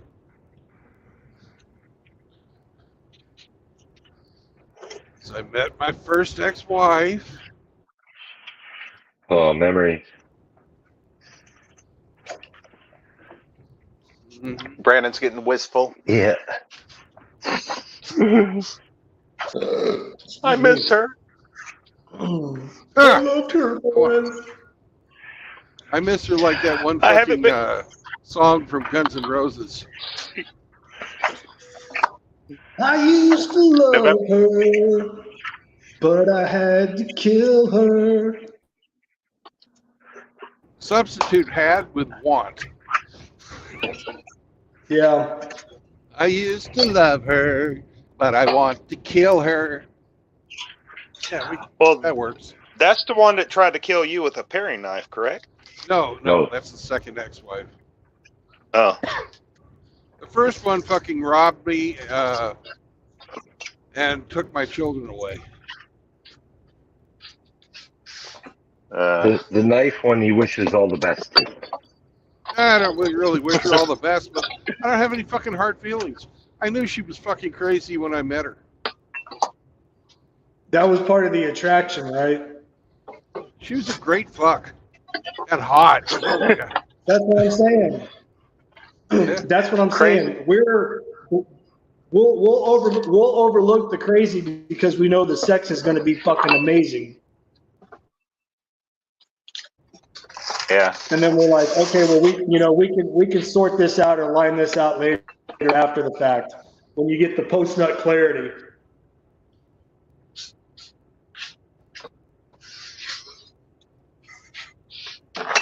No, I've stuck my dick in crazy before. I ain't even gonna lie, and it was Same. fun.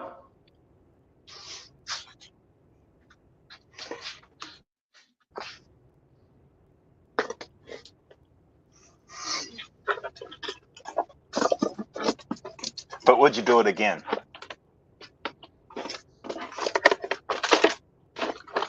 Well, knowing what I know now, absolutely not. I wouldn't do it again.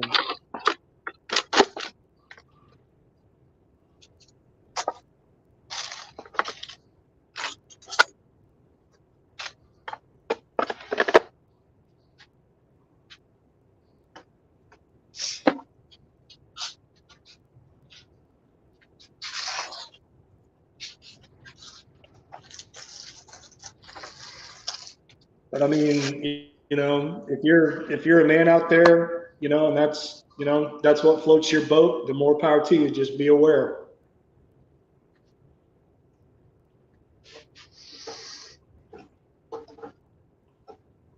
Because you might wake up with her sitting on top of you with a fucking knife to your throat or a fucking gun pointed at your head or who knows what.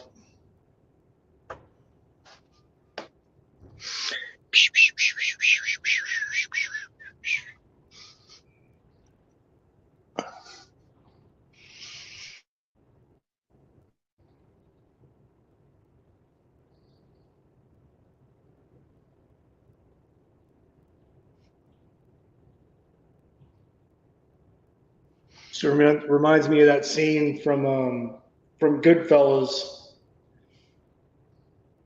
where Ray Liotta's laying there in the bed, and it's like an overhead shot of him laying there in the bed, and all of a sudden his eyes open up, and then he looks, and his fucking wife is sitting on top of him with a fucking gun pointed at his forehead. Yeah. I mean, yeah, he was fucking around on her, but I mean, they were both doing coke. But yeah, he was fucking around on her.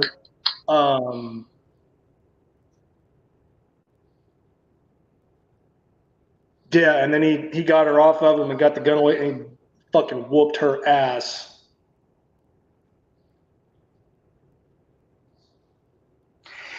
He got his hooks into her on the first date when he treated her like the hugest inconvenience. Oh yeah, man, I remember. You know, and especially when he oh yeah, he didn't give a shit about her. Yeah.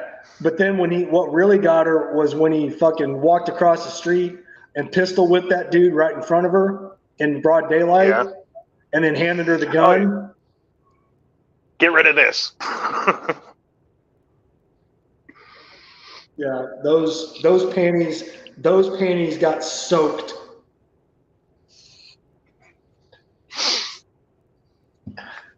Yeah. If we only knew then what we know now.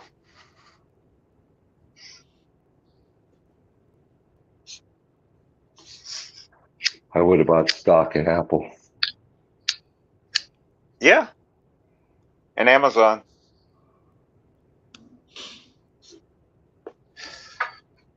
I would have gotten a vasectomy at 18. You think the Navy would have paid for that if you would have went to like sick bay and be like, hey, you know, I want a vasectomy? Tired of slinging seed. You think the Navy would have signed off on that for you? Only if he fully transitioned.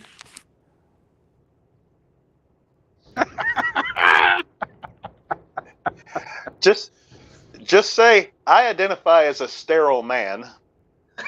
I need your help getting all the way there.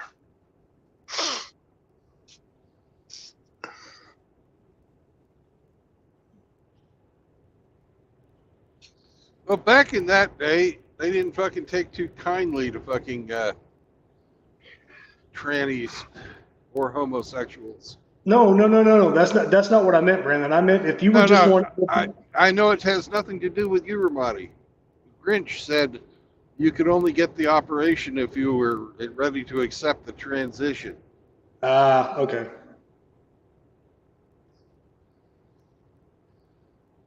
And we had a guy in our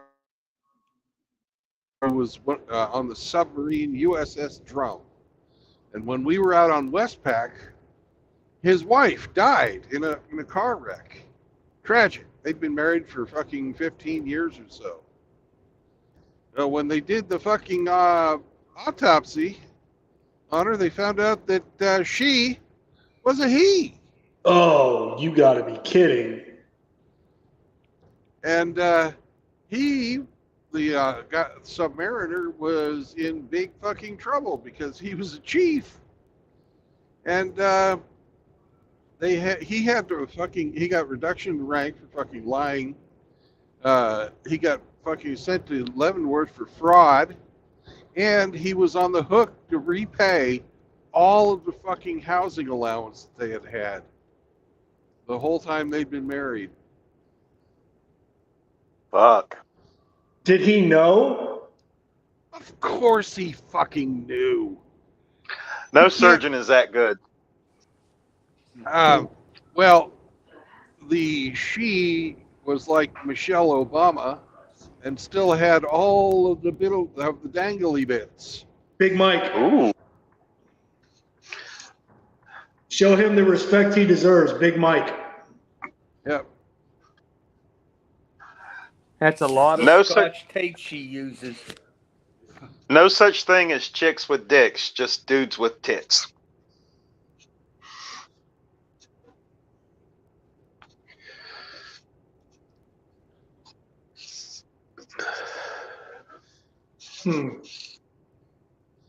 Well, I mean, it used to be, a don't ask, don't tell military, and as long as. Well, that was under Clinton. Before that, it was fucking no. Fuck no. No, no, no, no, no. Oh, when you first came in, it was just no tolerance, zero tolerance. Yeah. Oh, okay. It wasn't until Clinton that they did the don't ask, don't tell bullshit.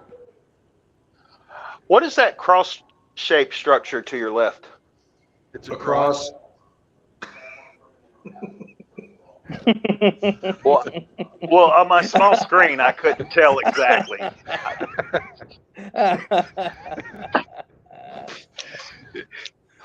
You guys are the worst. I hate you guys.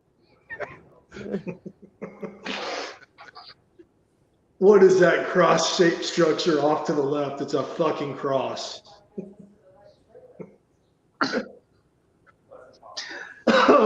That was more funny than it should have been. I don't know why. Well, it appeared to be rounded off at the edges. I didn't know. Fuck. Eat a dick. I'm not the one that said it. Don't get mad at me, brother. Eat a whole bag of dicks. On the Dig in. When my squadron was on the Enterprise, they would broadcast the fucking captain's mast, which is non-judicial punishment, from whenever anybody got in trouble, they'd just broadcast it, and everybody on the ship's closed circuit television. Mm-hmm. Yeah. And we had this guy fucking got caught sucking another guy's dick on the somewhere, and his excuse was he had dropped his pencil, and the fucking skipper tells him, "Son, I've dropped my pencil 10,000 times in my life, and I've never come up with a dick in my mouth."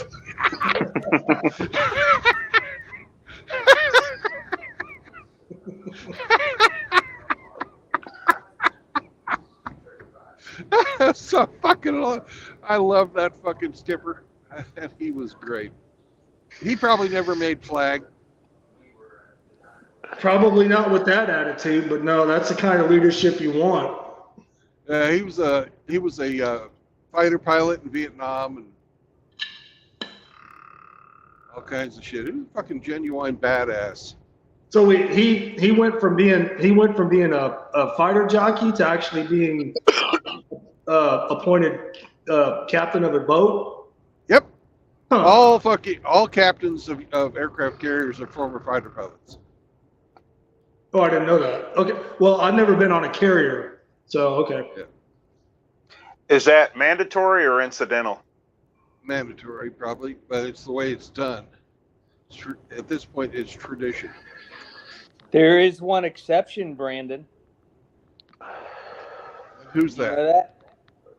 In 2022, they promoted a female to a carrier captain who was a former helicopter pilot, not a fighter pilot. Oh. You know, How you the got to fuck have a does she- CEI hire. What the fuck does she know about fucking air operations? She was on LHAs for years as a helicopter All right. pilot. There's a hell of a lot of difference between a fucking LHA and a fucking carrier. Yep. So by now, her 2-year stint should almost be up and ready to get her star. God. No, That Brandon, helps. the only ship I was on was an LHD, the Boxer, Yeah. and we had Harriers and Did you drop them? rotary wing. What?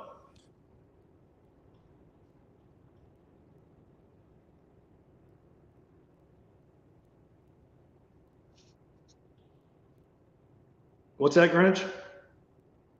No, I just asked if you dropped them. Your boxers. No, I did not. Okay. Thanks for asking, though. Hey, True Blood, you know a lot about aeronautics. I got a question. With helicopters, I understand that if you're piloting a helicopter and the engine goes dead for whatever reason, there is a method of reversing the rotation of the rotors so that you can safely pilot it back to the ground. Well, Are you familiar? you're talking about auto rotation, and you don't reverse the rotation of the motors. I mean, of the rotors. Well, yeah, You that's what I'm change- unclear on. You change the pitch so that as you're falling through the fucking air, it spins them up really, really fast. And then when you get close to the ground, you change the pitch of them again, and with the momentum that's built up in those rotors, in theory, you can use that momentum to stop your fucking descent at ground level without crashing. It's called auto rotation. So the direction of rotation doesn't change. It's just what's influencing the rotors to move. Right. Okay.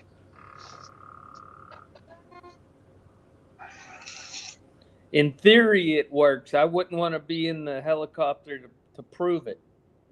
No. Well, don't pilots actually intentionally practice that maneuver? Yes, they do. And then they never do it again, hopefully. That takes some balls.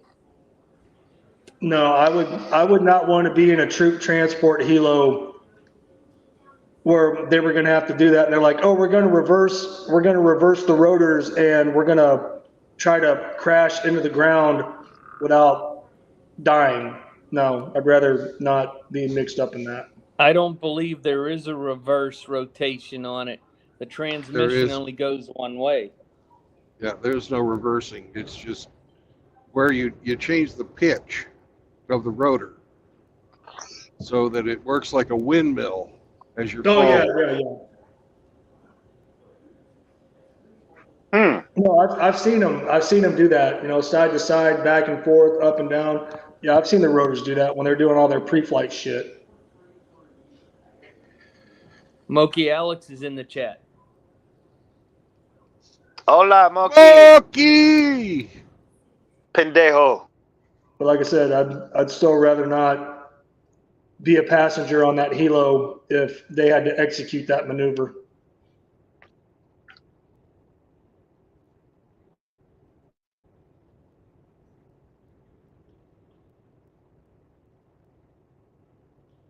If I did, I would prefer it be over land as opposed to water.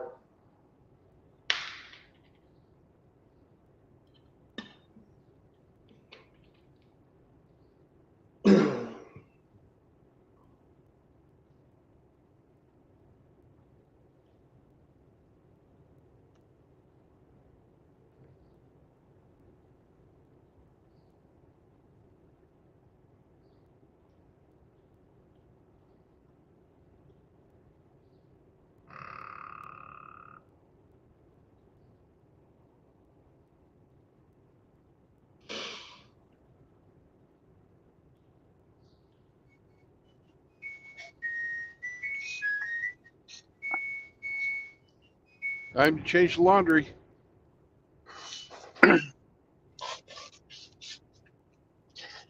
You're just jealous. You're right.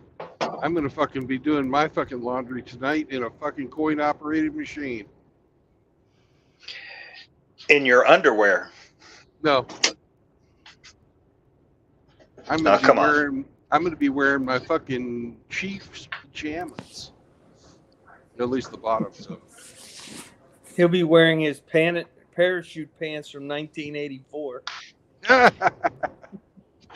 I never fucking owned any of those. Thank God. That was the beautiful part about being a metalhead. I never got fucking hooked into that fucking. Oh, your yuppie pants were and- leather. And Do your lace. Chiefs jammies have the booties attached? No, there's no booties, nor is there a mud flap.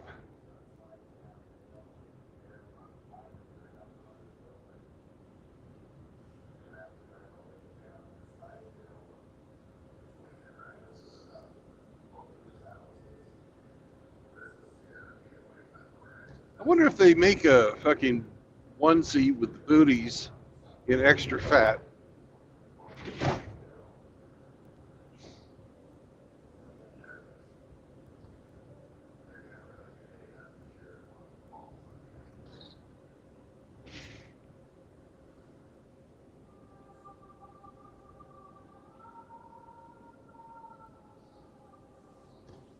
I laid that one out there and nobody jumped on it.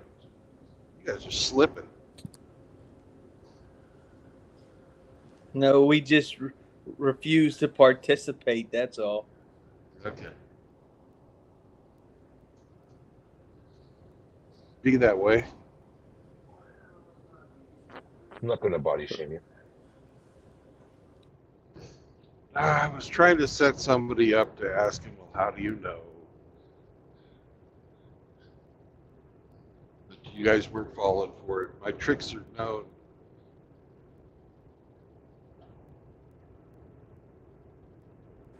I thought you would ask Hamster to look for him for you. Well, he probably owns a couple pairs, but he's not as tall as I am, so they wouldn't fit.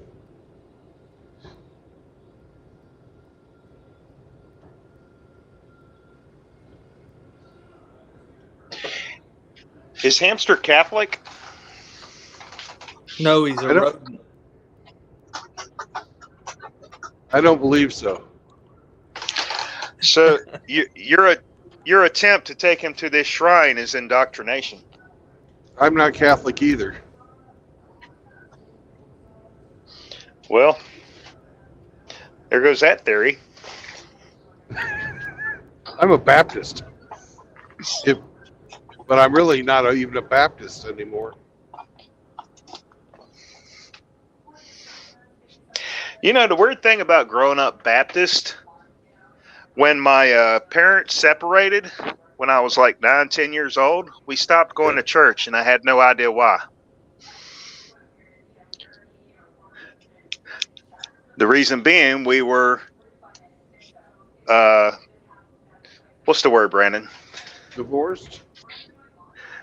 Well, it took years for them to finalize the divorce, actually, but we were not excommunicated, but what's a good word? Ostracized. That's a good word.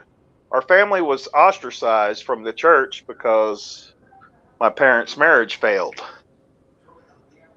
And I was just too young to process why something that had been a big part of my life all of a sudden went away because my parents split up.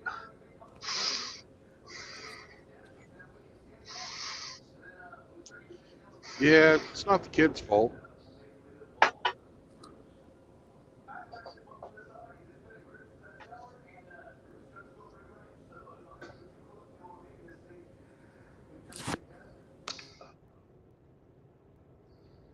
How old were you, RO, when your folks split up? I was about 9, 10 years old when they initially separated. And if I remember correctly, it took like 5 or 6 years before the divorce was finalized. I mean, they contested everything with each other. It was bad. Yeah. And both parents badmouthed each other to me and my sister. My mom told me horrible things about my dad. My dad told me horrible things about my mom.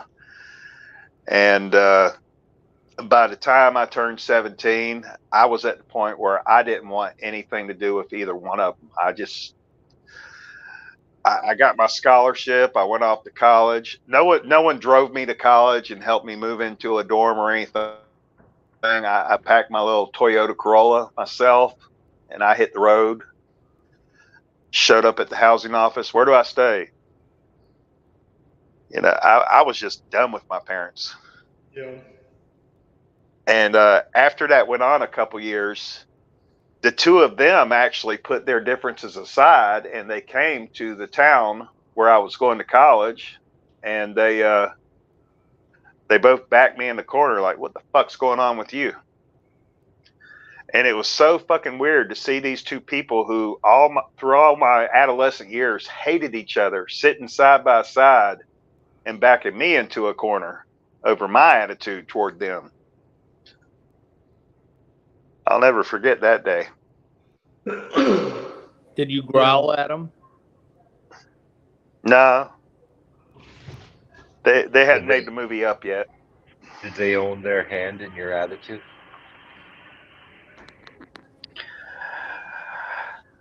You know, I tried to explain to them, but I was still pretty young and stupid, and you know, I was stupid. I was blue-pilled. I didn't know anything about stoicism at that age, and it was just a strange time. Yeah, I mean, you can't get down on yourself for not knowing any better and just going off the example that was put in front of you. I mean, that's not your fault.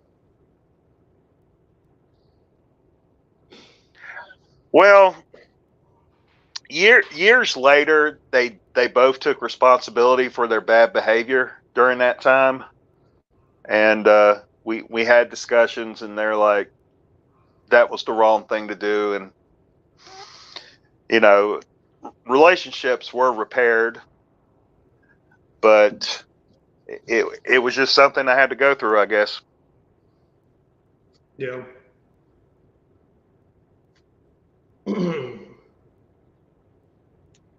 No, But I haven't talked to my mom in several weeks, and it's a direct result of the way she has behaved toward my stepdad. And I'm going to call a spade a spade.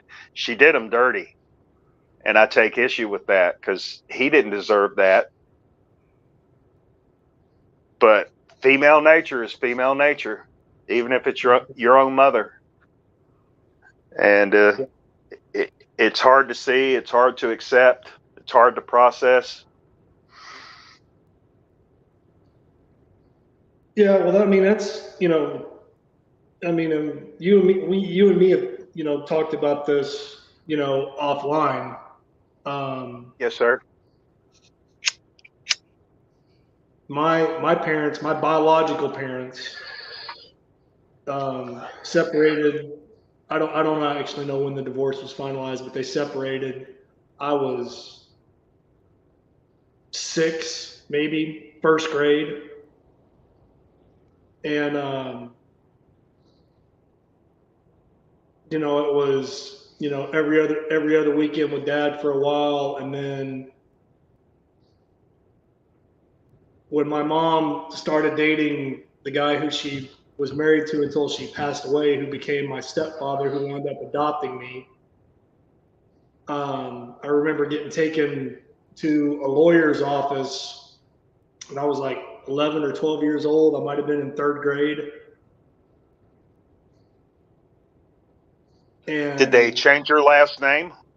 Yeah, my last name was legally changed. He adopted me because apparently my biological father This is the story I was told. Now, keep in mind, you know, I'm 11, 12-year-old kid, so I don't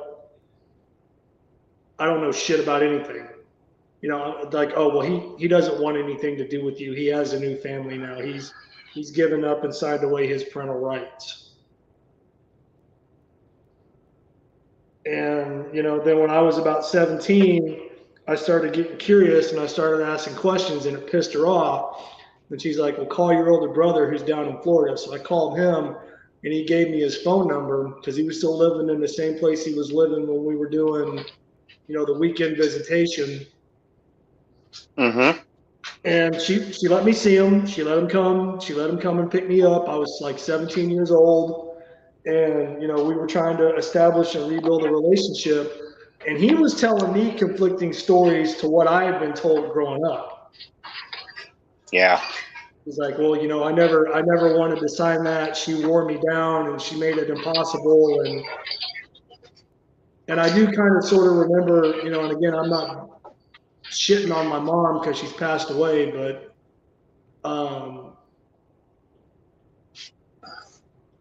I don't know if everything she told me was 100% accurate in terms of her relationship with my biological father, Right.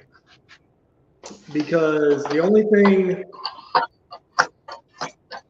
he told me, the only thing I can remember that was even remotely negative towards my mother that he ever said to me, and again, I was 16, 17 years old when he said this, so obviously I was old enough to understand and follow what he was saying. He just said she made it impossible. He's like, and I threw up my hands and I gave up and I walked away because he's like, there was nothing else I could do.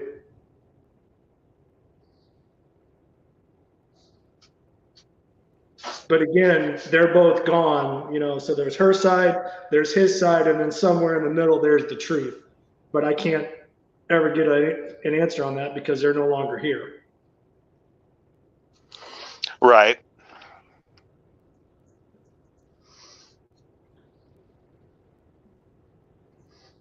I think the best we can do is, you know, learn from the experience, but not cling on to all the negative feelings that go along with it, because Oh, I mean, that no, I mean, and again, like I said, we've talked about this, man. I mean, I've been transparent with you when we talked offline.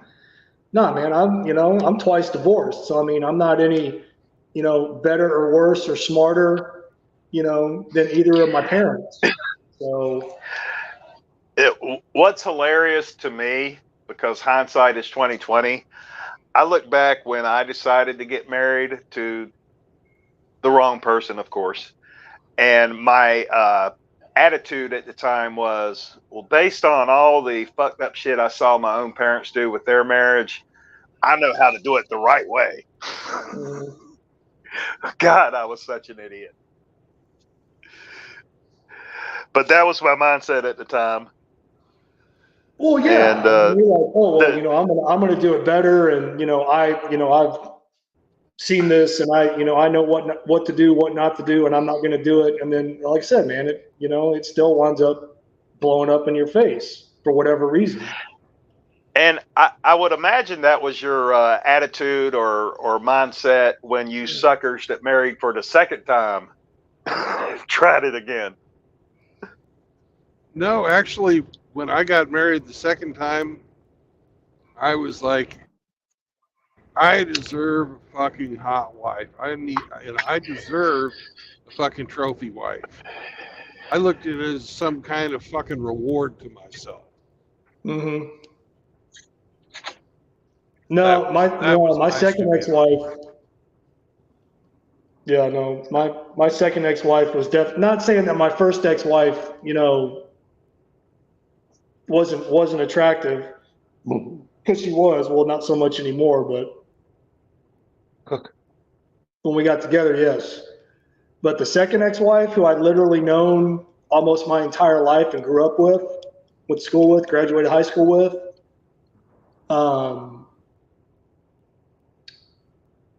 she was a trophy wife, and it was it was lust. That's what it was. It was ego and lust manifesting itself in my fucking brain at the time, thinking I was in love. Those chemicals are strong, bro. And when it was good, it was good. Yeah. You know, it can't be good all the time. Well, as they say, you live and you learn. Mm-hmm. Question for you guys, RO. You once divorced or twice? Once. Once. Was your ex a child of a divorce as well? Absolutely. How about you, Ramani? No, Wife neither number one. one, wife number two. Neither. No, Okay. both their parents were married. Okay. The first one was very spoiled and entitled because she was the only girl. She had two older brothers, and Right. then the second one was the only girl, had two older brothers, but just grew up in a very dysfunctional household.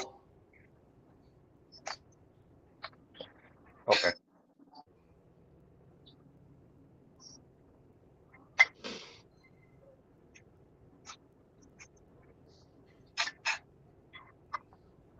But no, coming off the rebound from when me and number one separated, and then I hooked up with number two.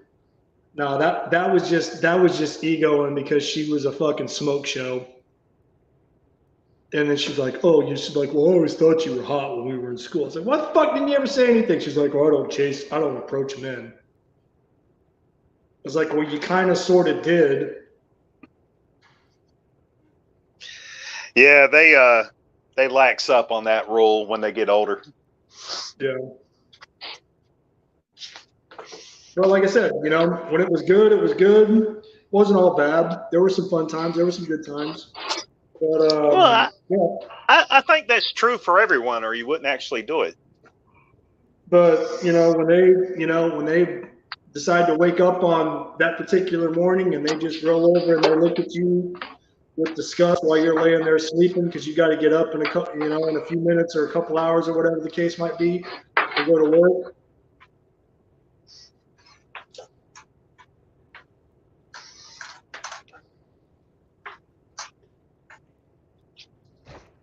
It's just, to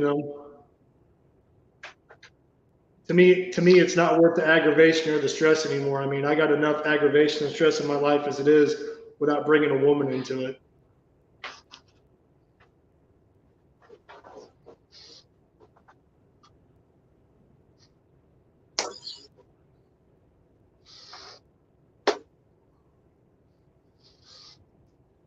But no, if we get together, if the meetup's still on for the end of next month, and we get together, I'll bring my other cell phone that's got a bunch of pictures on it, and I'll show you guys.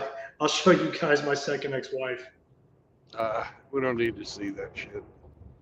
You got nothing to prove. No, not at all. If you want to, but I don't give a damn. Yeah. Well,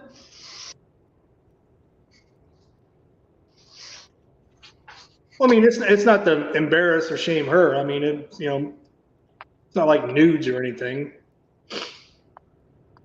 No.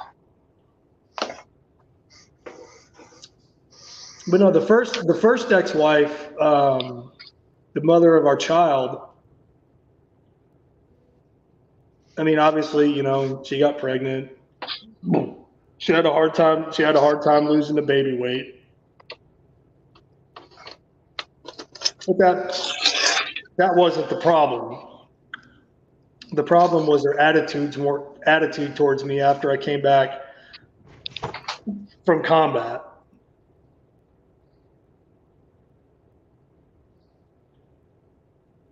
That's a common story.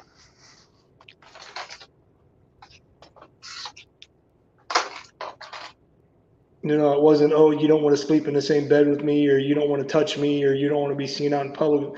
No, she was just being an asshole. And I was just like, you know what? Fuck you. I don't need this bullshit.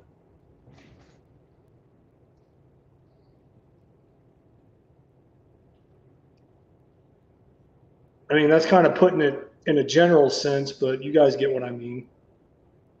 Yeah.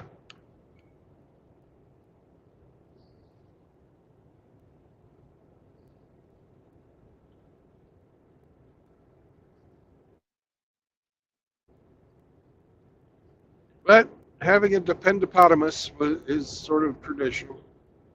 Mm-hmm.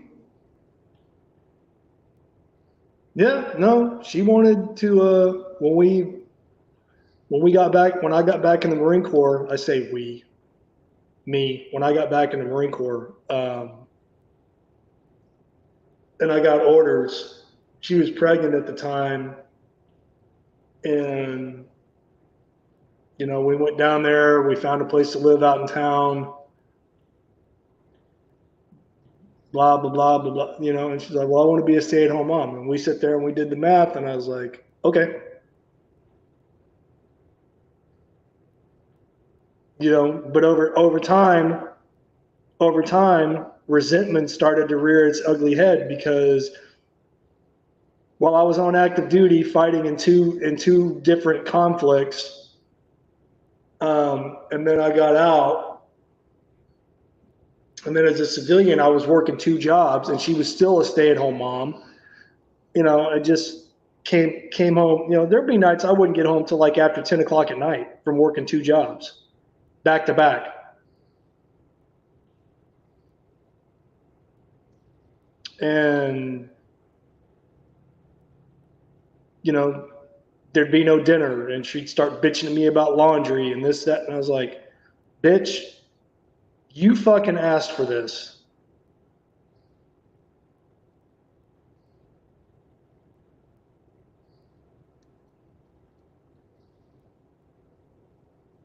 And I'd be like, shut the fuck up. I'd walk upstairs, and I'd walk into my fucking man room, and I'd slam the fucking door, and I'd lay down on my futon and go to sleep.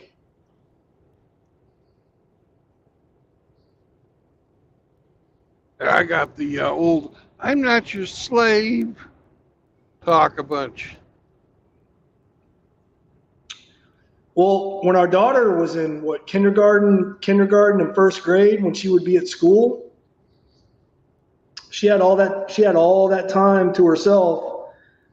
You know, it's not like she was scrubbing dishes and doing laundry, and I'm just like I don't want to hear about this crap when I come home, you know, after being gone for 12 fucking hours.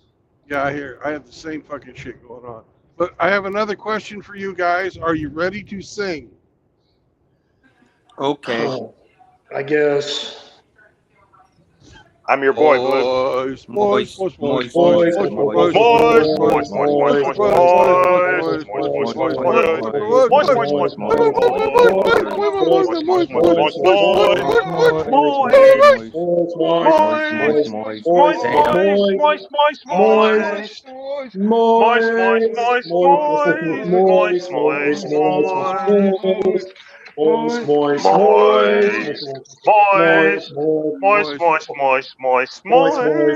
boys, boys, moist.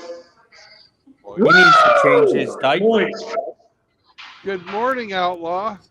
Yeah, what's going on, guys? That was probably the best voiced chorus I've ever heard.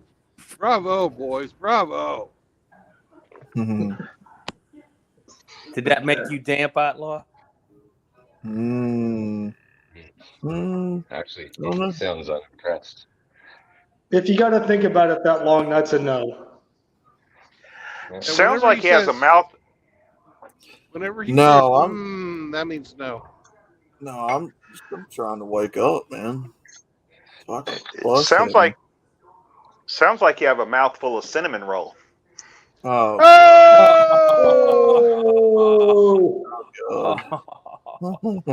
Oh. No, I was trying to wake up, man.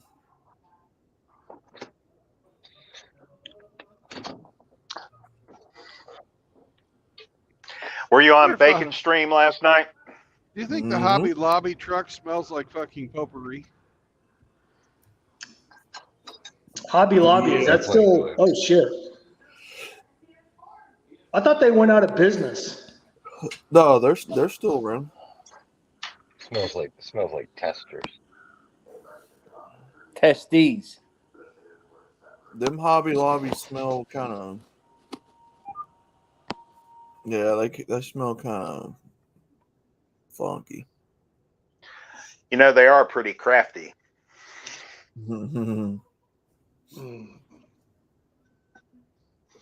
Man, that reminds me of a chick I went to school with. I Just one? I ran into her at a Hobby Lobby. She worked there. God damn, she was fucking cute. God, she had big tits. And she loved to give hugs, and she'd hold on with me. She would hold on to that hug a little bit longer than was necessary. And she didn't care where we were at.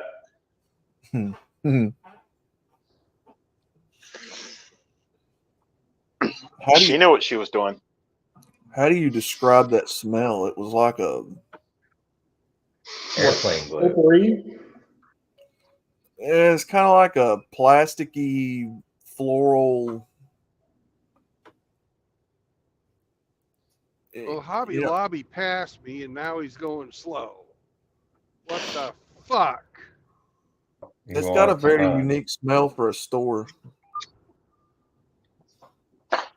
Like new wrapped in plastic and Probably smells the same as like if you walk into a Michael's. Y'all know what Michael's are?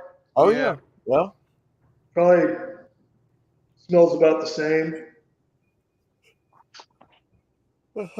Hobby Lobby's got more stuff though. I like them better. I know what he's up to, Brandon. He wants to sell you a wreath to put on your grill. Oh, okay. For He Easter. wants you to show him your bunny ears.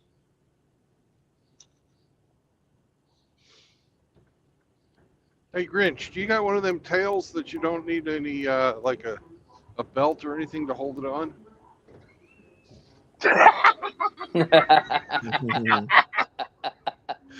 What's going on, brother Doug?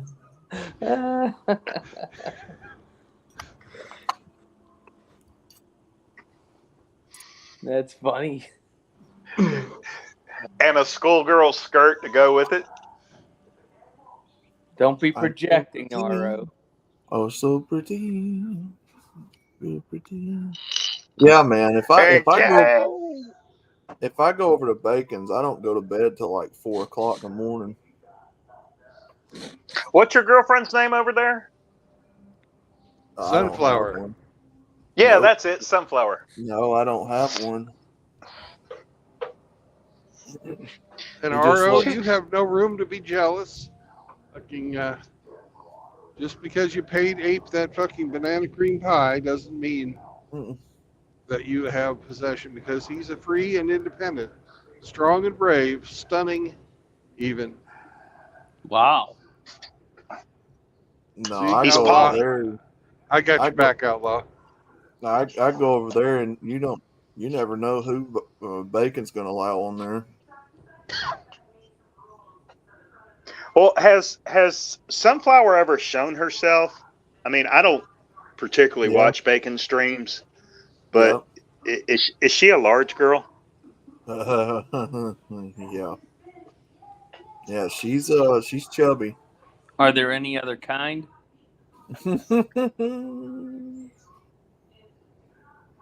What did Riggs call her? I don't know. What did he call her?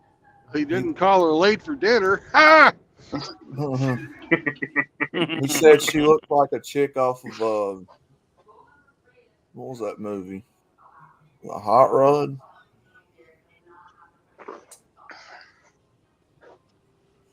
I don't remember. What's going on, brother Doug?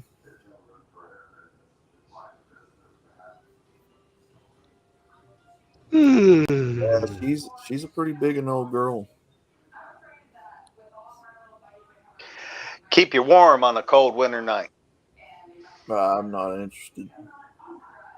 You snuggle up twixt them hams. Mm-mm. She probably knows how to make fried chicken. I don't even think she cooks.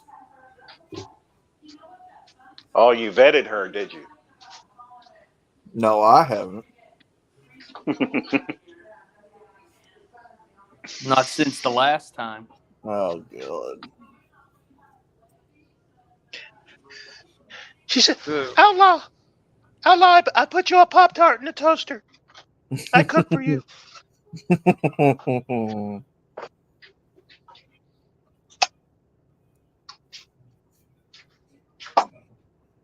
Yeah, I go over there.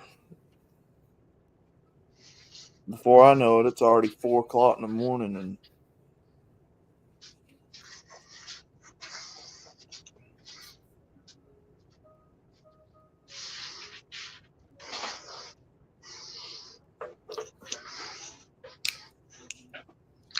Well, your desire for the dulcet tones of Sunflower overruled your body's need for sleep.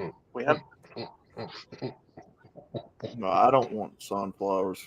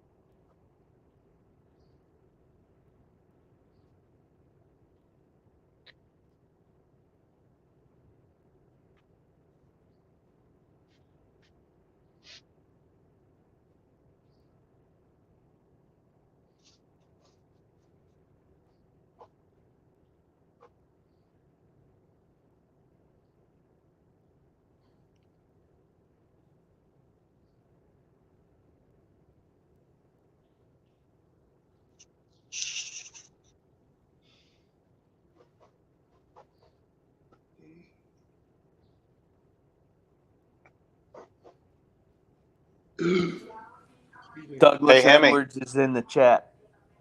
Hey, Doug. Yes. are we still screwing around with GFIs? No. With All who? done. good, because it shouldn't take you more than 20 minutes to put in an outlet. What'd you say? You're I messing did with the too, thank loofah? you. No, he was saying that Ramadi's just fucking so gay. Why am I gay? I don't know what brought. I don't know. It's Were, funny. were, you, Don't ask me. He's the one that said it. What brought that on? were you connecting them with Romex or stranded wire? Romex. And I had to make Do you- pigtails because the original wires in the box were so goddamn short. Did you use the Phillips head screws on the side, or did you use the little spring-loaded holes in the back? I had the one I removed my back stabbed, and I fucking hate them. So I used the side posts, of course. Man. Right on. I knew that'd get him going. Shocking. So I've learned how to write custom lyrics for these songs. Kind of like We got a poetry, right? good, Yeah, I like the one you sent me last night. That was pretty damn good. yeah. So now we can make a lot better songs about people. Oh, you've got some songs for us? I've got the one Saunders song, but I ain't like. I ran out of credits, Well, so you sent 3 songs. You're still last night. you're still busting on Saunders balls. well, I mean, who else am I gonna write a song about? I nominate Grinch. Yeah, you can do that. There's a lot of raw material there. Oh You yeah, can we always could write write one songs about about Grinch. rigs. Yeah. You could write Right. a song about how sexy you think my belly is.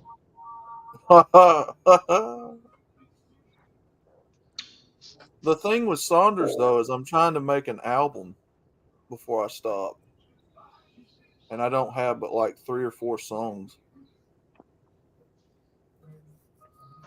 Well, we got Saunders to admit this morning that he trims his junk, his pubic hair, Yeah.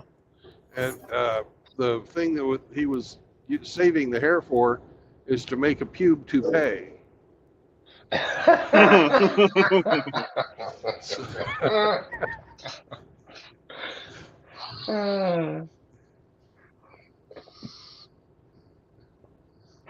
You could make a song called the Short and Curly Wig song or something.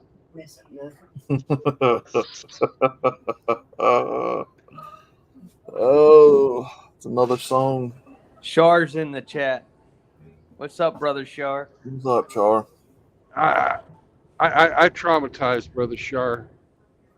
He was going to go out and go trolling Miss Elite, and I showed him a picture. Oh, I What did she one. really looks like. I did one on Kush too.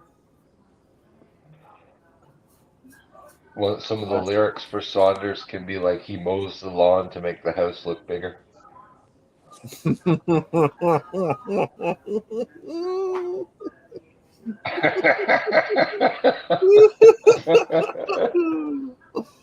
Oh man. I have a song title suggestion. Go ahead. The Traumatized Chair. Oh god.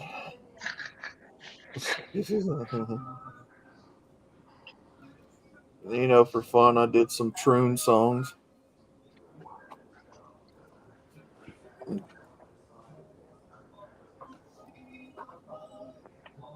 I had to see if I got any more credits.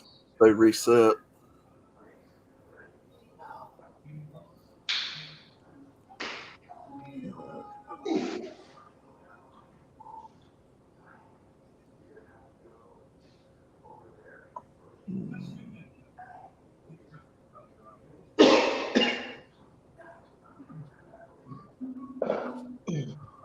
Miss Elite, yeah. Somebody was streaming about her yesterday. Stop! Damn it! I think Streaming it about was Sam. Miss Elite. I think it was Streaming about Sam. who? Oh, yeah. Sam did a long ass chill stream yesterday when Brandon signed off. Yeah, y'all had already stopped streaming over here when I got up. Stop! Well, True Blood got fucked at the drive-through. Mm. Pretty much. We're not fighting. Stop. Yeah, Sam and Dr. Dre and who else?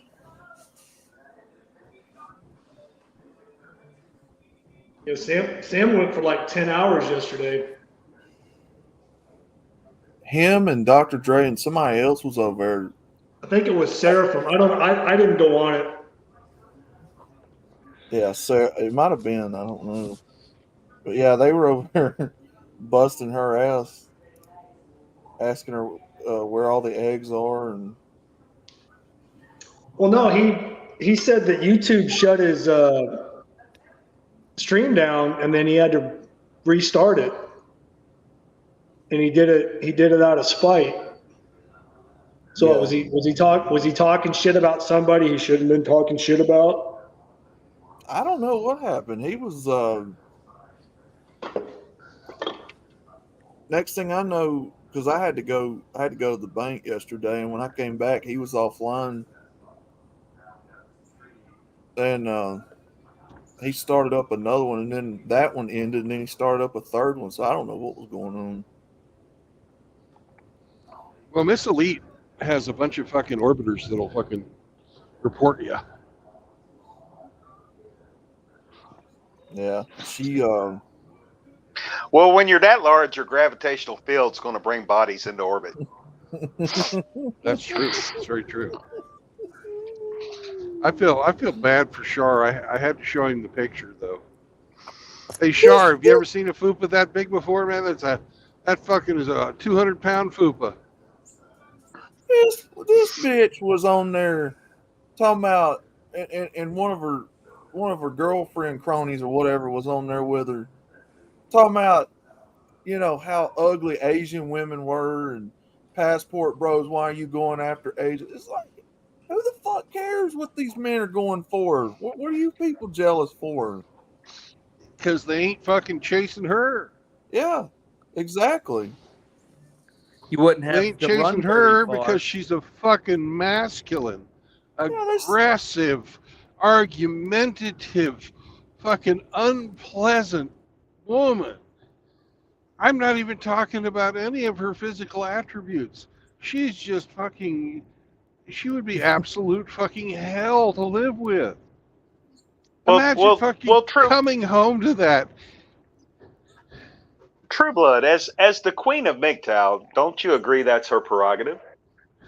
There's no fucking Queen of MGTOW. Sitting there talking about how Asian women were ugly and you black men are stupid. I'm like, God, this woman's dumb. I just have a question for you, RO. Go ahead. Wouldn't that be Iridium Kush? Depends who you talk to, I guess. Yeah, wouldn't he be the Queen of MGTOW?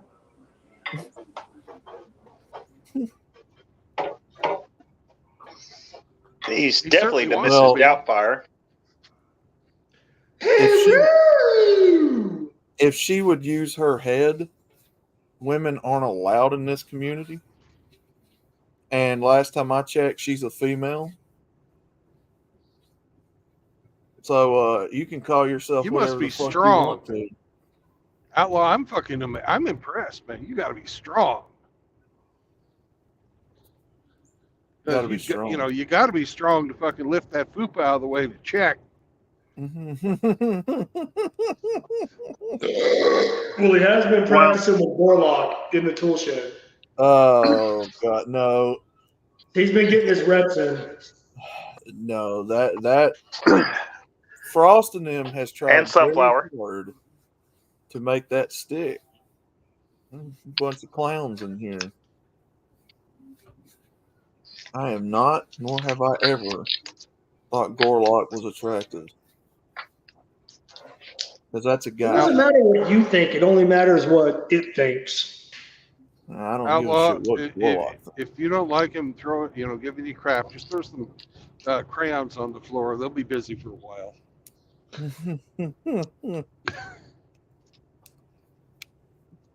Especially the orange ones. Sunflower is big, but she ain't nowhere near the size of Gorlock. What the fuck is Sunflower? That's his girlfriend on Bacon Stream. That's not my girlfriend. That's just a chick that comes around on Bacon and them stream. Well, I'm glad I don't know either. Is she?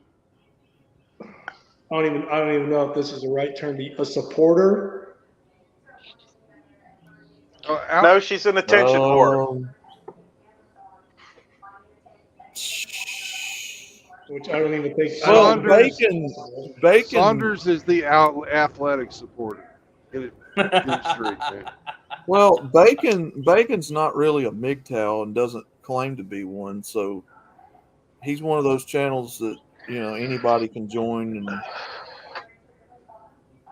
I don't even really know what Bacon claims. Have you guys noticed Saunders' thumbnails for his streams? Like one of them, I saw one this morning when I got up. I didn't watch it last night, but it was him taking a selfie without a shirt on, and he was wearing jeans, and his belt was undone, and his pants were kind of sort of unbuttoned, and he's got this big stupid shitting ass grin on his face. Yeah, that's pretty gay. Hey, Ramadi, that's tame compared to what he used to use as a thumbnail, which he had a crusty foot that he wounded. He would use that for a thumbnail for a lot of them. Well, no, the one that really threw me was the one where all you could see was like the back of his hand, the back of his legs, his hamstrings, and his calves, and his feet. And I'm like, I asked him, he wouldn't answer the question. I was like, dude, how the fuck were you able to take that picture? Did you have to like bend over and bring the phone up in between your legs, to try to take? I was like, how the fuck does that even work?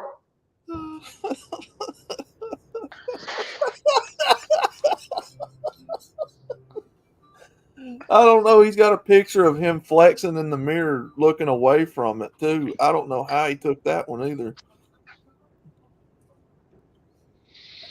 His boyfriend took it. That's how. Hey, do you think those are the pictures that he uses on his Grindr profile? Yeah, his Grindr profile. I wouldn't doubt it. They have too much clothes on. Oh man. I don't know. Do you think he's that ripped, or do you think that's like Photoshop and filters? No, he's pretty ripped. I've met him in real life a couple of times.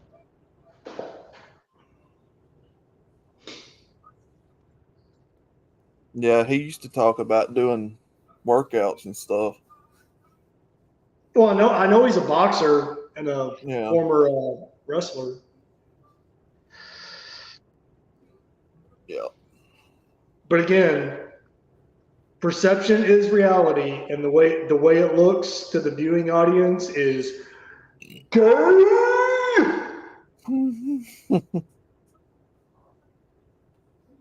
She made a retaliation vid on SCE. Why does everybody attack SCE?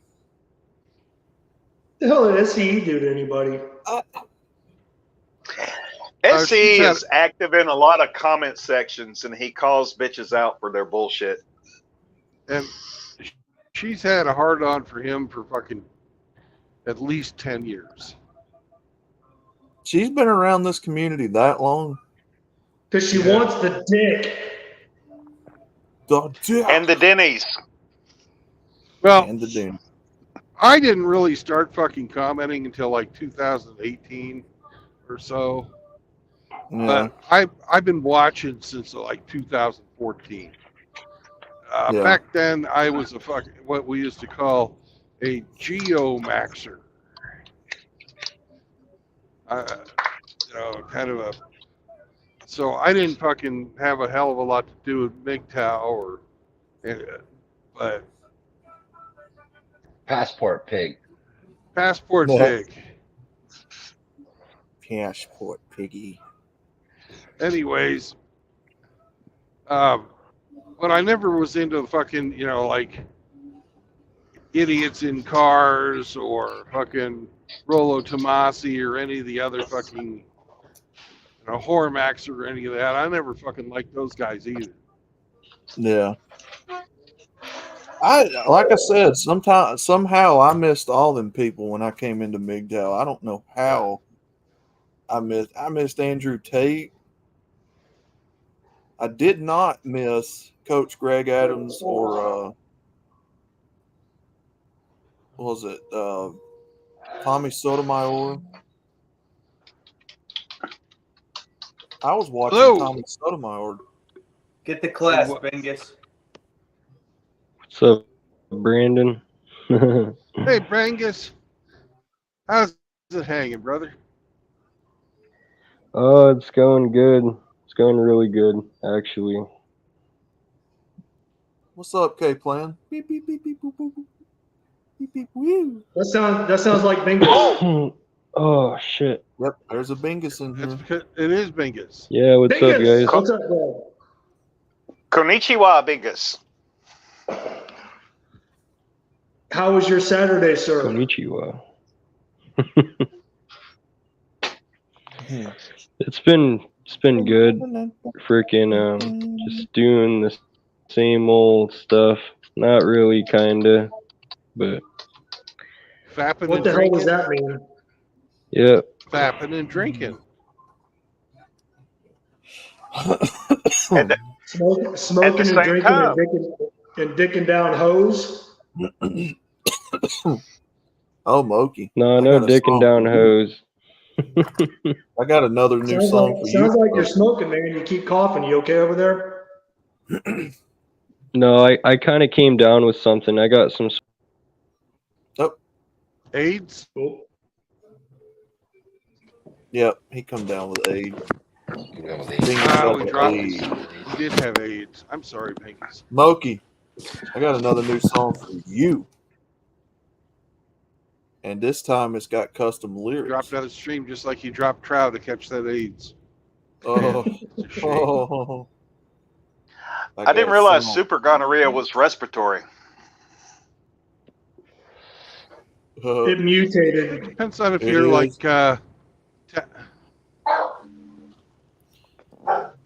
And you know what your song is called, Moki? it's Made probably it it's probably from his nuts up into his lungs. it's probably a thrush infection of his lungs. Oh God. Oh Does my! that mean He's been- you're taking it he's- orally, Bingus? He's been eating cinnamon rolls with Outlaw. He's been taking it in the throat orally. Moki, you know what your song's called? What's more tasty than a Jack Murphy zinc cookie? You gotta play it for us, Outlaw.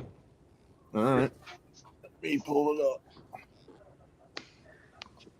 Moki doesn't have time to listen. He's got to get back on his unicycle.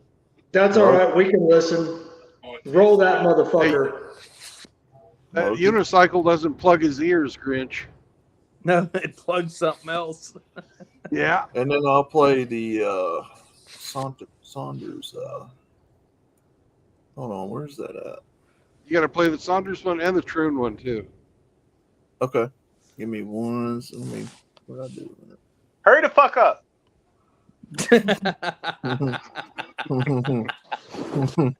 Thanks for saying that, Ro. Oh man. Where is Discord at? I know. Worst DJ ever. South might have won the war, but they all move at Alabama speed. Boo, get out of here, boo. Here we go. All right. So that should be on screen. Sharon. Mr. Hemi. All right, here you go, Moki. Here's your song. I'm out. Let me move this out of the way. My phone shut off for some weird reason. I don't know why, but You start with a single 1,000 men. Until you tell them when. Eat a bunch of cookies and call over your face. You'll love Jack cookies and cookies with a place. Oh, Mochi he wants the Jack Murphy cookbook. The pages are sticky as he takes a look. Read them. Get ready to cook when you ask about that Jack Murphy cookbook.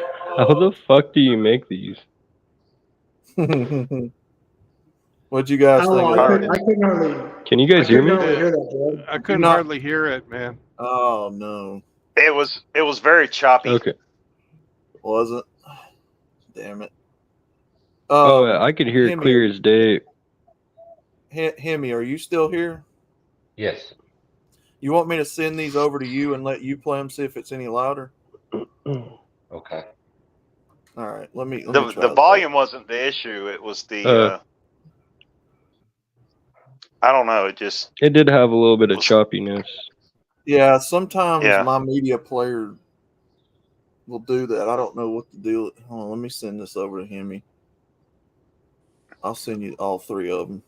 Ro's got a gently worn porn computer he can let you use. Hemi's already got the Troon song. of course he does.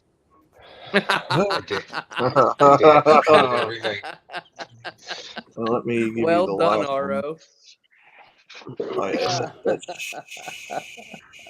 that should be it. Yeah, that's it. So he's got all three of them. Whenever he wants to play. Give me a minute. Man, it's Hurry the blue fuck skies up. over there. It's raining. Fuck you. It's raining Eat a like dick. hell over here in San Diego. I need to put fuck bitches on my hat on this dog. It's a double meaning. Huh, you either fuck bitches or fuck them bitches. Get it? Why's Yeah, your you- Yeah. why's the dog look like Joe Dirt? 'Cause I asked Outlaw to put a fucking mullet on him. That's why. Eventually, The- somebody The just hat came needs a in. logo. Yeah, Yeah. that's what I'm gonna do. I'm either gonna put fuck bitches on there or something else.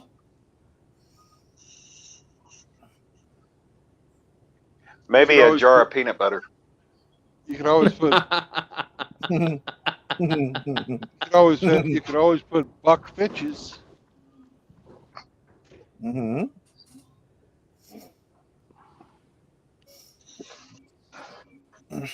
Yeah, originally the dog didn't have the mullet, but I put him a mullet on. Yeah. Originally, the dog was playing guitar. Yeah. Left-handed. Yeah, I've still got that picture, but all I have to do is reverse it. You need Mirror to make a Paul Schmecker song about Paul Schmeckers. it. Yeah, with a 20-pound Chihuahua using crutches on the album cover.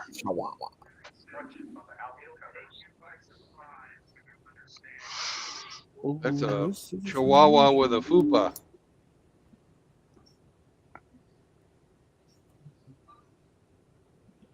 I can't hear that at all. He hasn't played anything. Mm.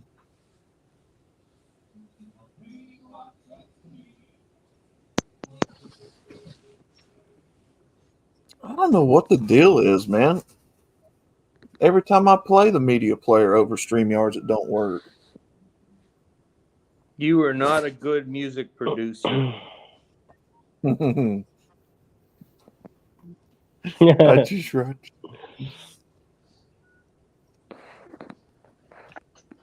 That's more confusing than a Bingus story. Botulism.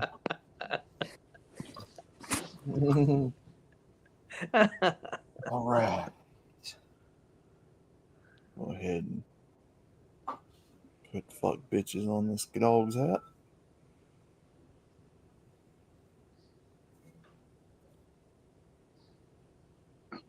You could put a nice sunflower up there.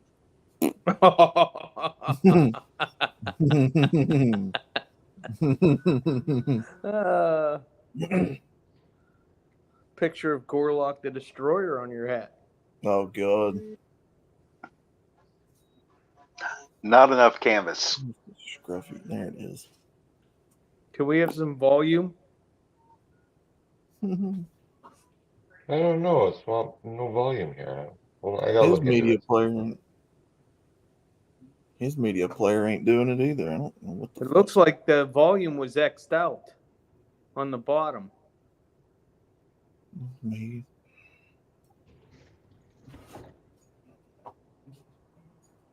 Are we almost to Missouri yet? We're getting close.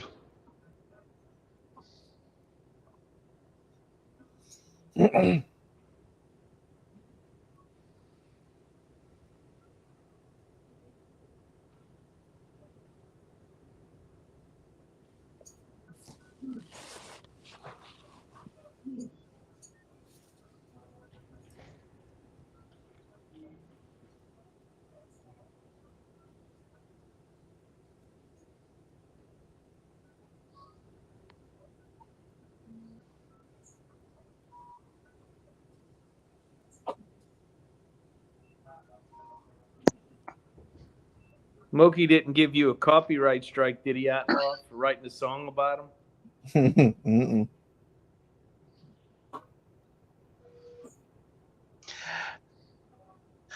Thursday, I got complained on to my boss by a female customer. He had to coach me. So how was your mentoring session? I was told to watch my tone. What Did you the tell him you only have one?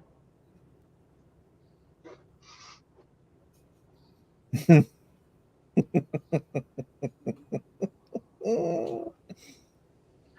RO was a bad doggy on the job. What did you do, RO? Well, you know how Walmarts have these mini banks at the front? Yeah. Yeah. I was trying to make a delivery to one, but their protocol is that two different personnel in the cash office to open the safe, receive it, give me whatever they're going to send out, whatever. And the second person had gone to the bathroom. And I'm only allotted so many minutes per stop. And if they can't accommodate me after like 7 or 10 minutes, they get walked. And their second was gone to the bathroom or a smoke break or whatever. And they were trying to get her to come on back so they could take their delivery. And when they texted her phone, they heard it go off on the counter. She had left it behind. So beyond going out to the parking lot or bathroom or wherever to find her and drag her back, you know, I was just standing there waiting. And after waiting several minutes, like, well, I got to deliver to this Walmart cash office too, so I'm going to go do that now. I'll stop back on my way out. And the customer thought that was very, very rude, and she called my boss. And she said I was a rude doggy, and she did not appreciate my service. Mm. And when my boss coached me, I said, fuck her. She's a woman. I don't care what she thinks. Appropriate response. I said, I got 101 other customers that'll tell you that they'd rather have me than anybody else you ever send out there. So fuck her. That's right. $20 is $20. She better make. Amen. $20 ain't shit over here. So you had Karen call the manager on you. What? I think what I can do is send Brandon the songs. Yeah, I he's can't driving. do shit. I'm driving, man. That's what I was just saying. So I don't know. That may not work. Outlaw, the universe has determined that the world is not ready to receive your art. Well, Outlaw, why was it working the other day when you were just throwing them songs out on the stream? Why was it working the other day? It might have been because I was on the actual like Suno website. Oh, But then again, I don't honestly, I don't know, brother. Sometimes it works, sometimes it don't. Hey, Brandon, weird. I put one of my welds as my profile picture. It's not it's not the greatest, but Hey, Henry, bring up Bingus's profile picture if you would, please.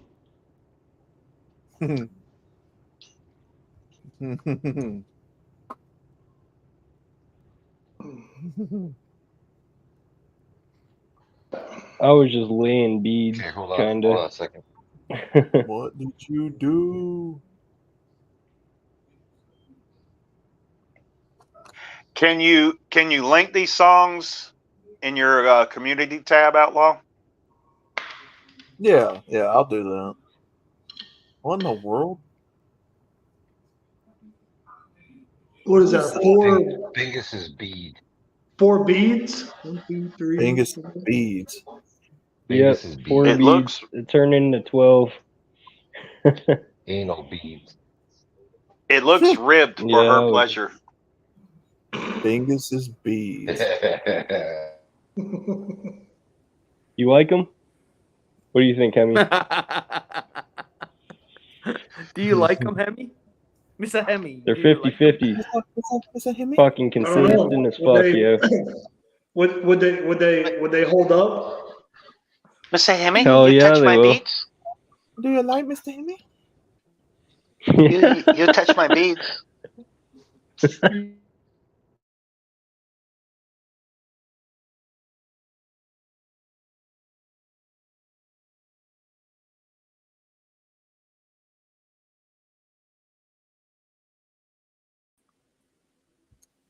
Uh-oh. With beads like What? that, I won't be showing them my tits. Hey, Bingus, can you hear me? Mm. Can you guys hear me? I can hear you. Mhm. Okay, Bingus, since you're half Japanese, do you ever have trouble with penetration? I mean, sometimes.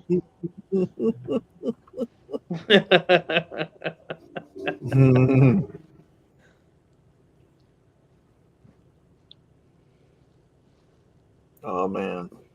Bingus, your avatar should be a ninja forging a katana. No, his avatar should be a ninja with a fucking Guinness. Mm. Bingus, are we, do you have my Discord? Yeah, I'm here right now. I'm gonna make you when I get stopped, I'm gonna make you a fucking avatar. What the fuck, Bingus? All right. Because that pink Oh. mustache is kind of gay. Oh no, it's not a mustache anymore, but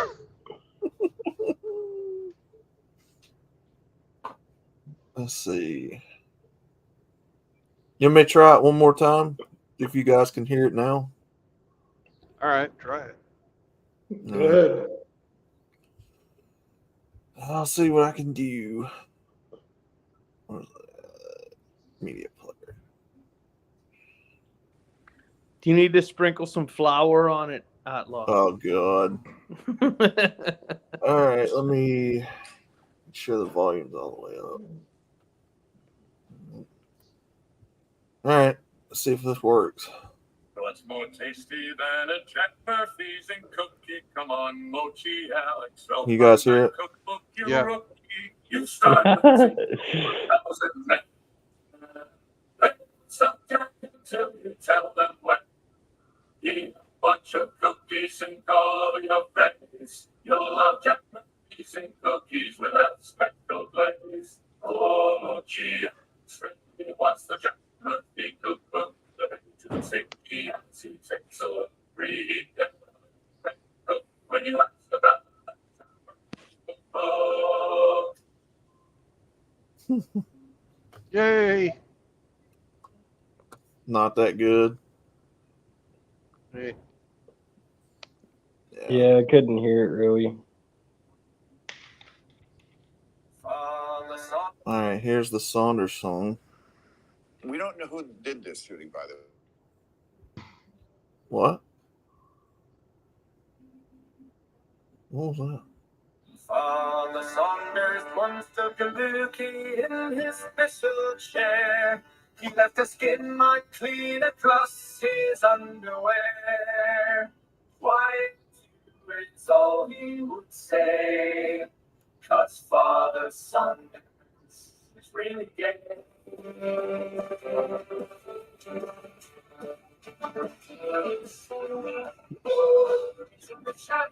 The gates of fellows, and coming through the still reeks, and it smells yours on the street. He's got very strange, but he's not speaking some English. Nothing bad, do nothing sad. Father Saunders have a part for you to laugh. That's it. He finds any shots ripping up your heart.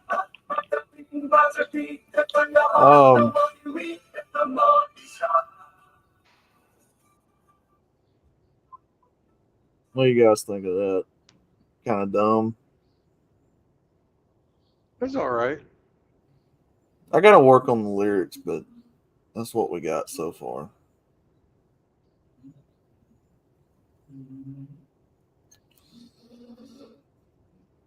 Takes a little work, but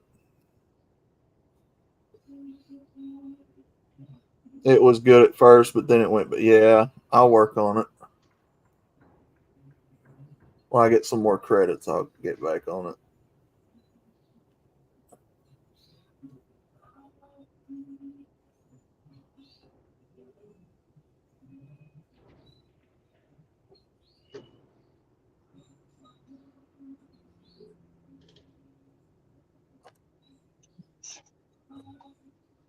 Hey, Outlaw, Mm-hmm. while you're making all these songs, are any cabinets getting built? Why, yes, they are. Just checking. Outlaw always has time to play with his wood. Mm-hmm. What's Sunflower's favorite wood? Wouldn't know. Hardwood.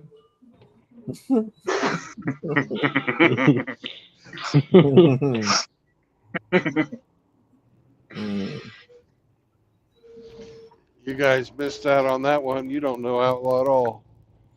His favorite wood's knotty pine. Oh, God.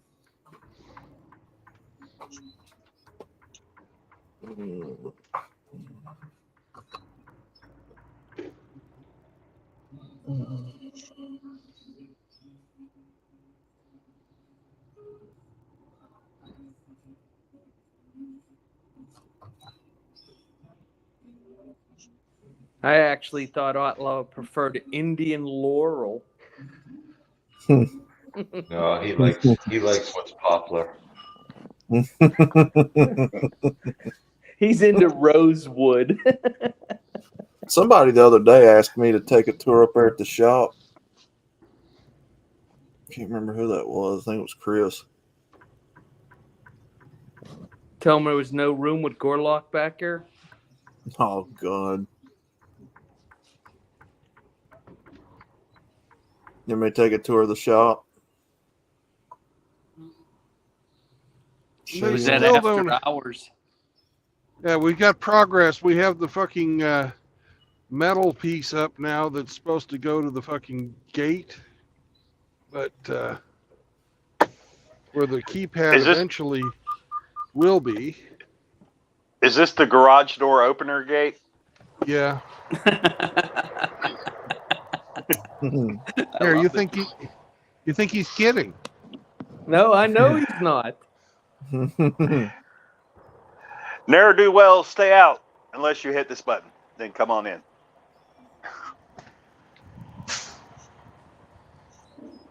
It's just so official. And, Yeah. and Here's our fancy. fucking. This is our fucking security. It's just so official. And If you press it twice, you're playing with it.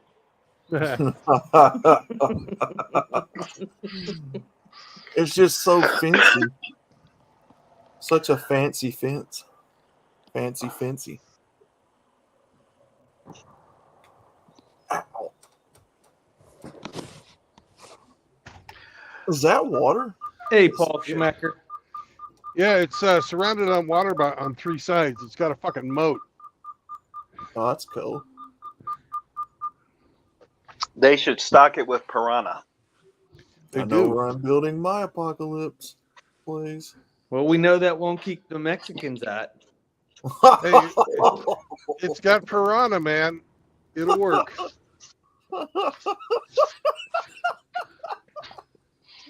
I always threaten Sam to throw him in there if he misbehaves. He straightens right up after I do. Senor already swam one river to get here. Oh my God. Could you imagine seeing somebody cross that with a door or a little boat? Like Dora the Explorer. Yeah. Come on, vamonos. Everybody, let's go. They try to get across however they can. Doors, tires. Do you believe that truck's been sitting there so long it's got its own mailbox?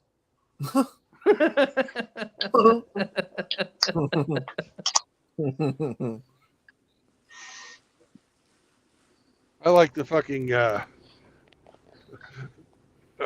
like, what was that, Robot Chicken, Dora the Explorer, where Yeah. she's fucking older and she's fucking goes and fucks her uncle after a fucking family wedding.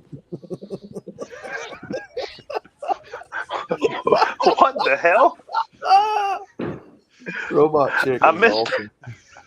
I missed that one. Robot Chicken's awesome. Yeah, Dora's gonna fucking get anal from her uncle, but she gets to ride in his Ferrari.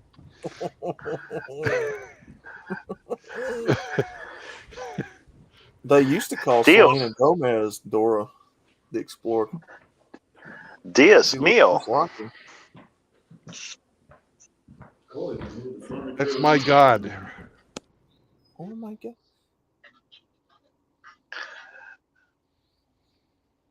I wonder how hard it'd be to convert one of them dry vans into a tiny house. Pretty easy. I've seen lots of people do it.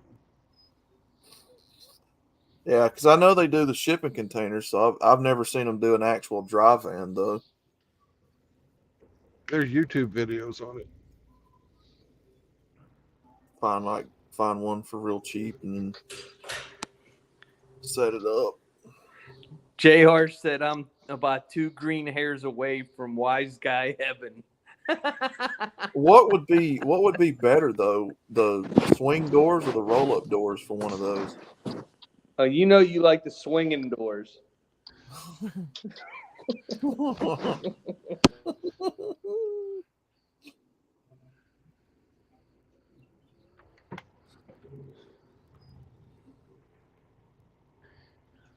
Well, that's big enough. You could technically live in that.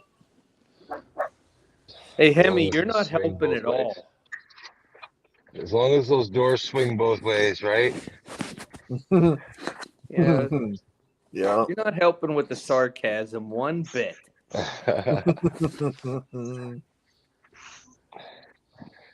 Put a couple of them together. That'd be pretty cool.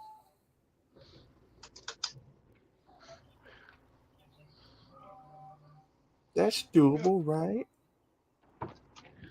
If you were going to do it, you'd want to go and use a refrigerated van. Yeah. Yep. Built-in air conditioning.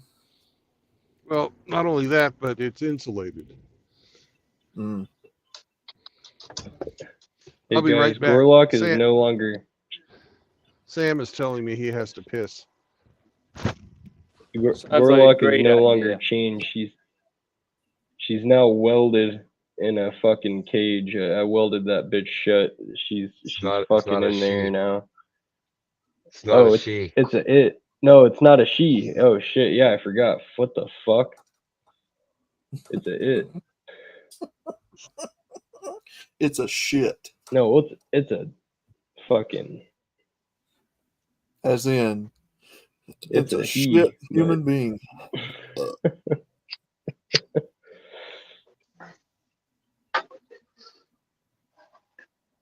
I do like Thumper does, the sweaty fat guy. Put a bunch of them together, make one big house. I think that'd be pretty cool. You know what'd be cool, Outlaw?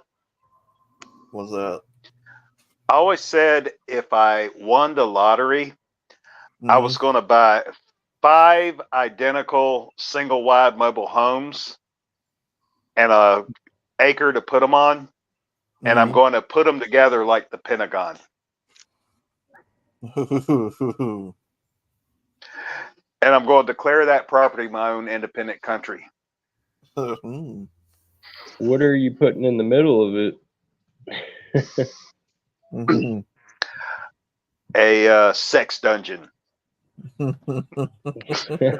Outlaw's tool shed is just chilling in the middle. That would work. Plant some sunflowers to make them feel at home. Oh God. Yeah, they give me shit sometimes too about eating the sunflower chips. I'm just like,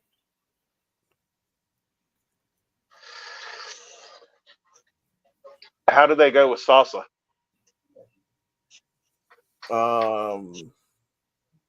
well, they've got a salsa flavors. That's pretty good.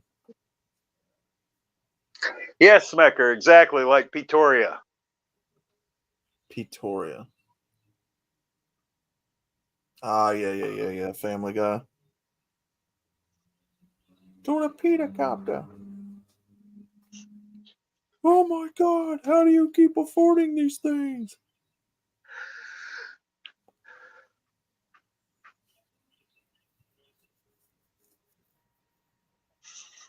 I declare this its own sovereign nation.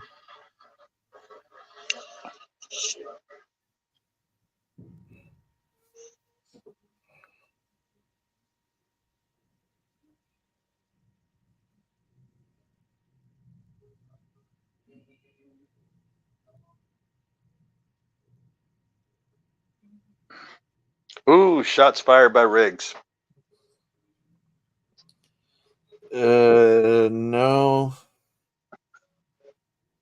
No.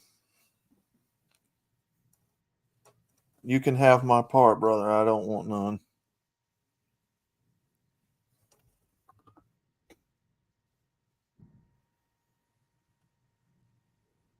Is she large enough that you need some kind of medical spreader to get to it? Yeah, probably. Yeah. Yep.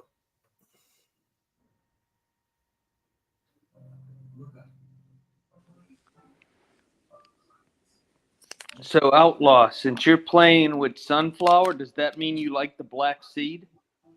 I'm not playing with her. Oh God. Oh.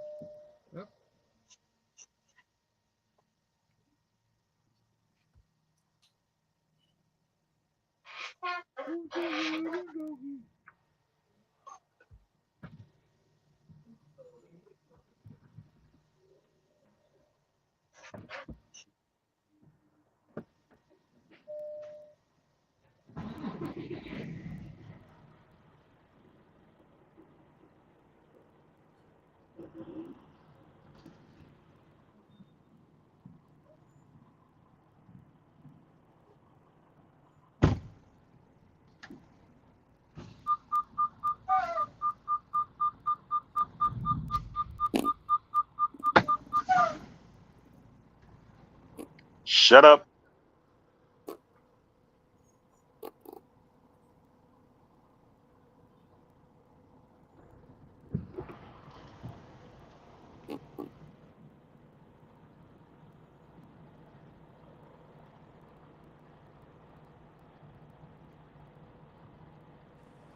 What happened to Ramadi, everybody's avatars? Ramadi, are you still around? No, I'm here, man. I managed to eat myself. All right, brother. I'm still here. What happened to everyone's avatars?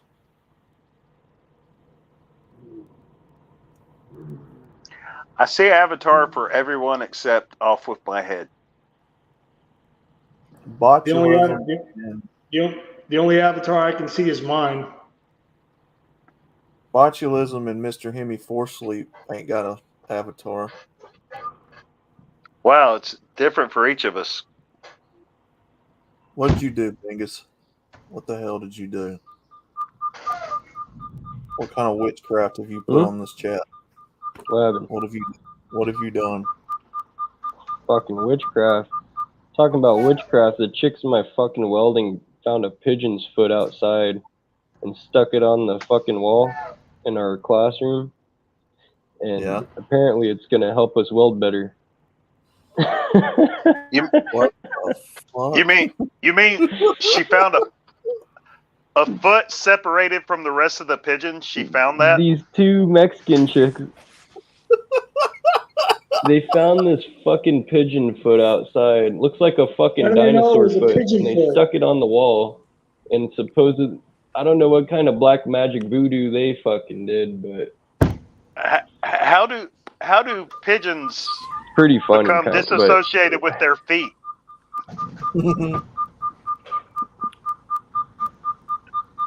I don't fucking know. I was wondering the same thing. But there's a pigeon's foot outside of the welding class, and they grabbed it and pinned it with a fucking pin. They pinned it to the wall.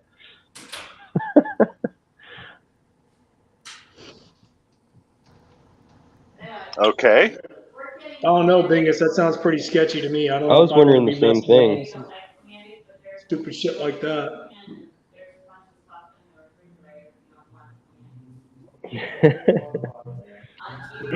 Is Yeah, it's not affecting me. I think that it's just some weird shit. is there some kind of integrity line you can call and report this shit? Because that's pretty fucked up.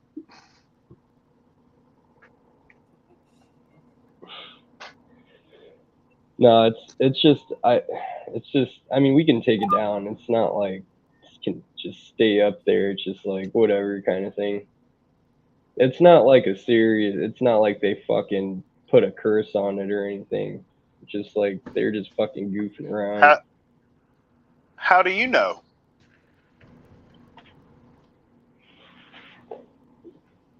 Because I weld with them every day. Well, I don't weld with them, but That don't mean shit. Oh, yeah, fuck it. that shit ain't affecting me. I've already dealt with that with fucking past chicks in my life, so ain't nothing fucking new. Can you think of a more obvious red flag than a female obtaining a dismembered pigeon foot and putting it on a wall?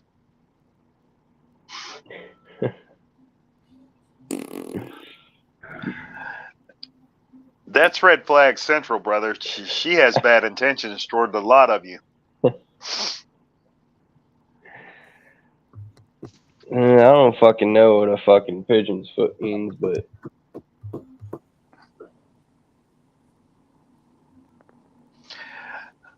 all they said is it was gonna help us weld better, and I mean I don't think so. Well, I do know what it means for the pigeon.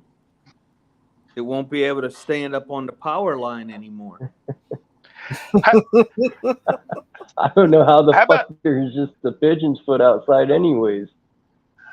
How about this, Bingus? You go up to the chick and you say, "Pigeons' feet belong on pigeons, not our fucking wall. What the fuck is wrong with you?"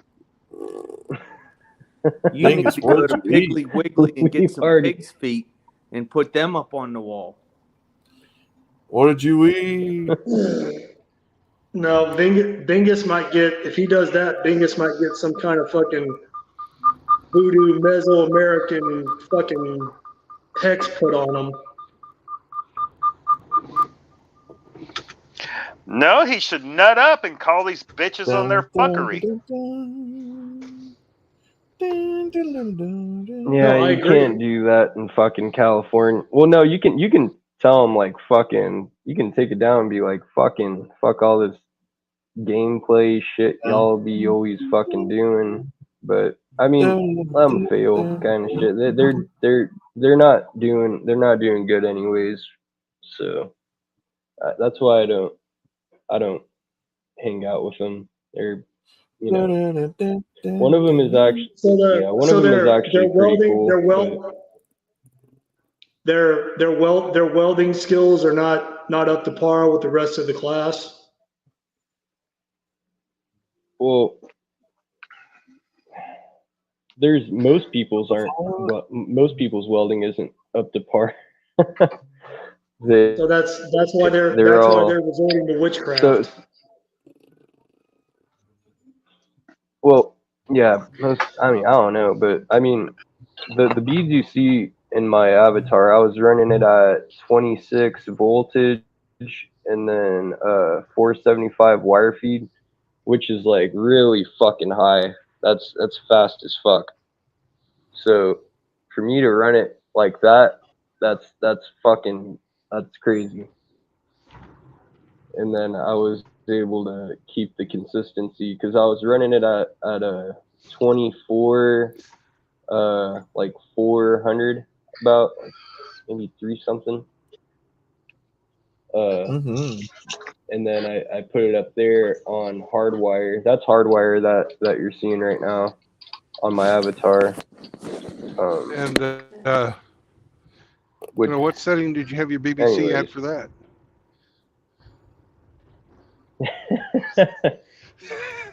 JR, the answer's no. I don't know how to respond to that. I was just laying dicks down, dude. I mean, I was laying my dicks down on the plate. Laying dicks down. You know.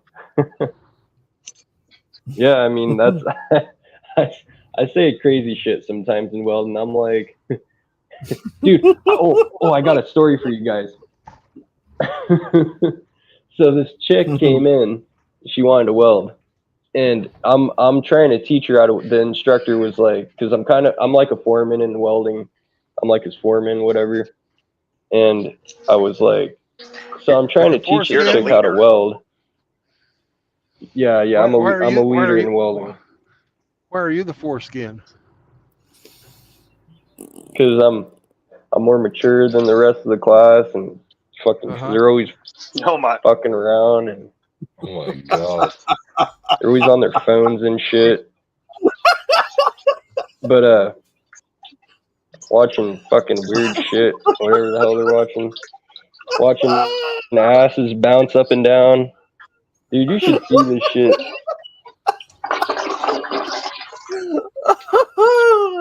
It's all right, Bengus. Outlaw just found his mirror. I'm not even joking.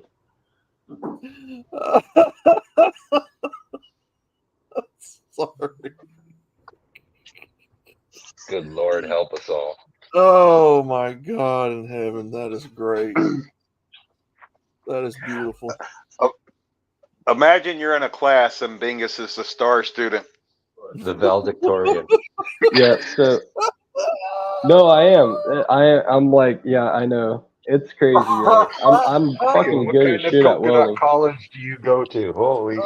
Oh my God. Sometimes the shorty bus pick us up. But I was trying to teach this chick how to weld, and she held the gun in her hand for an hour straight and was scared to fucking pull the trigger on the piece of metal. I said, just put it to the fucking metal. Put the fuck. You see that piece of wire? Just put it to the fucking metal and just pull the trigger. She's like, are you good? You got to teach her how to strike an arc. Anyways.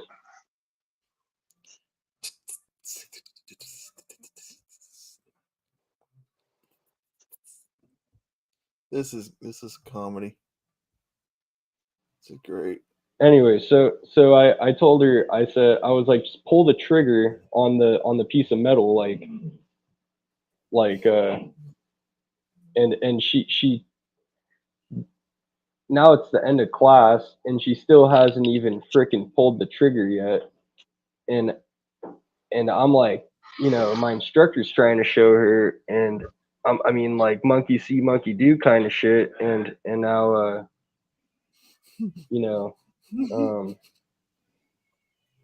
she's just holding the gun and she's like, I can't see anything, and I'm like, you need to start welding, and I was like, here, I'm gonna guide you. I was like, just start. She just couldn't fucking do it. Oh my God. Sorry, guys. She wants you to mentor her, Bingus. So who's sat up front in the shorty bus? I think it's great. Who's sitting where on the shorty bus? Grinch was racing the bus on his tricycle. In reverse.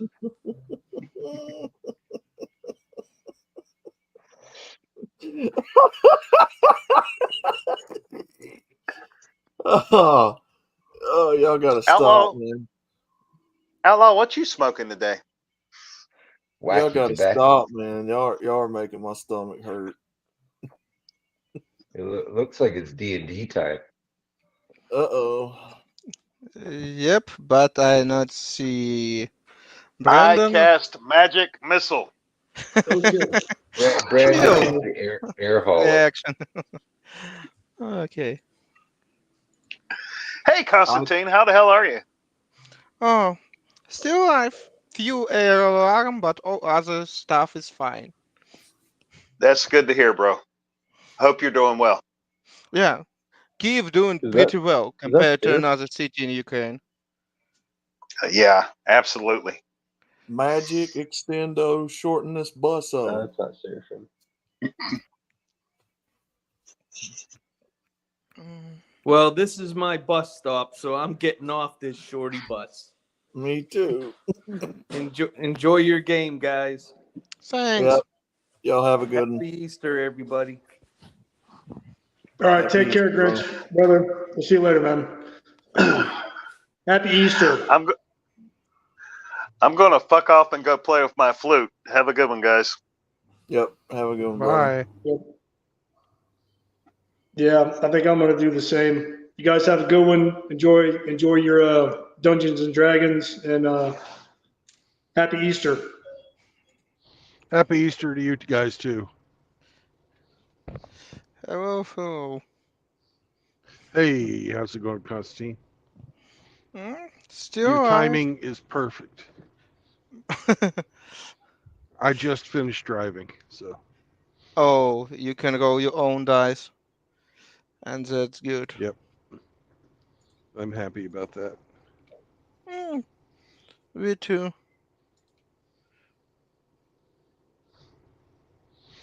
Let me give Glenn a call. I'll be right back.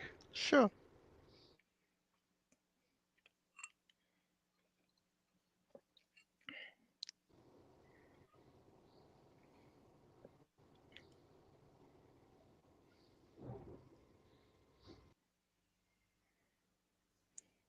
All right, guys. I'll catch you guys later. Sure. Y'all have a good game and happy Easter to everyone. Hope you guys have a good Easter.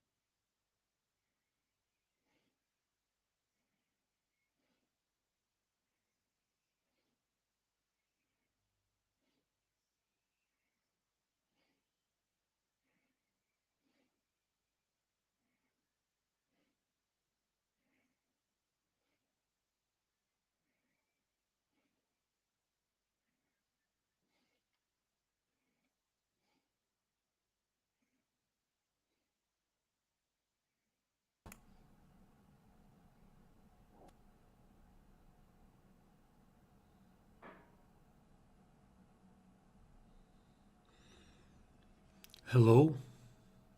Oh. Oh, can you hear me? Yeah, All I right. thought I got deaf for a moment. No. Oh, nice Oh, doggy. Sammy, I got to see you too. Good boy. Yeah. Looks pretty.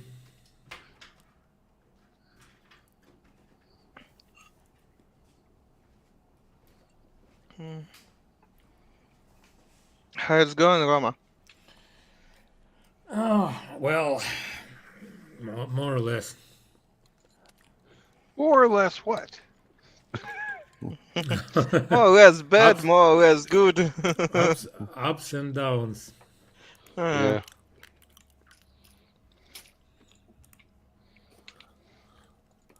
How do? Hey, Glenn. Hi. Hope everybody's doing as well as can be more or less expected. Yeah. And Sam, I need to get my dice. And I can't do that if you're sitting on my lap. You think I should pick you up, get the dice? I don't think so. I think you want to eat dice. So we're gonna put you on the ground. But you need water. That's why you're all jumpy and twerky and jumpy and. Yeah, dogs usually need a lot of things Yeah. at the same time. Well, he's like, you're not driving anymore.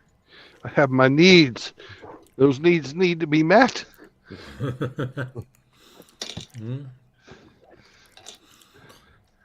Fair enough. Uh-oh.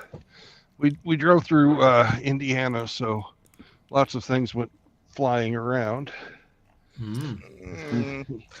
Indiana famous for that. Oh, the roads there are just awful. Just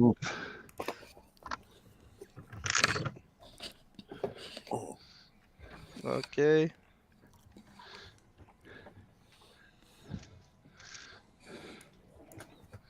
We have the bowl of dice. We have the sock full of dice.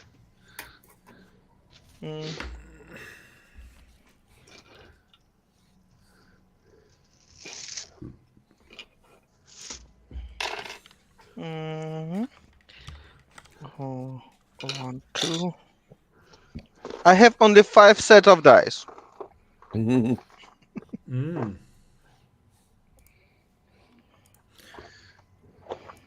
How do you manage to play on such a tight budget of dice?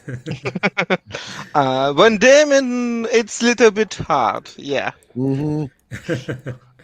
I have one set of dice, but I don't know why I just don't throw these things away. We used them for like 2 weeks in 1988 or something. Yeah. It's sort of will be antique dice, yes? They're completely worthless. Yeah.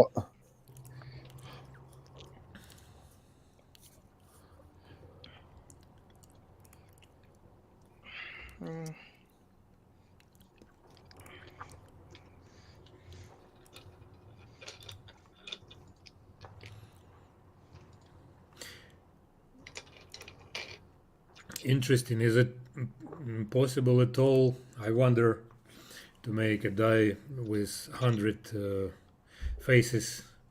It exists. Yeah. Yeah, I've seen those before. But they're very hard to fucking play with because they're pretty much, a sphere. Yeah, it's For like all a ball. intents and purposes. And they'll roll, but trying to get them to stop. Yeah. And it should be pretty big in diameter, at least bigger, larger than your average die. Yeah. Yeah, interesting. But I saw one time. Okay, it was about the size of a golf ball, and it was made out of that old-fashioned the luminescent plastic. If you set the damn thing under a lamp bulb for a while and turn the lights off, it would glow, but it still didn't roll worth a damn. Uh-huh. Yeah, that's practically a magical artifact. Yeah. At this Well, back when you were doing lots of drugs, it was really cool. point. So were lava lamps. That's what those things are for. Really? Actually, uh, at some point, lava lamps were used as a source of randomness for the internet Yeah. It's operation. still used. It's still Maybe. I'm not sure. I know this was done in the 90s, Yeah. but I don't quite sure. Not quite sure if it's still operational. But yeah, that's basically external, physically correct source of randomness, which doesn't have to do with pure it's still with pseudo used. randomness. It's still used in few cybersecurity company, and they even shown them online, but nobody never know which of them used for each key, and they always show them and offer everybody to come to that room where that lamp stay, just because to add extra randomness, because everybody that move around make extra random. Yeah, some Right. influences. Yes. Magical influences on the magical lava lamps. Yes.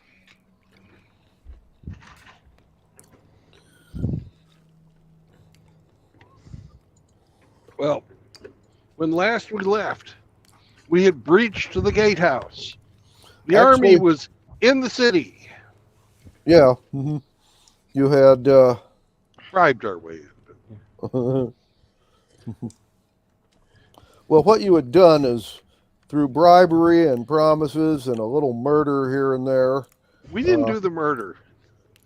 That I just didn't kind of say you happened. did. I just in general that led to it. Yeah, you opened a gate and dropped the drawbridge, and now your army's coming through.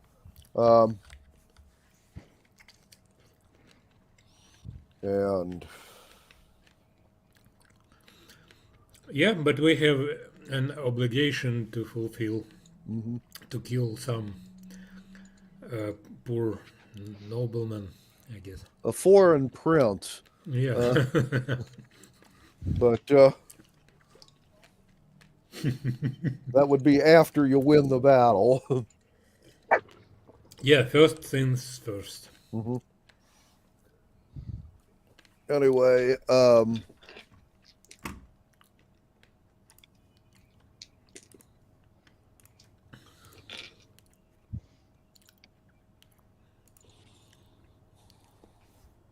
So, okay, well, when you drop the drawbridge and open the gate, basically the first thing through the gate is all of your nomad horse archers, and they are followed by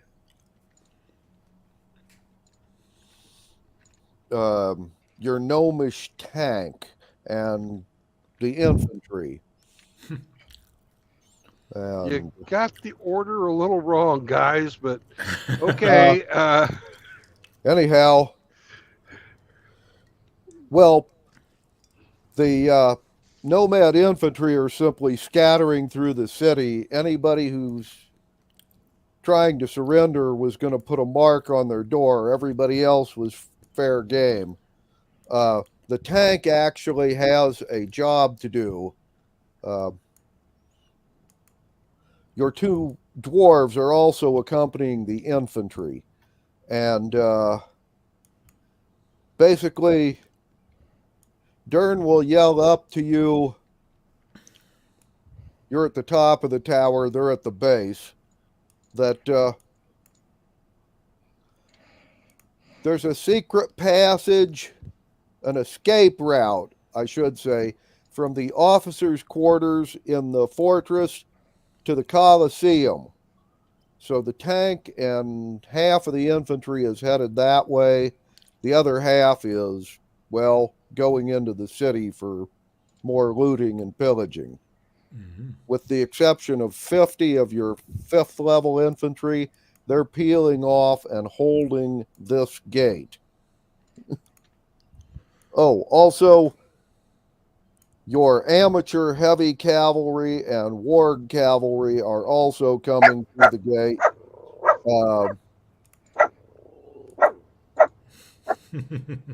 And they are basically heading into the city to do mayhem.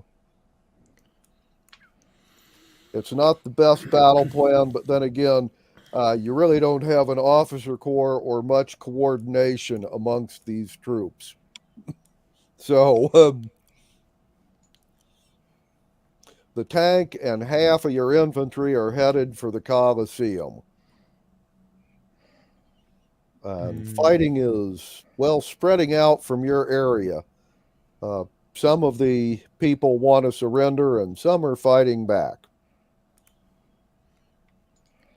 And almost from the instant people came in, I should have you do a perception, but a 5 or better will notice fires are starting. And nobody seems to be putting them out. Well, yeah, that's not ideal. Anyway, this is the Volunteer. situation that you are in at the moment. You may head for the Colosseum with the rest of that force, or you can head into the city. Or if you want, you can fly air cover. I'm going to fly air cover, but we have a whole bunch of followers, right? Yes.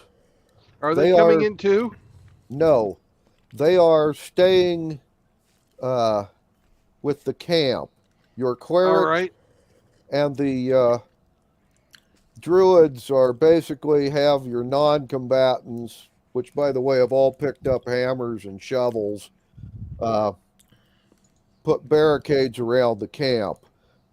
And they're basically just going to defend themselves if anybody heads in that direction.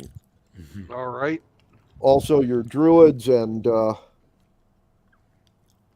clerics are out there, and your soldiers have been told to take any wounded out to camp, and they can do first aid on them there. All right. I'm going to fly out and get the druids. Okay. Constantine, if I'm going to put a fucking fireball in the ring of holding for you, or ring of spell storing.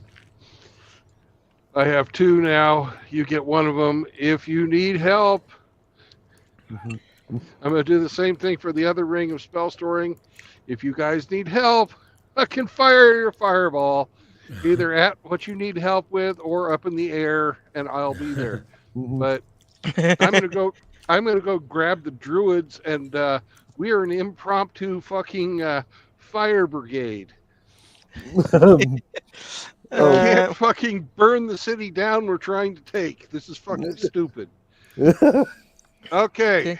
I'm going to go grab the druids. I'll see you guys later. Okay. Okay. Then, Glenn, if Bill choose what he will do, I want to figure out what a biggest spot,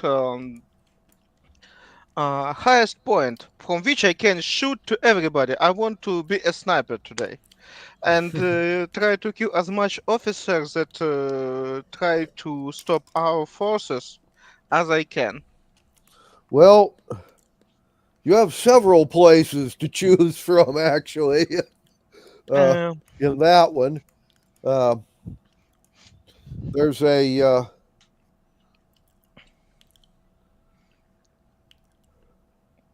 You can go, as I said, to someplace near the fortification at the center of town, Mm-hmm. and shoot at the guys on the towers or the walls. You can go to a couple of different places in the city where people are trying to fight back against the invaders and take shots at them. Um, let's see. You have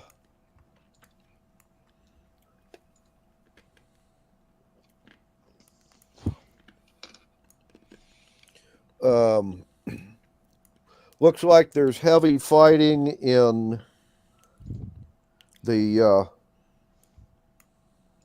around the barracks on the south side of the city, and also near the center of town on the west is the rich people's neighborhood. And most of the mansions there are inside a walled grounds. And some of those places have personal troops defending their mansion, and some of them are surrendering. So I those are your choices of people to snipe at. I will go to fortress because main resistance, I expect there. Because with Okay. rich people we will have agreement, but I don't want that somebody can take troops around themselves and can counterattack. That Okay. guy need to be dead. Mhm. And I will look what I have with my extra arrows. Okay. So you're It's going to go and snipe at the fortification. Yep. Uh, and Roman, where are you headed?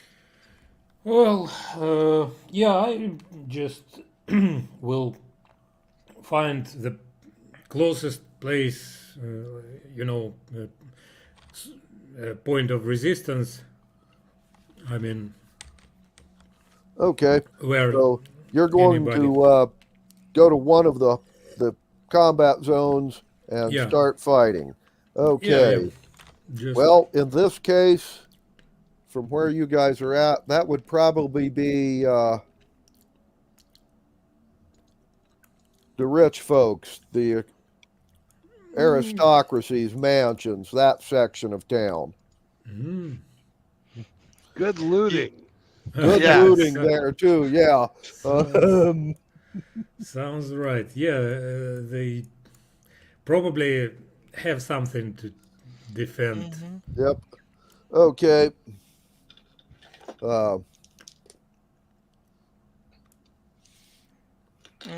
Well then, Bill, you will go out and grab the druids and bring them in to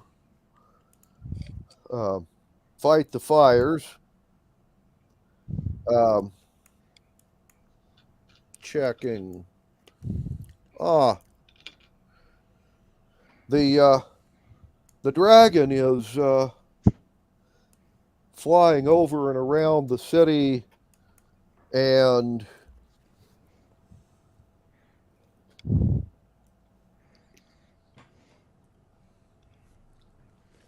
seems to be capturing prisoners of people that are trying to fly out of the cities, either riding on bats or with cloaks of flying, that sort of thing. He figures they will be good prisoners to, like, interrogate or ransom back or whatever. Good for him. Yeah.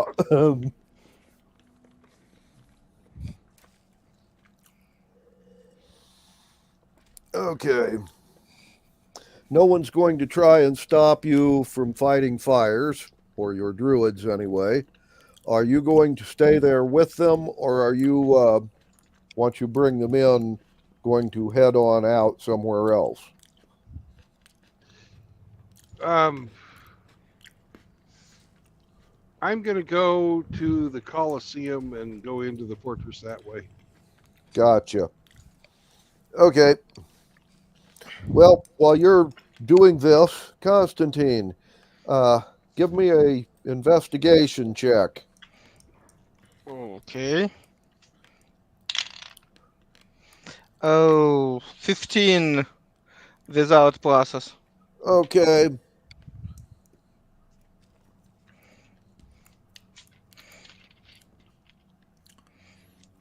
Well then,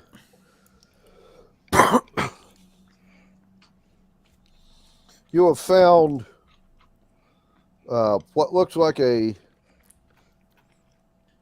nice place to observe the fortress and snipe at it.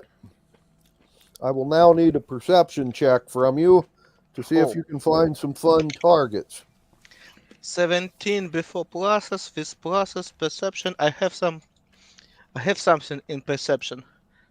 Perception plus 2, 19 total. Okay. Well then,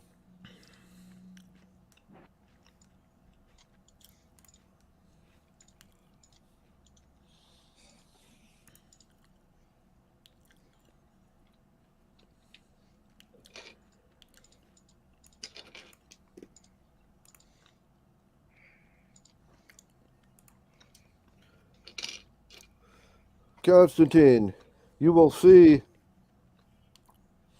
a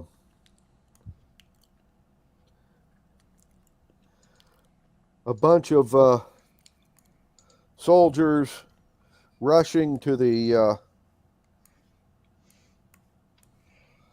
gates of the fortification and the walls, but they seem to be somewhat undermanned. And the main gate, there is a fellow who is summoning up a fire elemental and sending it down to the street in front of the gate to guard there and attack anybody who shows up. He looks like a nice target to you.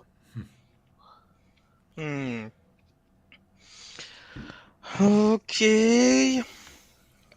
Let's me hide that I was with stealth, just in case they not figure out from which position I shoot. 14 with process is 24, and then I will shoot to him. Okay.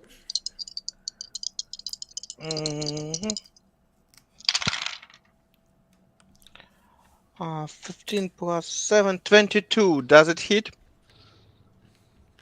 Yes. I don't know. Maybe he has something to protect them. I don't know. And Well, with he all does my have some protection, but not that much. 21 damage. Okay. And as fast as possible, I try to make second shot because I'm not sure that one will be enough. Okay. And your second shot? 11 plus 7, 18. Okay.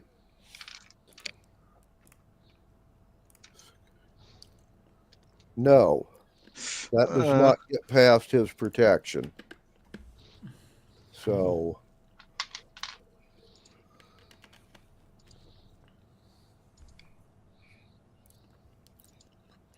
Anyway. Okay. And let's see. They have not spotted where you come from, but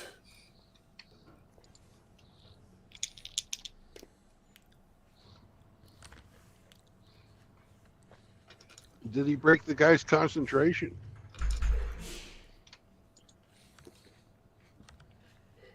Go ahead. I was Roma. checking on that now. Roma, No, can he you, is not.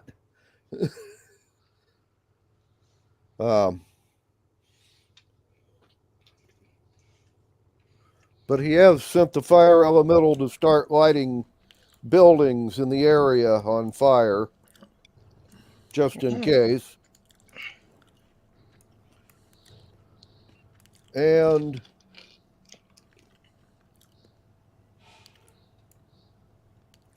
he has called for a couple of the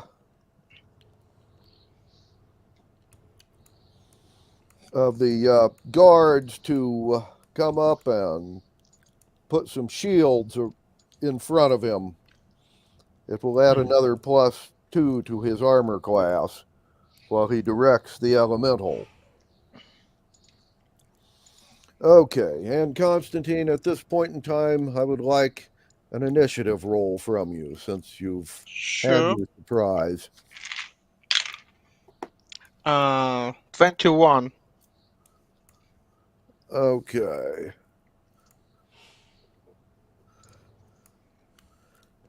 And they have a 9 and an 11, respectively. The 9 for the magic user, the 11 for the guards. Okay. So you're up first. Okay. That magic user didn't see me, but I am from steady aim. Do it with advantage again. 17 plus 7, 24. Probably hit. That hits, yeah, even with the extra shield. But it's. Oh. 9, 10, 15. Okay, you have done him an additional 15 points of Yeah. damage, along with the 21 last time, bringing it to a 36 hit points of damage.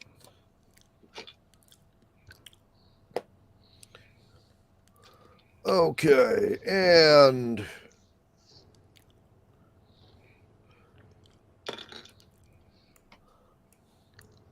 he is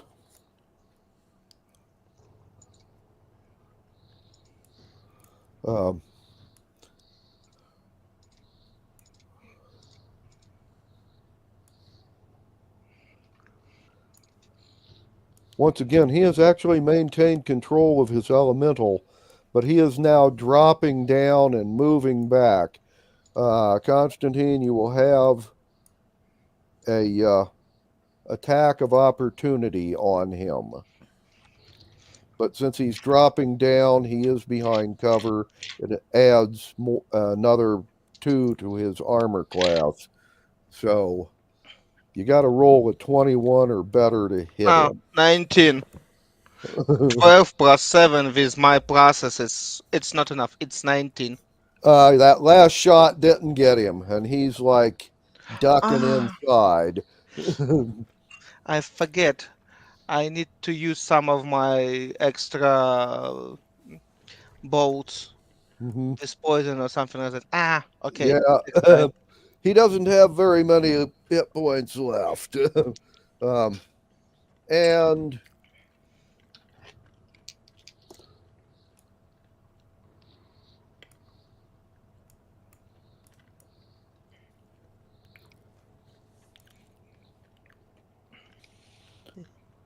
alrighty, and Roman, Yeah.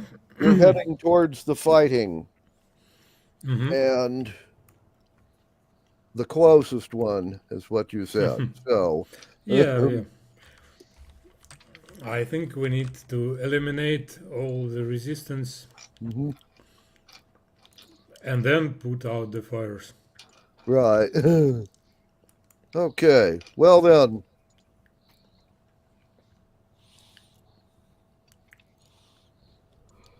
you head towards the fighting. When you get there, what you find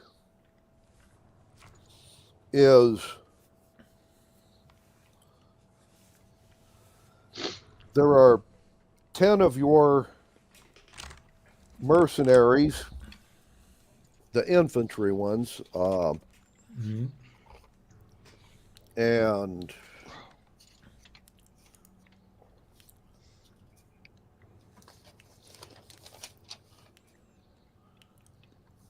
And fortunately, they are like 10 of the first level infantry. And they are fighting against what looks like 25 humans wearing leather armor, carrying swords and shields. At the center of this group of people, there's what look like two very wealthy dressed men and a very wealthy dressed woman. And the house, the manor house itself, has a mob of about 40 or 50 half orc women that are, well, at the moment, lighting the house on fire while they're looting it. And they seem to be killing the servants also.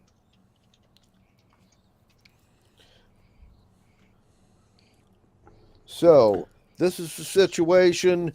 Your fighters are blocking. They've opened the gate to get out, and your fighters are now blocking their exit, while the half-orc women are throwing bricks and attacking them with, like, kitchen knives and torches while they're leaving, or trying to. So,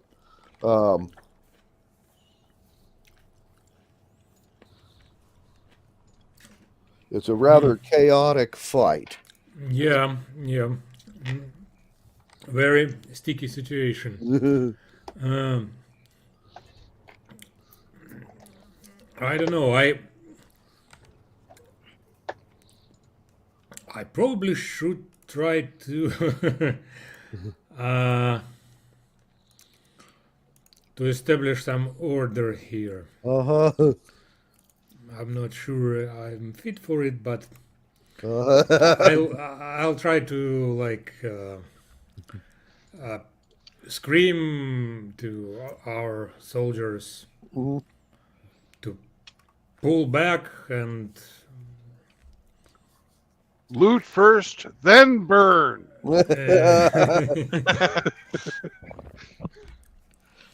Yeah, and save civilians in the process. Okay, would you Probably. give me a persuasion roll?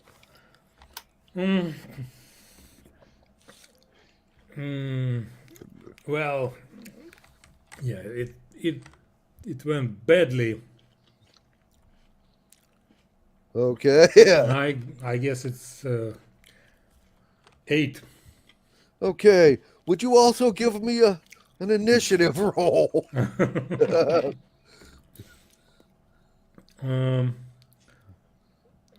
10. Okay. Well then.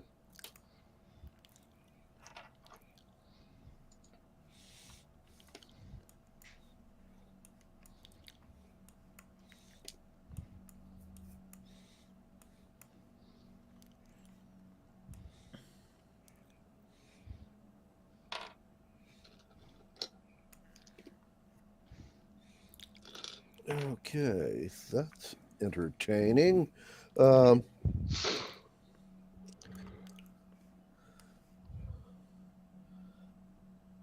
Okay, the rich guy's guards will attack your soldiers, and 5 of the guards have thrown javelins at you. They missed everything but the ground. And Okay, then we counterattack. And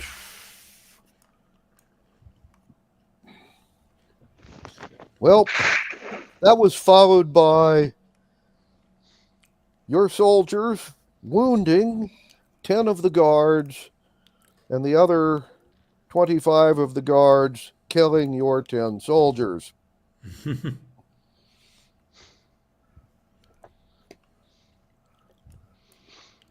And the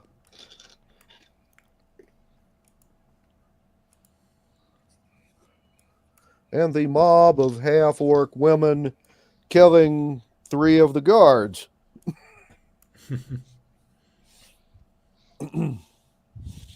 Then it is now down to you. Well, I just pick the most, maybe a fighter which looks like a leader. Okay. If there is obvious one, and attack them, him or her. Right. Okay. And well, it is 20 to hit. Okay, that hits. On the first attack. And you do double damage with a 20. Yeah, it's not natural 20. Oh, it's not a plus natural, pluses. but just Yeah. with pluses. Okay, it hits anyway, but not double. Hits, yes. And this will be 13 points of damage. Okay. And the second one is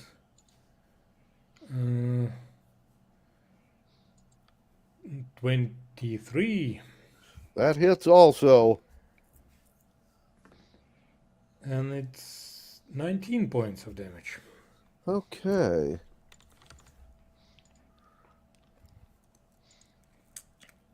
Right. Okay. And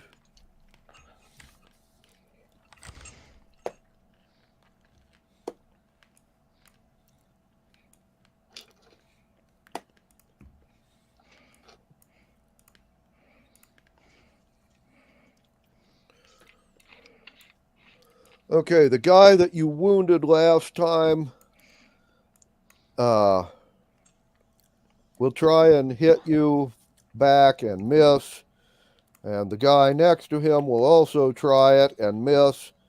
And the third guy will hit you and do you 14 points of damage. And points. While this is going on, the rest of the guards are going to grab the rich people and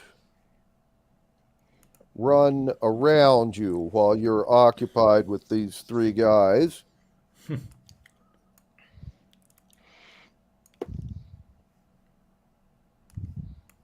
Okay.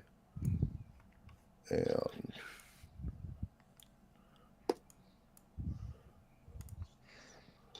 okay, that's kind of pathetic.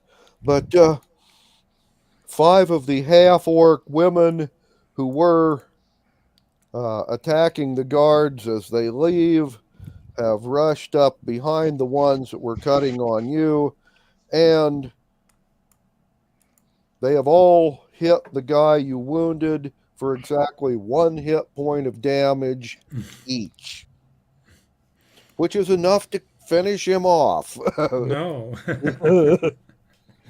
Yes. And, little help.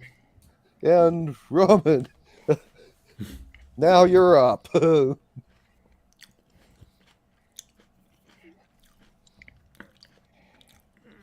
Well, okay, I'll, since this leader guy is dead, I Yeah, he's dead, but the 2 other ones are still standing up, and one of those 2 just, wounded you. Okay, let's. I think I should defend myself. Yep. It's 17 to hit. Okay, yes, that will hit. Nice. And it's 13 points of damage. Okay. The second attack probably misses. It's 10. Yeah, that misses. 10 hit. Mhm. Yeah. Somehow. Okay. Well then. Well.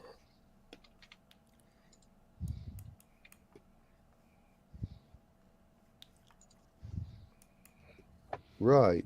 Okay, well then.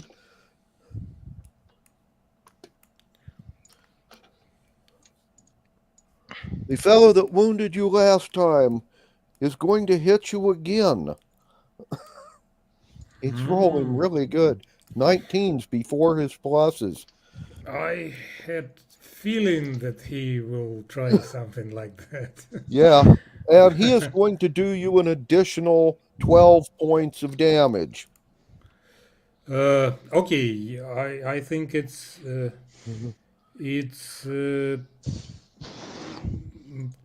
makes sense to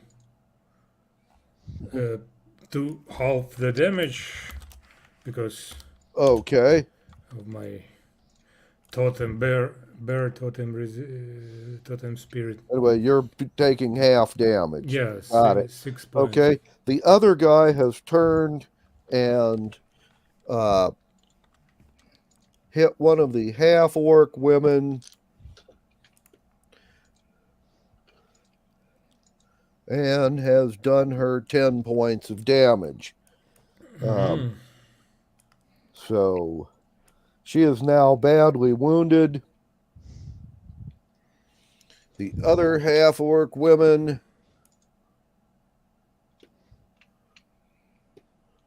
oh, cool. 3 of the 4 of them have hit that guy, one of them with a natural 20.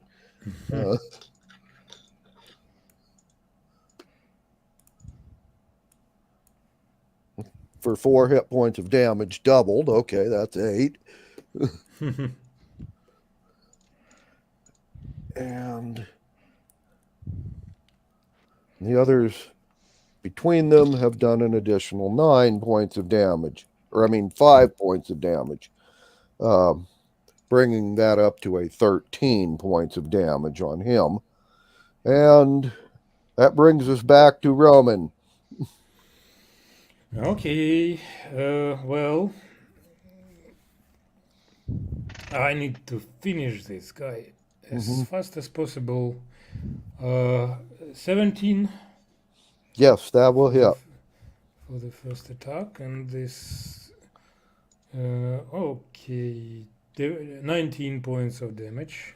Okay. You've done him 19 points of damage. And your second attack? He's still alive.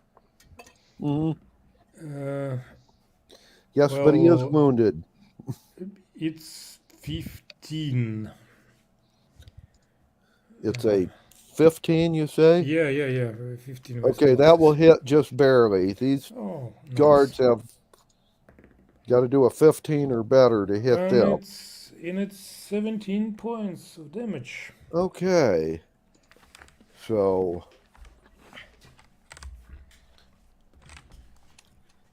he is now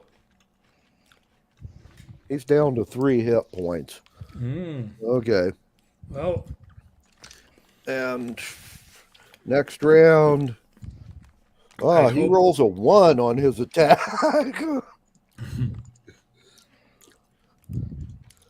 The other guy has rolled a 6.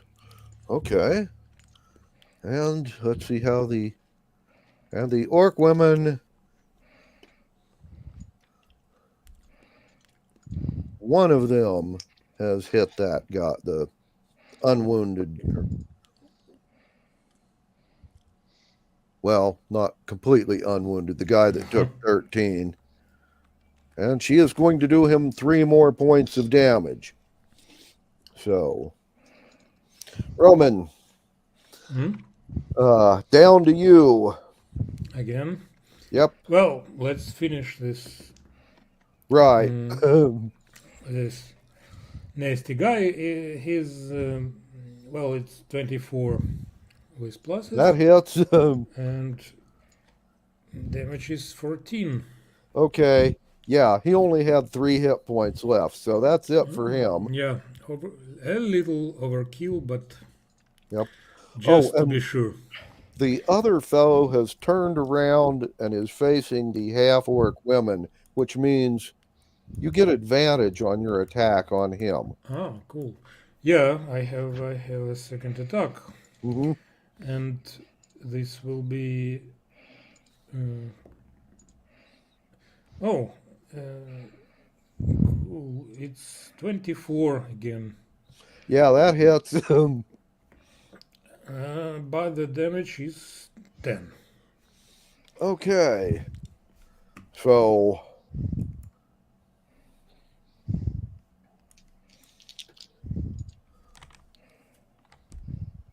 right. And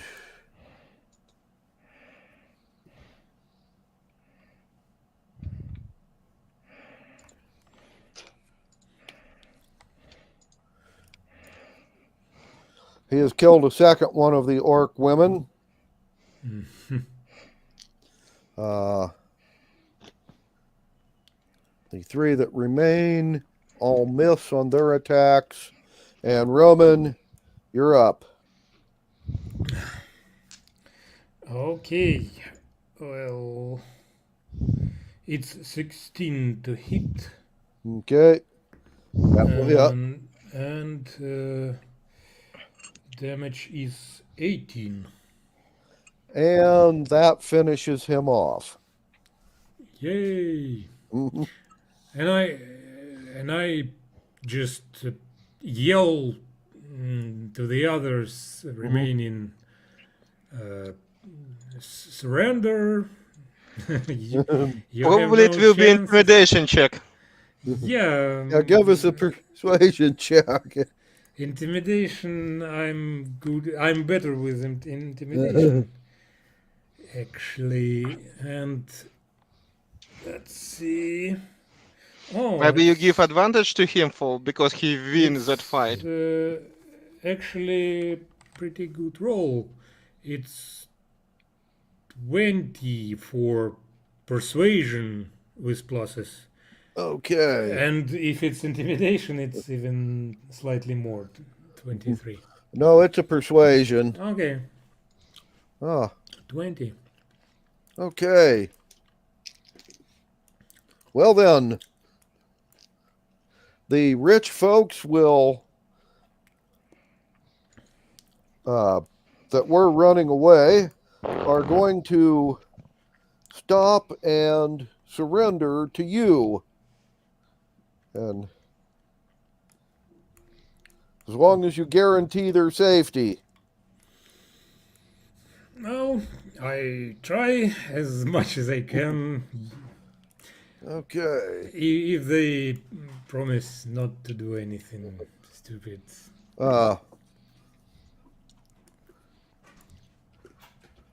The half-orc women that were looting the place are all going to exit the burning house carrying loot and come up and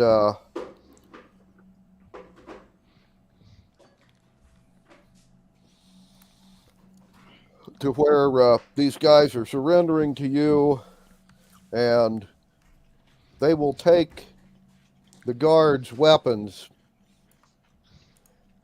and ask you where you want them to take the prisoners.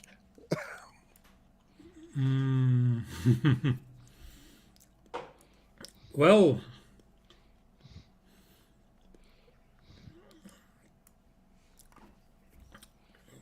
I'm not sure. It might be wise to escort them out of the city walls, but take back out to the camp.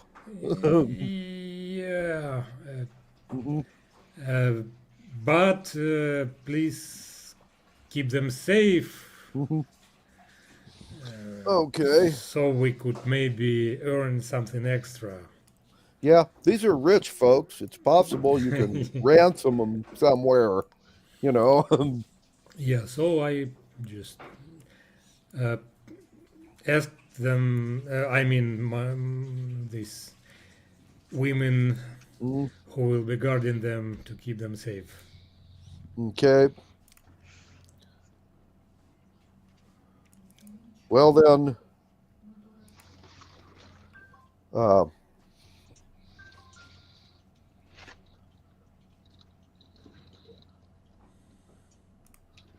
right. Well, they're going to take the loot and your prisoners and go out to your camp outside the city with them, then, and promise to keep them safe while they're taking them there. Are Okay. you going with them, or are you heading further into the city? Uh, yeah, I think I need to go into the city since, Okay. as I understand it, it's not Hmm. the fight is not over yet. Oh no, no, it's just getting started. Yeah. Okay, Bill, Yes. you're heading to the Coliseum. Yes. Give us a perception check when you get there. Okay. A 9. No pluses. Okay.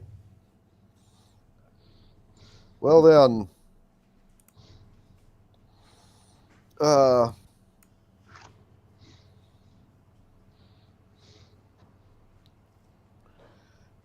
it's a pretty chaotic scene when you get there. The main entrance to the Coliseum looks like it had a tank driven through it, because it did. The tank, however, is currently laying on its side and in need of some repair next to a broken stone golem. And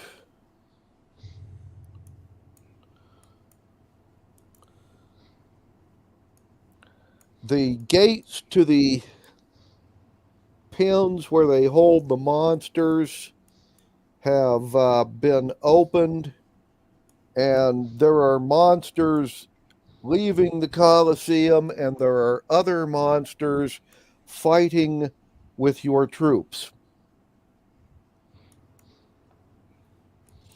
Looks like about a dozen Minotaurs, a couple of Allosaurus, and an ogre versus, well, 2,500 of your infantry.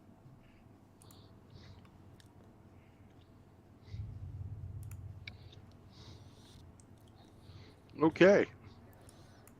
You don't see where Dern and Vaughna are.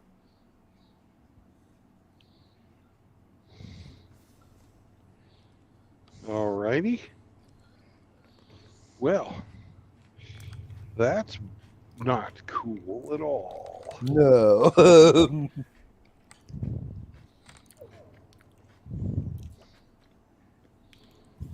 Okay. Here's what we're going to do.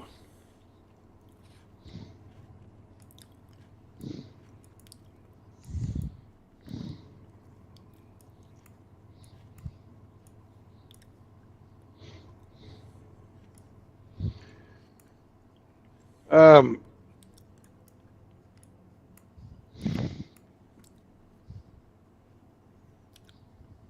Let me look up a spell real quick. Okay.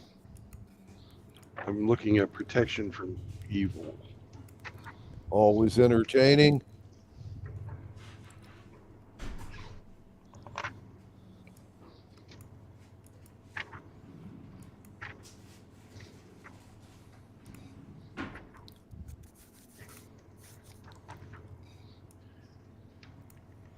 don't know if it'll work on these guys because they're monsters, but they're evil monsters.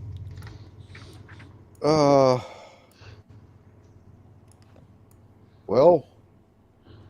the ogres and the minotaur are. The allosaurus are just, large carnivores and unaligned.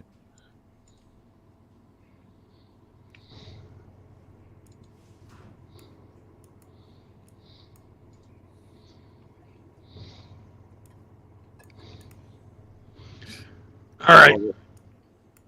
What I'm going to do is not bother with that because it's only good against, or only can be used on one person.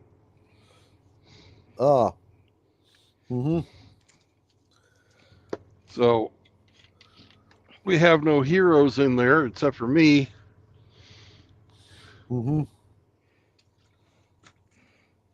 So I'm going to cast. Where did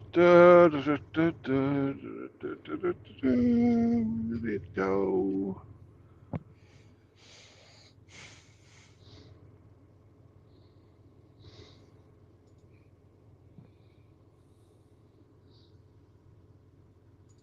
I'm going to cast Hypnotic Pattern. Okay. Hypnotic Pattern. A fun one, I'm sure. Oh, it is. It's a great one. Yeah. So your monsters and my troops are all going to have to fucking make saving throws. Right. It's page 252.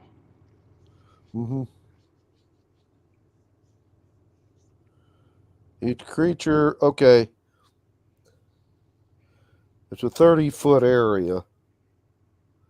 All creatures in that area must make a saving throw, wisdom saving throw, or become charmed for the duration. Got it. Well, they're in the arena of the Colosseum itself, so you can probably get about a third of them. There we go. Okay. Wisdom saving throw coming up. For your troops. Okay. Well, the 5th level guys saved, and the 1st level guys are all hypnotized. And checking on the monsters. Ooh, they did even worse than your 1st level guys. So they're charmed as well. Let's see what you got.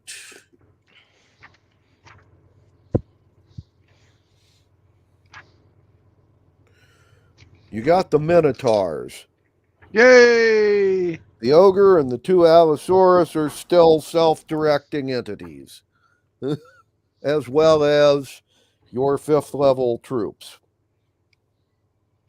which is about 100 guys with this bunch.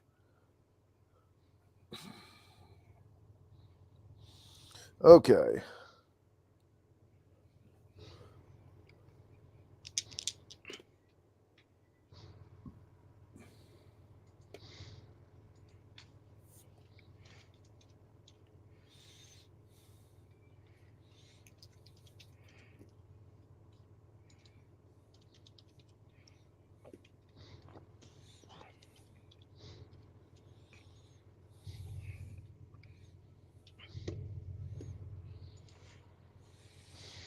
Right. Oh, and there's somebody I had forgotten about.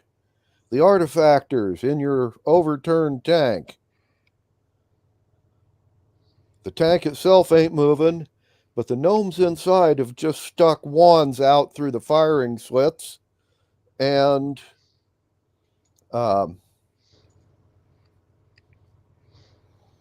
targeted the ogre.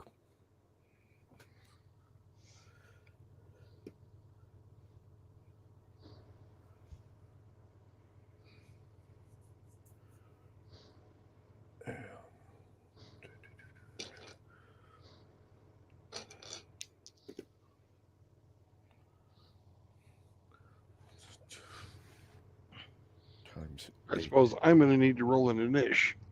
Mm-hmm.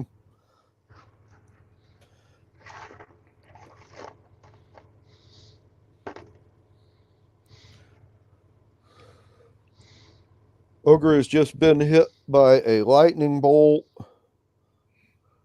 2 wands of magic missiles, a web spell, and a what's that 5th one?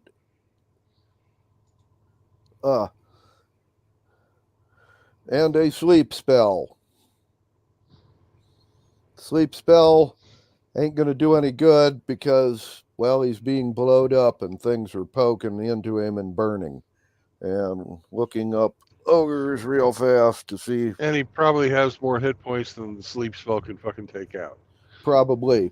But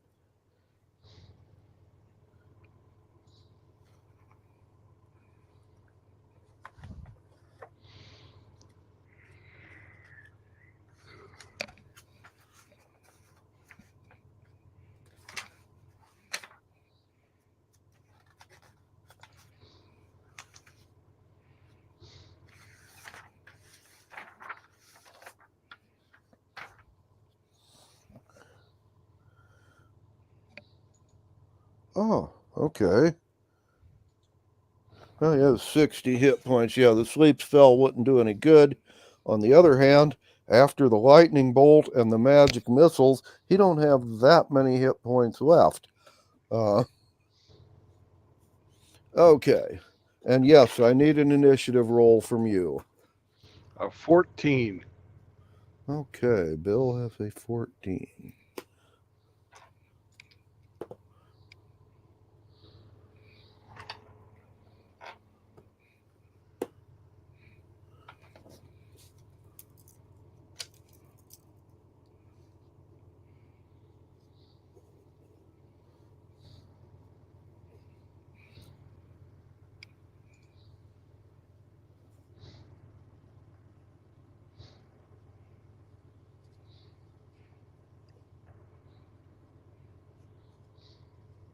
Okay. Well then,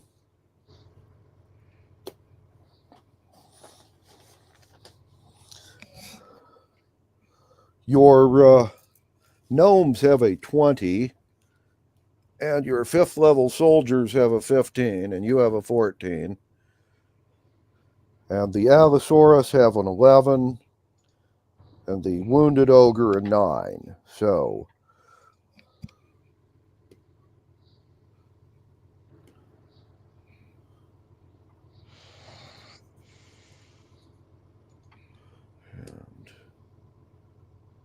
never mind about the ogre. Your artifactors have just taken him out.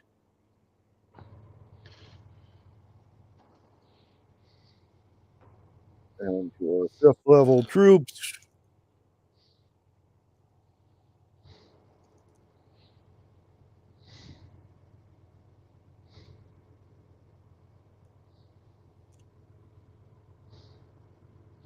They better be just slitting throats.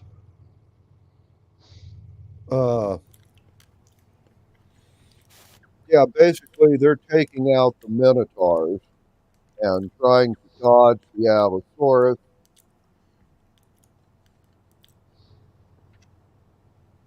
And the Allosaurus have just eaten 3 of your 1st level troops.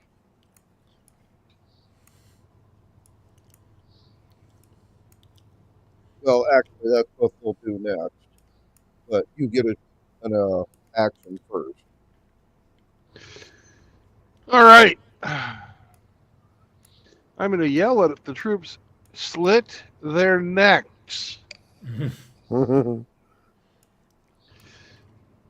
And I've got to maintain concentration. I'm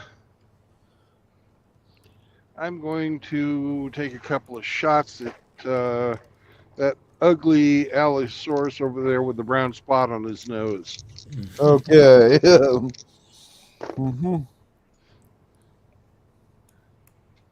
see.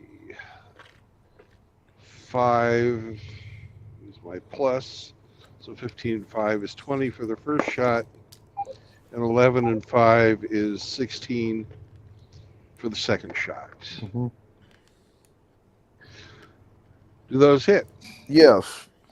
Okay. Allosaurus got, 14 armor class because of their hide, but that's about Right. it. Well, the first arrow does 7, bolts, and the second bolt does 6. So total of 13. Okay. You've Oh, done. and poison. Poison. Okay. Saving throw versus poison. Right. They have failed save. That guy Okay. full damage. A 6 and a 7 as well for an additional 13 points for 26 points. Okay. So 26 points of damage. Kill. And they will then proceed to chomp a couple of soldiers to end the round.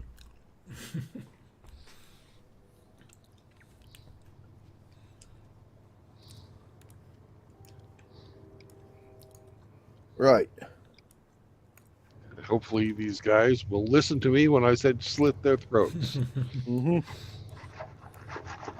They should listen. I'm their boss. Yeah.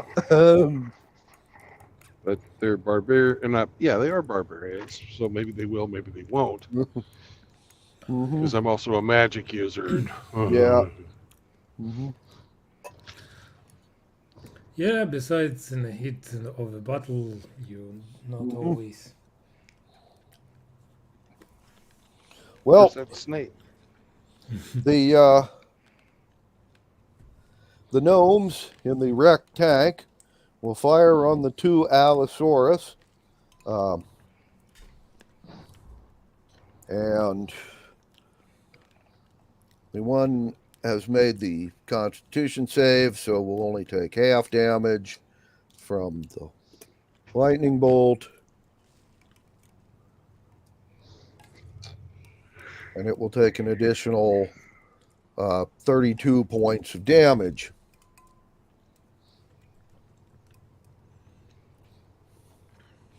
And the other one gets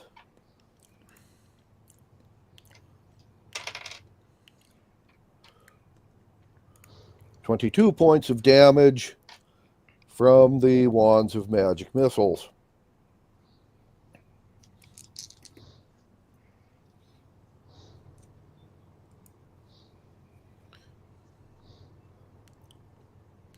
And your troops, rather than slitting the throats of the Allosaurus, have grabbed the hypnotized guys, shaken them loose, and they are all dashing through the gate that the monsters had came out of. They're supposed to slit the throats of the fucking minotaurs. The dumbass They already motherfuckers. did. Oh. They did that last round. Oh, in that case, I would have fucking dropped. If I'd have known that, I would have dropped my hypnotic pattern. Yep. The 2 Allosaurus have gone over and are now attacking the wrecked tank. Your troops have run through the gate and have slammed it behind them. Okay. So now I can fucking take off the gloves. Okay. This round I am now hasted. Okay. So at the same guy I hit before, we have a 13 and 5, which is 18, and a natural 20. Oh, cool. Okay. Gonna need to make a saving throw versus poison again. 2 of them, actually. Okay. And let's see what we got. We have actually made our first save, and we've rolled a natural 1 on our second. Good, because that's the one that's doubled.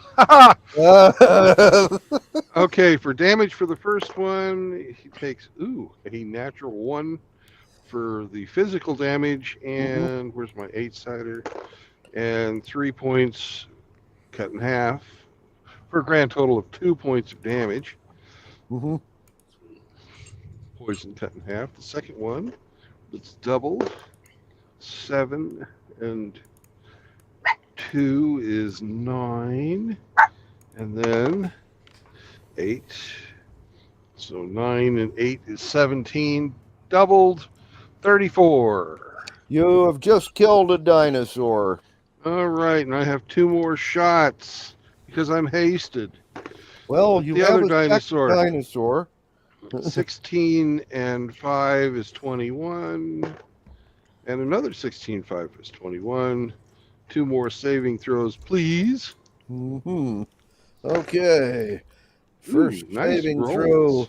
throw. That's actually pretty good. It was with pluses a 20. And the second saving throw is a 5 before pluses. Okay, Even with pluses, it ain't going to pass the second one. He got 19 points from the bolts, and the first one cut in half, 2 cut it in half is 1. And the second one that he failed is 5. So 19 5 is 24 points to the second dinosaur. And that's my actions. Okay. And next round.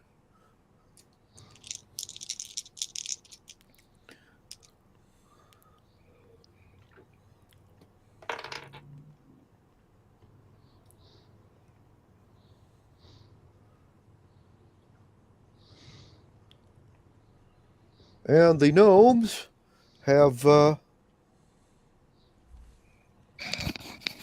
just finished off the second dinosaur.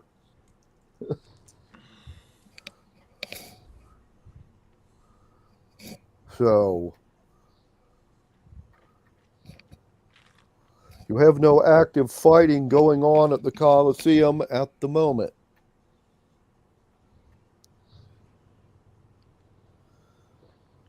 All right.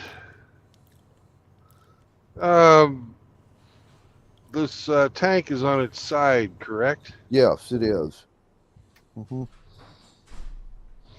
Are there any big, logs or anything around that weigh less than 500 gold pieces? Structural beams that got knocked out. Investigation. All right. That's something I'm good at. Plus 8. 14 and 8 is a 22. Okay. Well then, it's a gladiating arena, a Colosseum. Yeah. They have a number of interesting little devices, including gates that have weights and counterbalances to shove gladiators or reluctant lions out into the arena. You can grab some of the counterweights or something like that if you want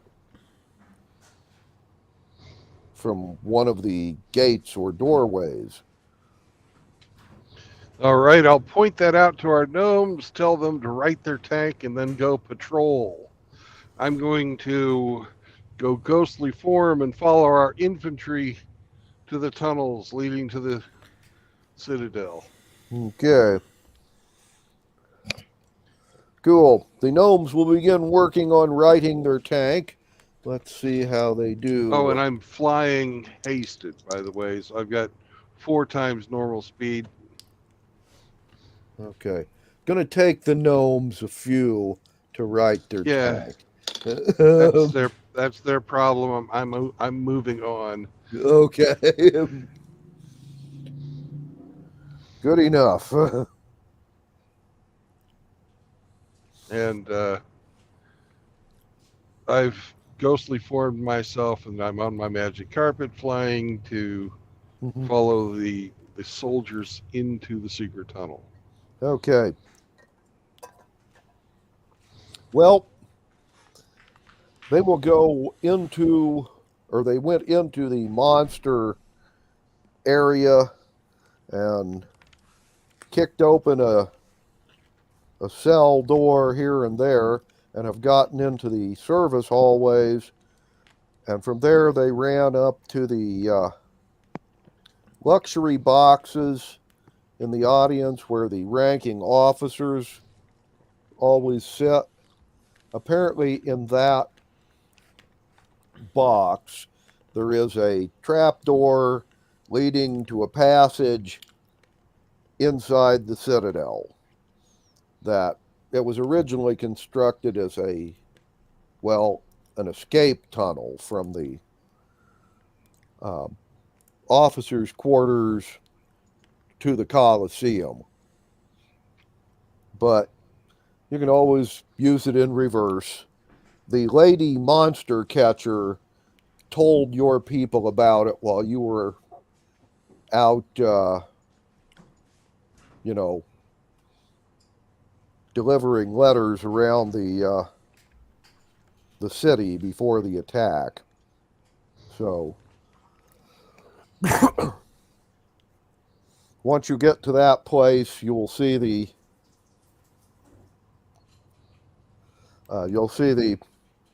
trap door. Your troops are heading through it. Well, I'll just ghost right through my troops to the front of the line. Okay. Give us a perception check. A 4, no pluses. Okay. Well then.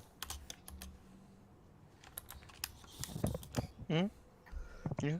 When you run through the passage, you really don't notice anything. Troops behind you don't either.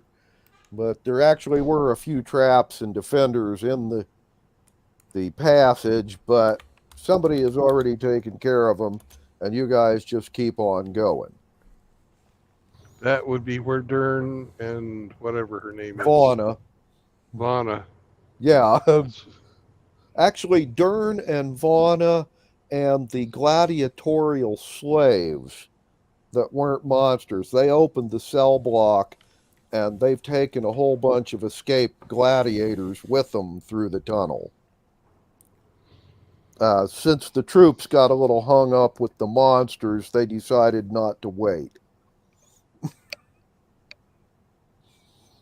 Anyway, while you're doing this, we will go back to Constantine.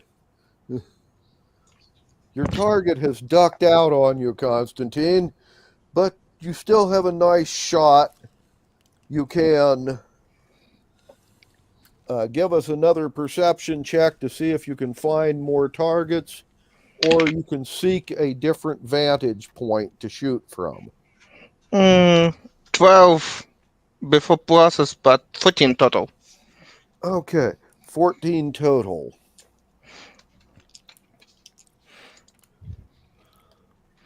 Okay, well then, what that gets you is you've spotted a couple of low-ranking officers. One's a human and one's a gnome, arguing on the walls in front of the main gate. They're looking at the buildings that are burning down, and the fire elemental that's no longer guarding the gate, but is moving down the street, lighting buildings on fire as it goes. I read little bit more about my class and remember why I choose that class. Mm-hmm. I think that gnome have little bit less health, but my class subclass assassin said if my attacks will surprise enemy, they Mm-hmm. don't know that I hear. That's always calculated like a critical hit, Mm-hmm. Okay. and I always have advantage on shot before they not know that I am here if they don't move. Mm-hmm. That's why I probably have 17 plus 7. It's 24. It's hit and it's calculated like a critical hit. Okay. Because I remember why I choose that subclass. They Right. And are you shooting at the human or the gnome? know. At the gnome. Okay. And it's total, my dice roll only 11. Okay. But it's double. It's 22. And plus 4, it's 26. Okay. Well, a 26 will hit.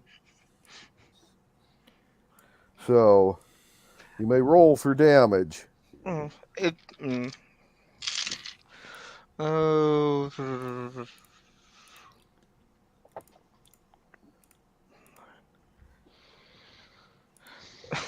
28. Okay. You've just done this gnome 28 points of damage. And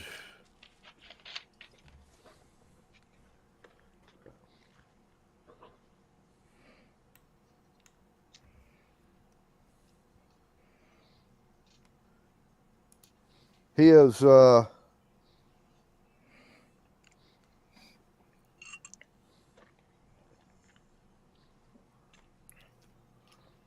ducked behind cover this round and is yelling orders to subordinates. The human officer is also ducking behind cover.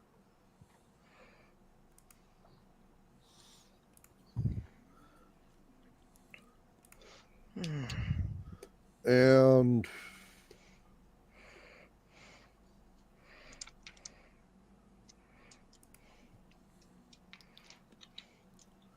the end result is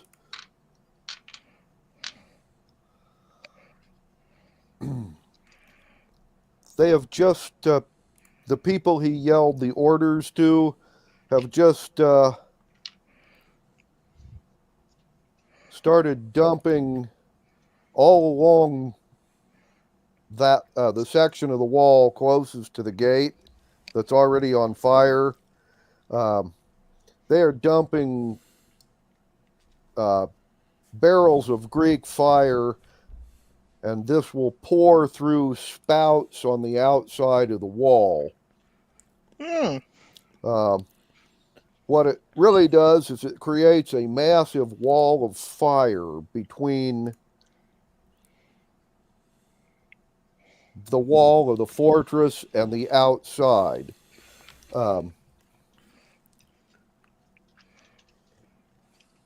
And Constantine, I will need, I believe it's a dex save from you. Okay. 16, and we'll look on my proficiencies. Plus 4 from dex. Okay. I have dexterity and proficiency plus 7. It's total 23. Okay. When the Greek fire that's being poured out of these spigots hits the burning buildings just outside the fortress, you're going to have a large flash fire, like a gasoline explosion. Okay, you have been able to duck behind cover, so you will only take half damage. That's 6 points. So you will only take 3 points of damage from this explosion. The other thing is, on this side of the fortification, everything within a half block of this place is now burning. So you're going to have to change locations Sure. or Probably it's catch good on option because fire. yes, but at least they spend their main ace in the sleeve Oh on yeah, they've just used all their Greek fire for this side of the wall in one shot. yes, that's exactly what I need. That my troops then I not lose half of the troop Yeah. in that Well, the direction. other thing is though, your troops are going once they get here, it's going to be a good half hour to 45 minutes minimum before they can approach this side of the fort. So, yeah. Anyway, give us another investigation check. Oh, it was part of that 5 Okay. without pluses. Well, you have taken off. You have not really seen any good places to snipe from.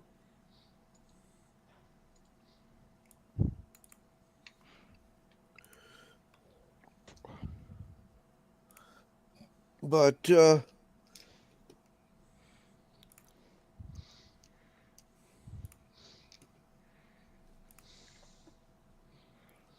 someone has seen you. However, they have mistaken you for one of the people trying to escape the city by air, and your dragon has just flown up out of the air and grabbed you. It has rolled a 9 on its grappling check. Dexterity Okay. to avoid that stuff. 11 plus 7, 18. Okay, you are able to avoid his grapple. And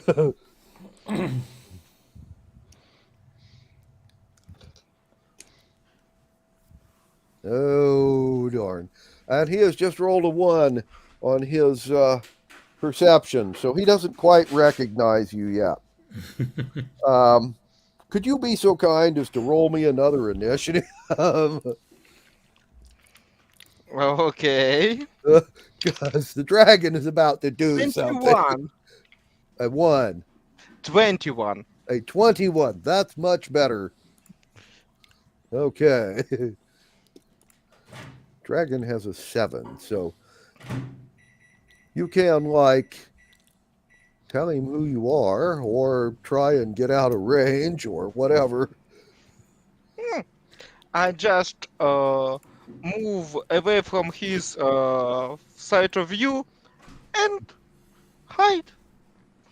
To stealth roll. My stealth it's natural 20. Okay. Before my plus 10. Right. Okay. And he has rolled a 4.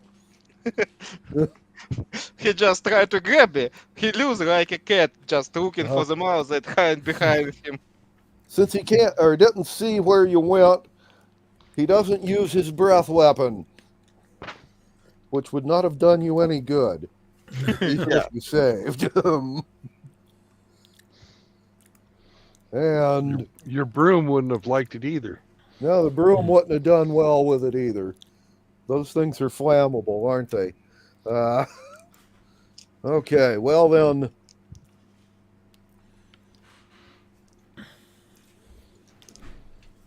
And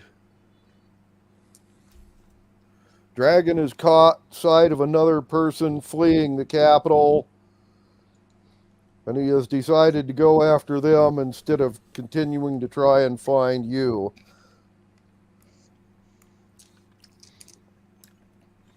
And he has rolled a natural 20 on that guy. So that guy is grappled.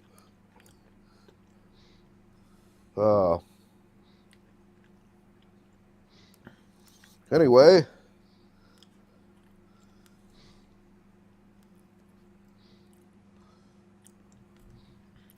well, this excitement has been going on where you are. Roman, Yeah. you said you were heading out looking for more fighting. Yeah, basically. Okay. Preferably looking to stop the unnecessary fighting, but sometimes it Okay. can be done with more fighting. Well, then, let's see what the next one you run into is going to be.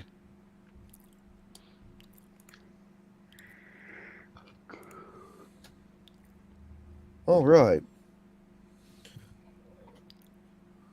Well,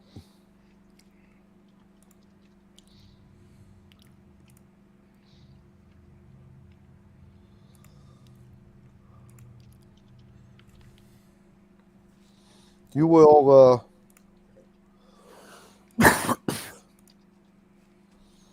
keep going past a couple of rich manors that have the surrender sign on their door until you get to the next one that doesn't.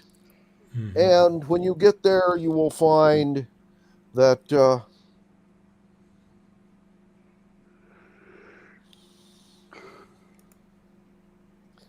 your, or at least some of your heavy cavalry is here, along with about 60 hobbits. Now, perception check, please. Perception check. I'm afraid it's very poor. It's like 4. Okay. Well, then, you don't really notice much about the hobbits. If you had, you would have noticed that they all have gang tattoos on from 3 different street gangs. And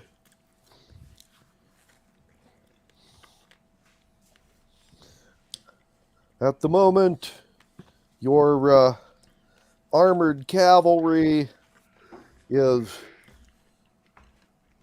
charging up to the gate and, well, throwing Molotov cocktails and riding away while the defenders take shots at them. And whenever the defenders start shooting, the hobbits cut loose on them with bows and slings. So it's mainly an archery duel going on here, with the cavalry rushing in and then rushing back, trying to light the gate or the gatehouse on fire. Okay. And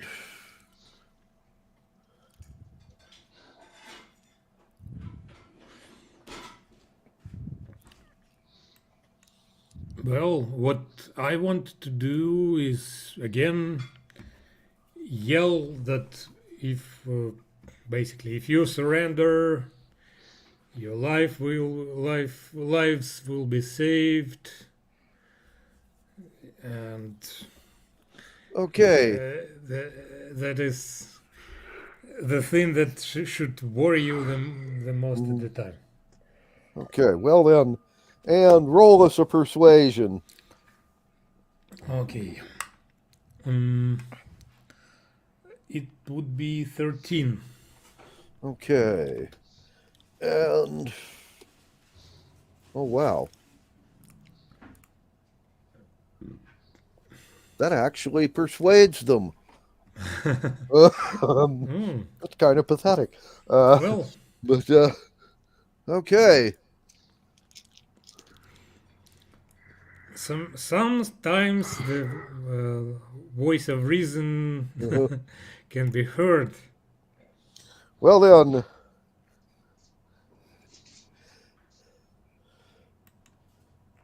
the rich guy that owns the place, him, his family, their servants, and their guards will all lay down arms and surrender. Wonderful.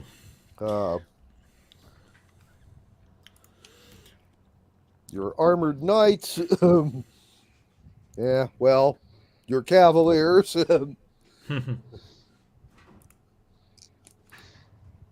of which you originally had 50 of these guys on heavy warhorse. There's 40 of them here, where you are. And the guy who's more or less the boss of those is going to order 2 of his knights to escort these prisoners along with the hobbits' help out to camp.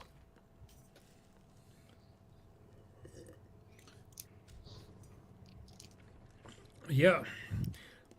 I tell them that, well, guys, you can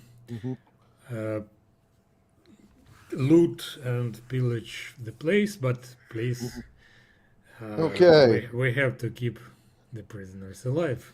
Well then, the 2 guys that were assigned, the 2 knights and 5 of the hobbits, are going to go and escort these guys out with a promise from their buddies of shares of the loot.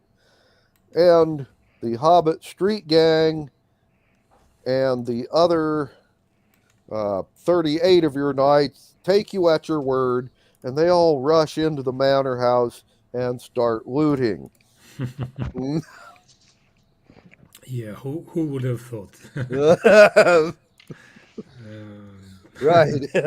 We need You to work can- on discipline of our force. Well, Anyway, you can go ahead and loot some more, or with them, or you can go and see about finding more trouble. yeah, I will move on to. Okay. you're No, going to- I will take a quick look. Okay. Give us a quick investigation Yeah, check. quick investigation. If anything sticks out, then why not take it? Yep. Well, it's investigation. It's intelligence, right? Yeah. Mhm. Okay, it's 13 again. Okay.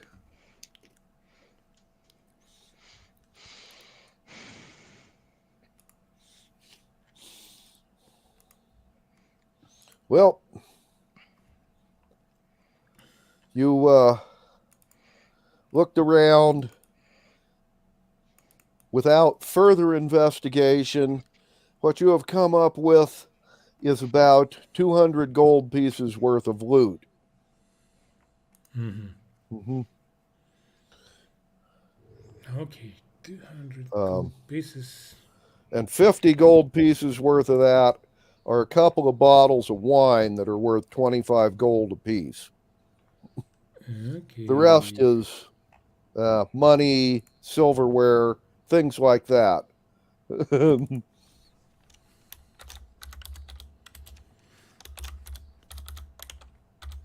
And Bill.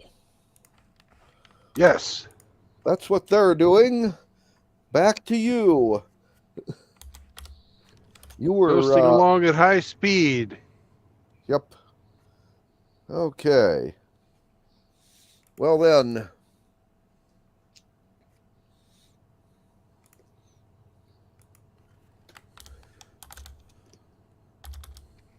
You reach the end of the tunnel. There's a pair of suits of animated armor laying around in pieces now, and Okay. door to the secret passage is open.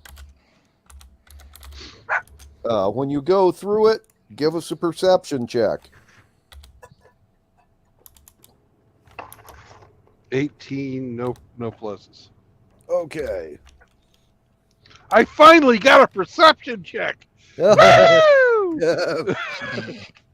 Yuppers. I've been rolling single digits for fucking weeks. So, Okay, Bill. yes. What your perception check shows you is sitting right next to the open passageway door was a travel bag. You looked in it, and it's, well, stuffed with money and a couple of potion bottles. Great. And the door from this room in the suite you've entered is open, and you can see a sitting room outside it, and the door to the sitting room is open. You cannot see it, but you can hear sounds of fighting just outside of that door in the hallway. Well, I think I will unghostly form myself and throw that travel bag in my bag of holding. Congratulations. You have just gotten 2 potions of extra healing and 5,000 gold pieces worth of traveling money. Excellent. Mm-hmm. Write that down real quick.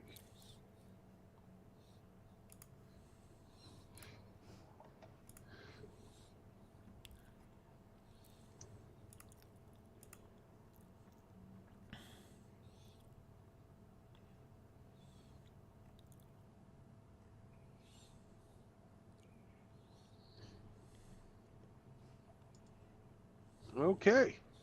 Well, we're still hasted. Let's use one of our actions to move within crossbow shot of the fighting. Mm-hmm. Okay, to get an angle on it, you'll have to step out into the hallway. Right. So, when you go out into the hallway, you're going to see, well, you'll need to do a second perception, actually. All right, a 14. Okay. Well then, to your left, within arm's reach of you, I should say, there are a group of 6 soldiers. And just in front of them is a group of 8 gladiators. The gladiators are armed with sword and shield, tridents and nets, and your standard gladiator toys. Anyway, and to your right, at the far end of the hallway, there is a second group of soldiers. These guys all look like officers. There's 10 of them, only 5 of them are armed. And in front of them are 3 more gladiators. You are in between the 2 groups of soldiers that are in between the 2 groups of gladiators. Oh, So I'm right in the middle of all these motherfuckers. Yes, you am. The And group to what your left is is within arm's reach of the door. The group to the right are at the far end of the hallway. which is how far?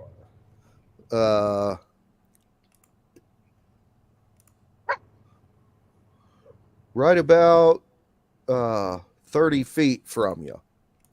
Oh, really? How interesting. Okay. Oh. I guess I should roll a niche. Yes, you should.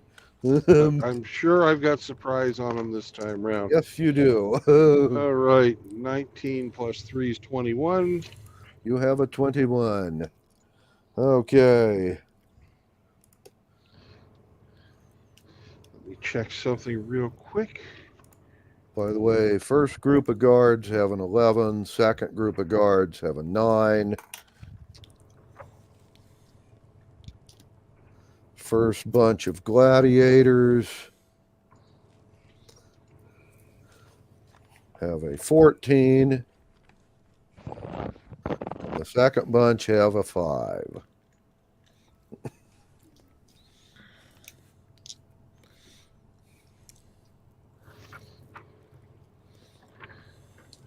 Okay, hang on 1 second.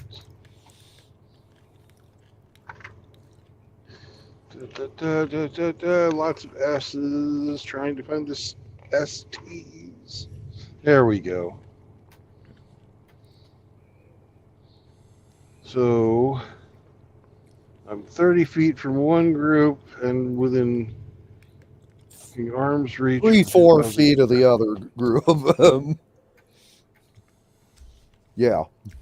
So if I was to move 15 feet towards the officers, I could once again activate my ghostly form and touch off a stinking cloud. Combined with the the officers are going to roll a 4 on their saving throw.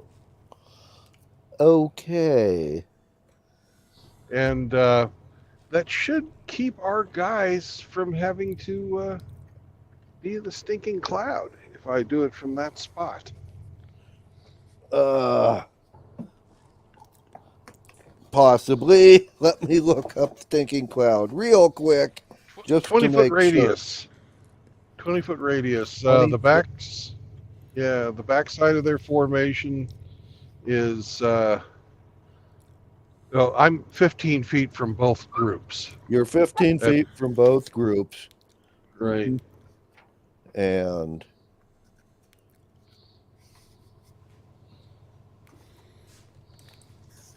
well, 17 feet because they were 35 feet from each other. yeah.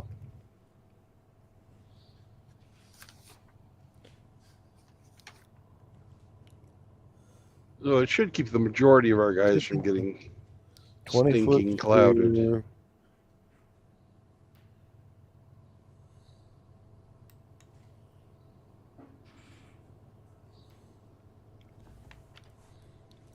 Right.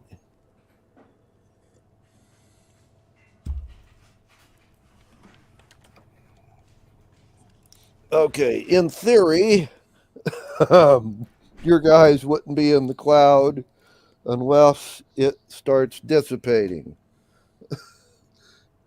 But Right. Well, checking. anyways, both groups of defenders need to make. Well, actually, one of them doesn't need to One make group the save. needs to make a saving throw, and the other one already did.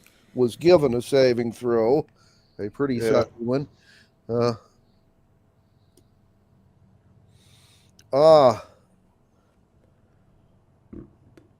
The group of just guards with their pluses, that's a 21 on their save. That makes it. That's better than a 17. Yeah. Which is what they needed. Yeah. Okay. So one bunch saves and one bunch don't. Okay, that will be your surprise. You will now get, since you have the highest initiative, it's the beginning of the next round, and you're up. I'm going to One web the more. officers. The officers. They're the ones that are prone and helpless, laying on the floor puking, are now webbed. Okay. Right. Okay. You're webbing those guys. And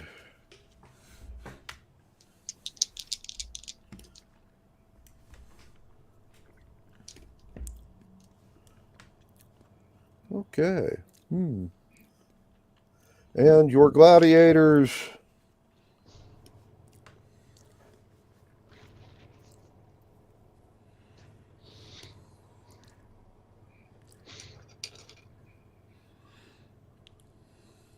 Who, by the way, rolled 2 natural 20s and 2 more to hits, and the rest of them missed everything. So,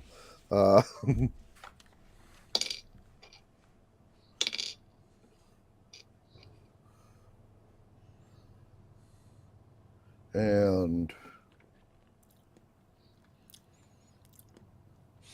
they have just taken out 2 of the guards on that side.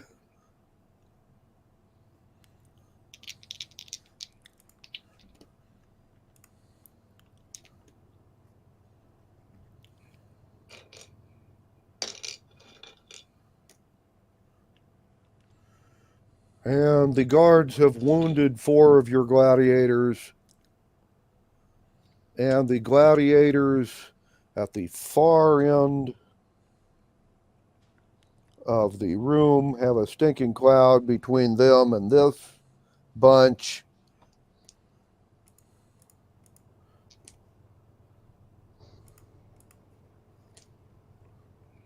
However, they have thrown whatever was handy,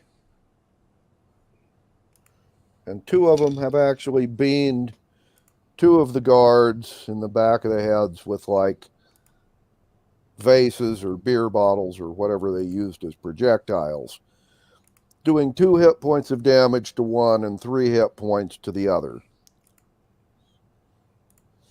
And that would end this round. Bill, you have a bunch of guys puking and all webbed up on the floor.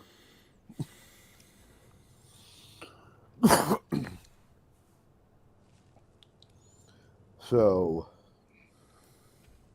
and other fellows in the other direction.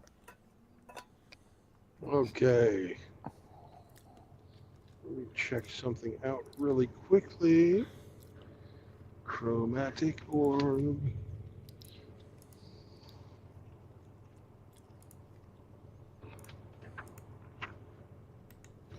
Oh, Bill.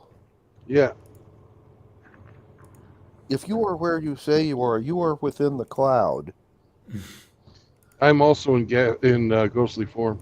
Oh, okay. I was going to say, don't you have to make a saving throw too, but not when you're in ghostly form.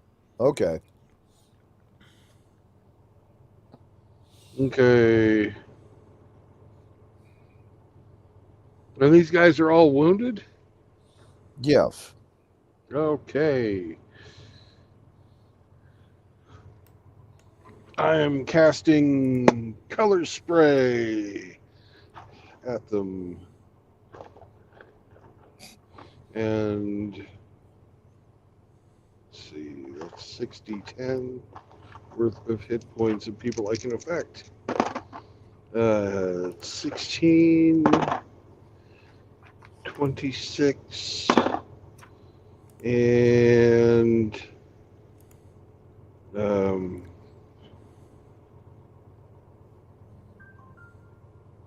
42 hit points of guards get color sprayed, starting. Oh, hell, I fucking closed the book, damn it. Starting with the creature who has the lowest hit points. Right. Mm-hmm.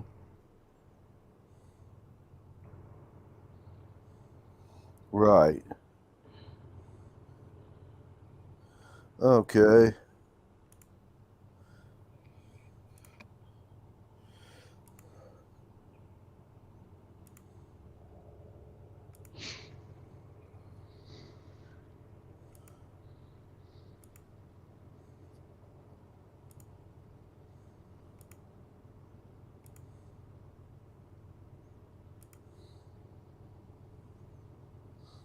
Okay. Creature's hit points have to be equal to or less than the total. So basically, you've blinded all but one of them. Okay.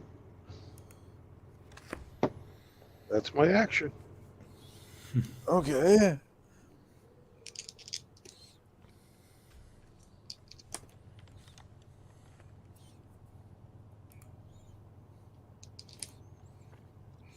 And your gladiators have just finished off the guy that can still see.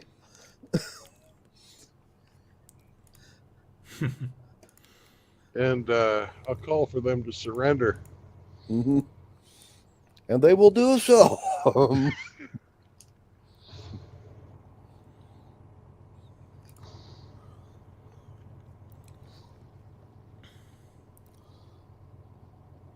Okay. Okay. Dispel the stinking cloud. Mm-hmm. And tie up those assholes there in the web. It's not going to last all day. Yep. Let's go find somebody else to fucking kill. Okay. By this point in time, the troops that weren't hasted will be arriving here. So,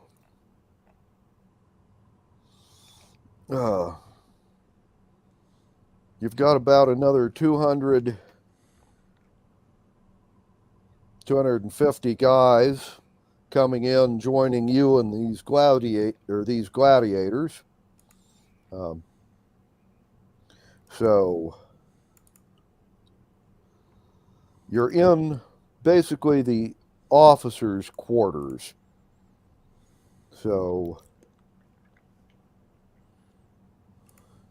you wish to go out and find, well, more trouble then? Not just yet. Okay. There's officers here we can talk to. Well, green yes. around the gills, but yeah. Congratulations, you did your duty, but you are now our prisoners. Mm-hmm.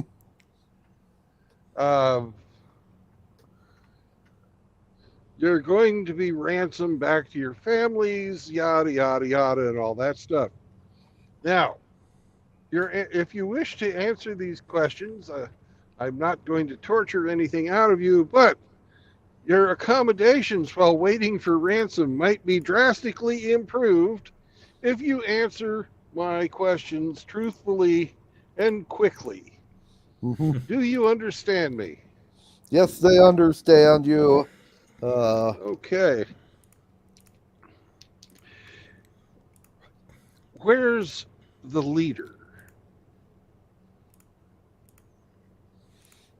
And at this point in time, all 10 of these guys are going to start talking at the same time. Okay, perfect. One at a time. You there wearing the bunny slippers? Yeah. Yeah. You said they weren't armed or armored. They were just getting out of bed. No, they weren't. Well, first off, they didn't think you'd attack until dawn at the earliest. I told them I'd be in the fucking through the gates before the fucking sun rose. No. You told that colonel you were speaking to that you'd be in before. He told these officers that you said you would be considering the offer and give the answer at dawn. Oh, he lied. Okay. He lied, yes. They assumed you weren't going to attack until tomorrow, and that you might actually even, cut a deal. But they'll Well, we're not. tell you about that one. They think it was damned unfair that you would attack after, uh, agreeing to at least, talk more. Well, we will cut a deal, but that guy didn't tell you the truth. None of them are surprised by that. So, in case you're curious, Yeah. they think he's psychotic. Well, yeah. I'm hunting him actually, but I'm looking for the leader of, The commanding officer of the city. Yeah. Yeah. Because I'm pretty sure a little weasel like that fucking colonel will be right there sucking his balls. Anyway, they tell you that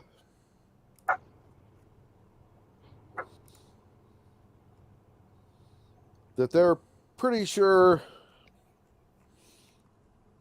he has already escaped because he's that kind of guy. But assuming he's actually still here, he's probably going to be in the keep tower at the center of the fortification. Okay. Second question. Whose travel bag was that by the escape tunnel to the Coliseum? Funny thing, Bill. It seems that it belonged to all 10 of them. Or at least all 10 of them claimed it. Then I would say, thank you. They will all then at this point mention that they need a receipt for that because that's part of the ransom payment for them, not these other guys. No, actually, it's not. Okay. So, Bill, could you give me a wisdom check? They tried to persuade you differently. Fuck you guys. Natural 20. Okay. They're lying. You already knew this, but it never hurts to make a save and throw. But I like your spirit, and we're dreadfully fucking short on officers. So look me up after you get ransomed, and we might have a job for you. Okay. Well, I guess we know where to go to find him, or at least to find out where his escape was. Yep. And I'm going to ghost my way over. Okay, the rest of your troops and these gladiators are not going to be ghosting, but they are going to be attacking this fort from the inside out. So, and okay.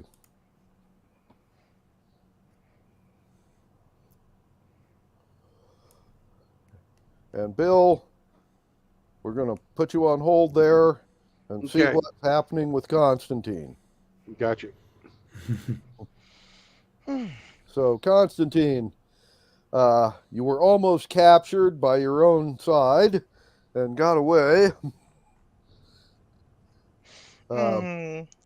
Okay. Like I see, I didn't catch any resistance. Nobody solidified troop in some point to prepare counterattack or do something. Our folks just running across the city and do it what they want. Nobody. Basically, yes, that's what's happening. Give me a perception check, real quick. Perception. Oh. Yeah. With my process, it's with 16, but it's intermediate, but 16. From what you see flying around, it looks like right after the people defending the the main gate to the fort, cooked off their Greek fire. Everybody on the walls is now doing a fast withdrawal into the keep itself. So all the troops in the fort are falling back to the keep.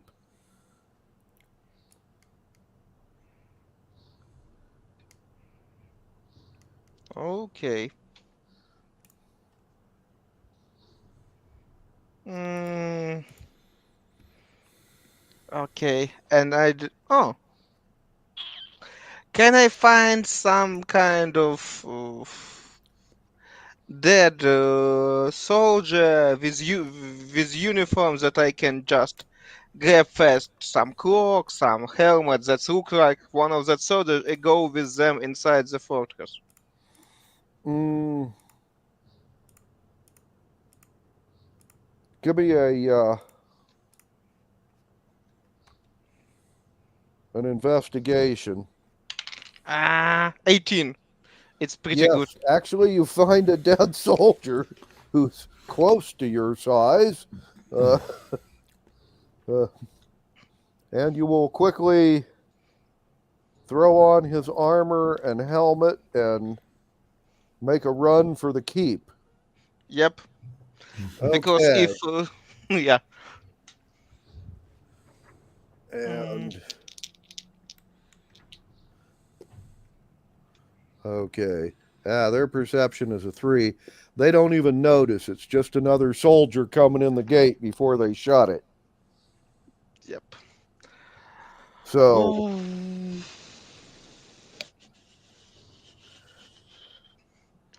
do I see somebody in charge, somebody that can maintain some kind of order? Because if it's totally chaotic, I don't care. I can go to main keep and just spread that. Maybe we need to surrender. Maybe we need to surrender. Maybe, what's propaganda that. give us a perception check. Perception. 11 plus 2 is 13. Okay.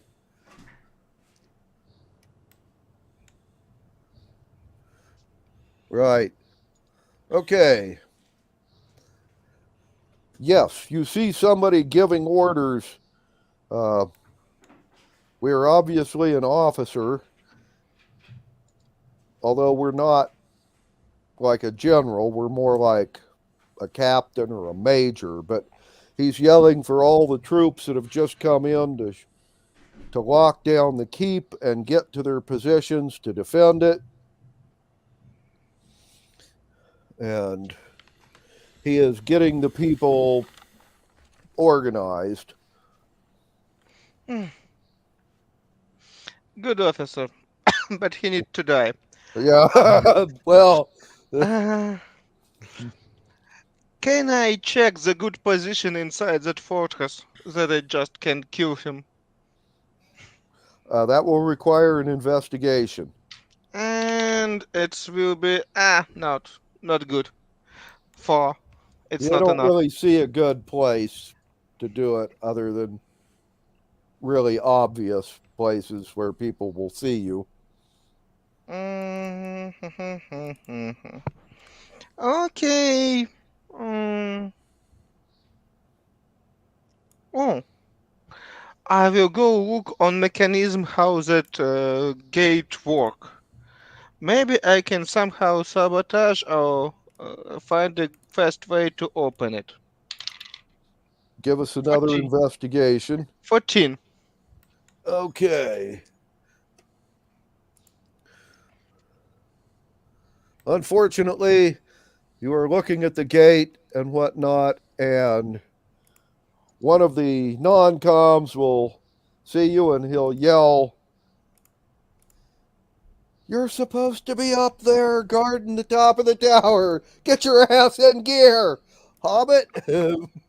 Okay, I will go on top of the tower. Okay. It will be good position in any case. Yep. And when you get to the top of the tower,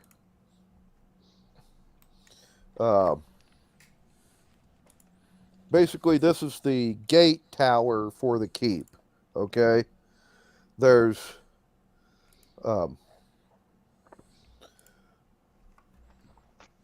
there are 5 gnomes running a catapult, and another 10 soldiers. They seem to be a mixture of humans and halflings, and they all have either bows or crossbows. And one of the gnomes is calling for all the bowmen to come over here so that he can paint their arrow or quarrels with Greek fire, the first one anyway. So you'll have a burning arrow. It does an additional 2d6 worth of burn damage on top of the arrow damage or bolt damage. I will go and grab it for my bolt. Okay. They can make extra and see that it's so they have a huge bunch of that Greek fire, like I understand. Yes, on both tower. Basically, yeah, they've got. Checking on that.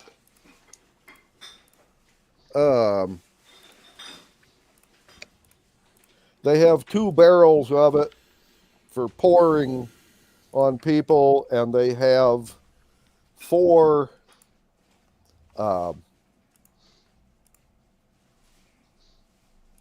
projectiles to be thrown from the catapult that are full of Greek fire. Basically, it's like a giant Molotov cocktail. They've opened one of the barrels and are just dipping arrows in them and then handing them back to the archer. And at the moment, they seem to only be doing one each. And then telling you to stand over there. If anybody comes up, shoot them. Sure. I will give them 10 bolts for that dipping to my crossbow. And after that, I get my bolts. I hide in all that crowd. 16 plus 10, 26, that nobody see me.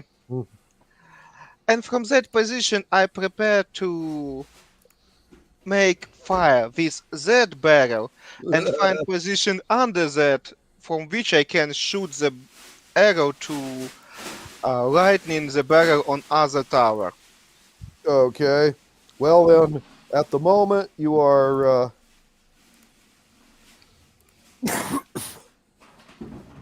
hiding, I don't know, somewhere on the parapet, of this tower.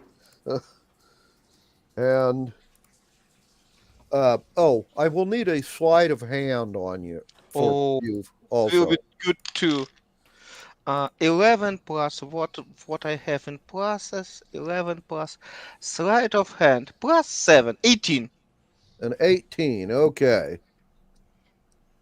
And an 18 on the sleight of hand means that you got 5 of your crossbow bolts dipped in Greek fire before you went and hid. Okay. Without getting seen.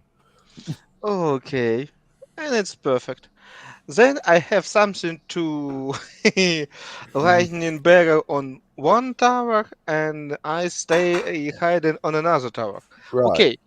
Let's shoot to another tower where I see that similar stuff. To lightning there. Greek fire and all that stuff. That neighbor tower start. Okay. Well then, give us a to-hit roll on your shot. Again, it will be surprise attack for everybody, and I give it with advantages. And it's very good because another 11 plus what we have here to my crossbow is plus 7. 18. Okay. Well then.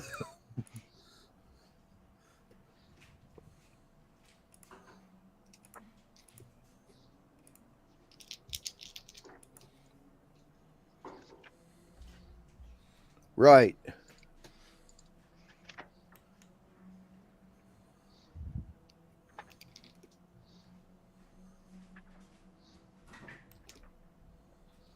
And Constantine, you have fired your arrow and you have hit the keg of Greek fire on the tower opposite the one you're actually on. The one they're dipping arrows in, your flaming arrow hits it. The barrel has caught on fire. The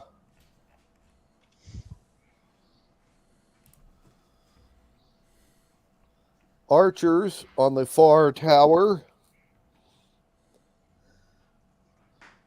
have taken exception to this, and they have shot back at the tower you're on. Even though they didn't see who fired, they didn't really care. So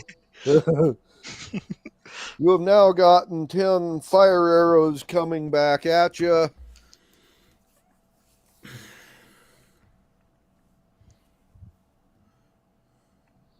They have struck the clay jars full of Greek fire at the base of the catapult, and those have all shattered. I will need a dex save from you. Well, everybody on Okay. top of that tower needs to do a dex save. My today my number is 11. Again 11. Plus 7, it's total 18. Okay.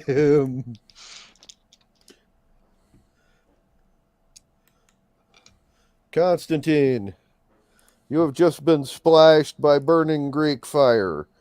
You take 8 hit points of damage this round. You'll take damage next round and the round after, unless you put the fire out. I will put the fire out with my action because nobody cares about me because we have 2 main towers that protect gates on fire. Mm-hmm. Yep. And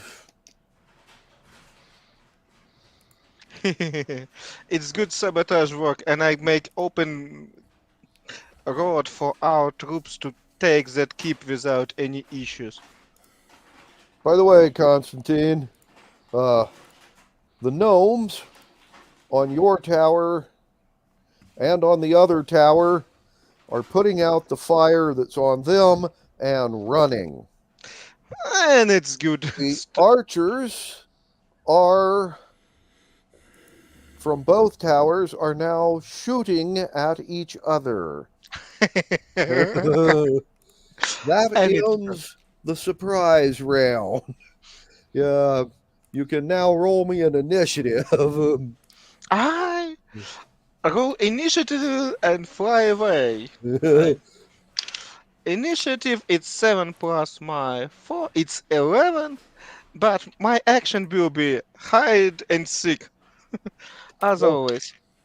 Well then. 9 plus 10, it's 20 for stealth check.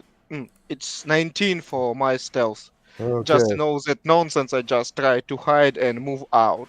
Okay, well, the guys on the tower opposite you have a 15, and the guys on the tower you're on have a 3. So they will shoot, and then you get to fly away, and then the guys on your side get to take their shot.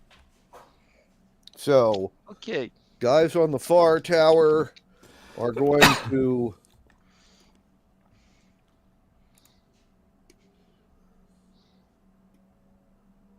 miss all their shots. And Constantine, you can fly away now. Yep, my actions that I just. Okay. And the people on your tower were focused on the other tower. They did not notice you leaving. On the other hand, they rolled 18s on their 2 hits. So they have just stuck arrows in all the guys in the other tower for 2 hit points apiece. They all busy kill each other. It's best what I can do. Yep. Okay. And it is 4 o'clock where I am at. So I'm going to have to fold it up here for today. Kathleen and I are going up and visiting my mom tomorrow, and we need to get a few things ready. Thank you for good game. We appreciate that. And probably next week will be already regular schedule. Right. Oh yeah. At last gave the same time. Hopefully. Okay, and you guys are now right in the middle of the battle.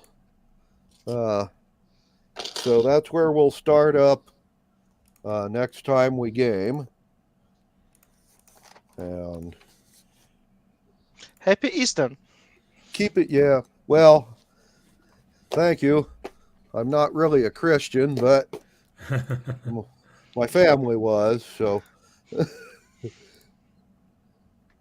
And or is, so I help them celebrate because, well, I'm related to them. Yeah, sure. Not because it's actually my religion. It's more about it's your holiday. Yeah. Yeah, Anyway, but tradition. yeah. And it's not going to be a big gathering from what Mom said. It's just going to be my brothers and a couple of my nieces and their husbands. So, and my other siblings and all my nieces and nephews are going to other places. So Each have their own gathering. Well, yeah. They all have their own stuff to do. Safe travels to you, Glenn. Yeah. Mm-hmm. And it'll be nice to see Mom again. She's doing real good.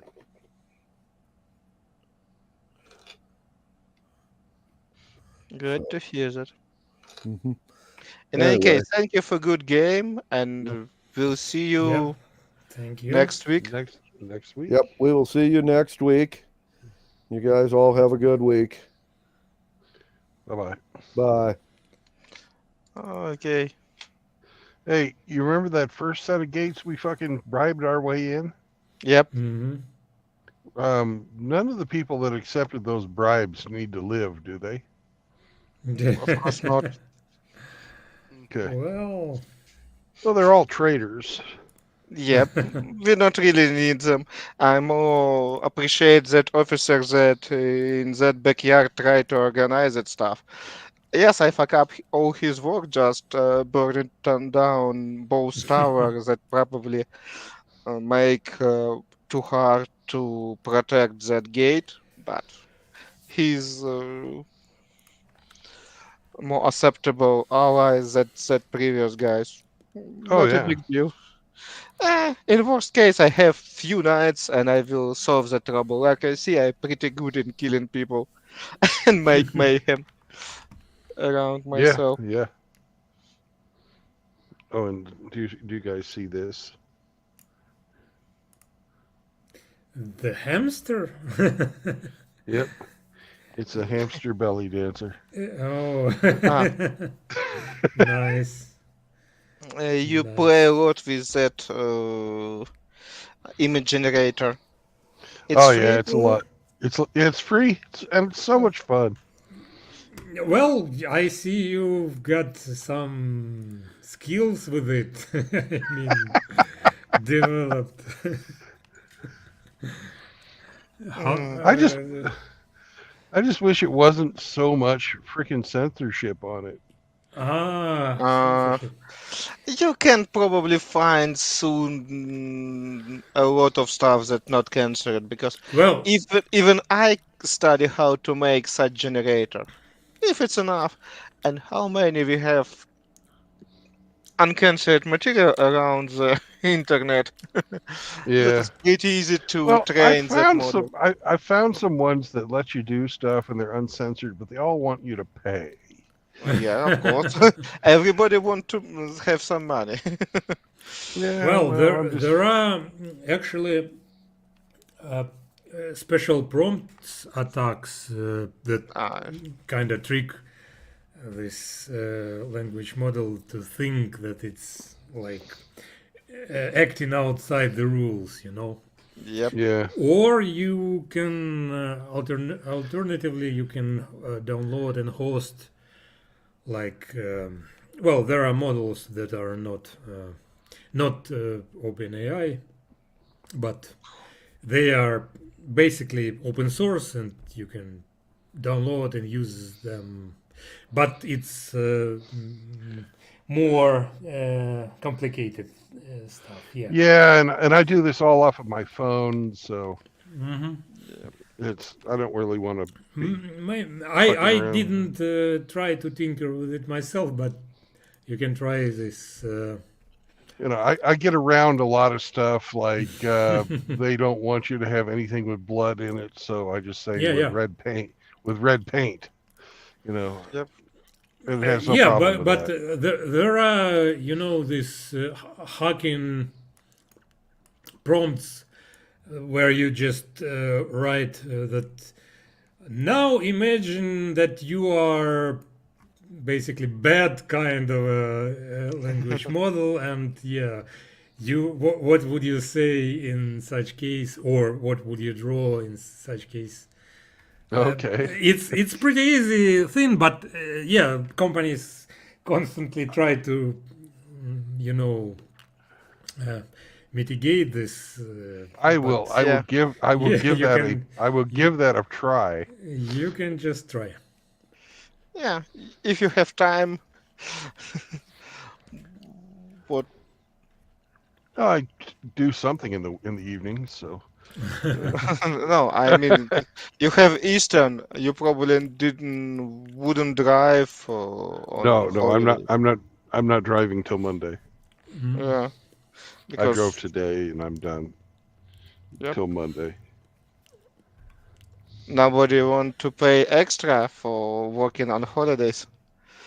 Well, they wanted me to pick up a load of beer and take it to the other side of Missouri, and I didn't feel like working tomorrow because it's Easter. And unlike Yeah. Glenn, I am a Christian, so.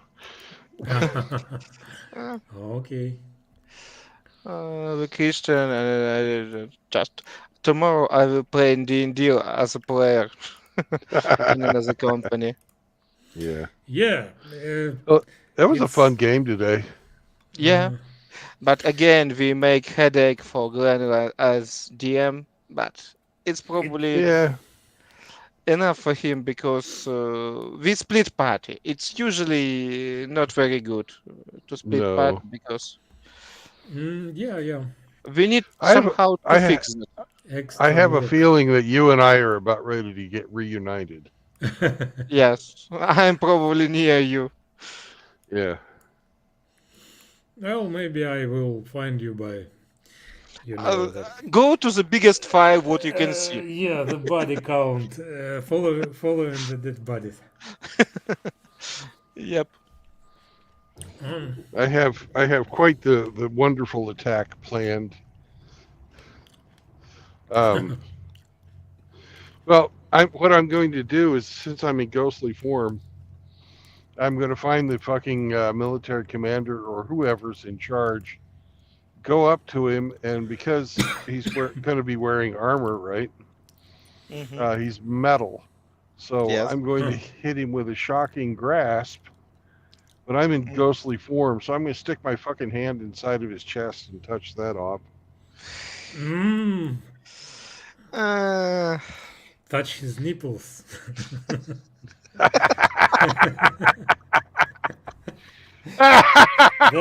that makes it 2 times as effective.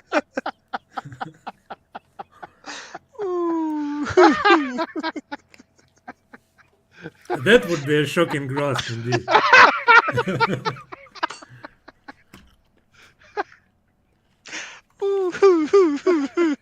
Well, since he's wearing metal, I get to roll an advantage, so I probably could do something like that.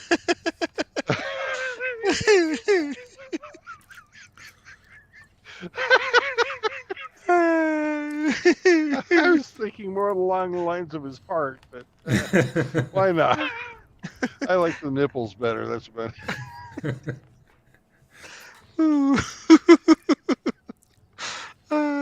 Yep. Okay, guys. And on that note, I'll see you guys next week. Yeah. See you. Bye. All right, gentlemen. It's a beautiful day, and I'm not going to spend it sitting inside this truck. I don't have to move again till Monday, so Sammy and I are going to go out for a walk. But remember, no marriage, no cohabitation, no new children. Be good to each other and try and make MGTOW a force for positive change. Because MGTOW is not anti-female, MGTOW is not anti-feminist. MGTOW is for normal men. Peace out, brothers, and I'll catch you on the road Monday. I may or may not be putting out a video tomorrow. I don't know. It's Easter, and I'm going to celebrate that with Hamster. So have a good one. Bye-bye.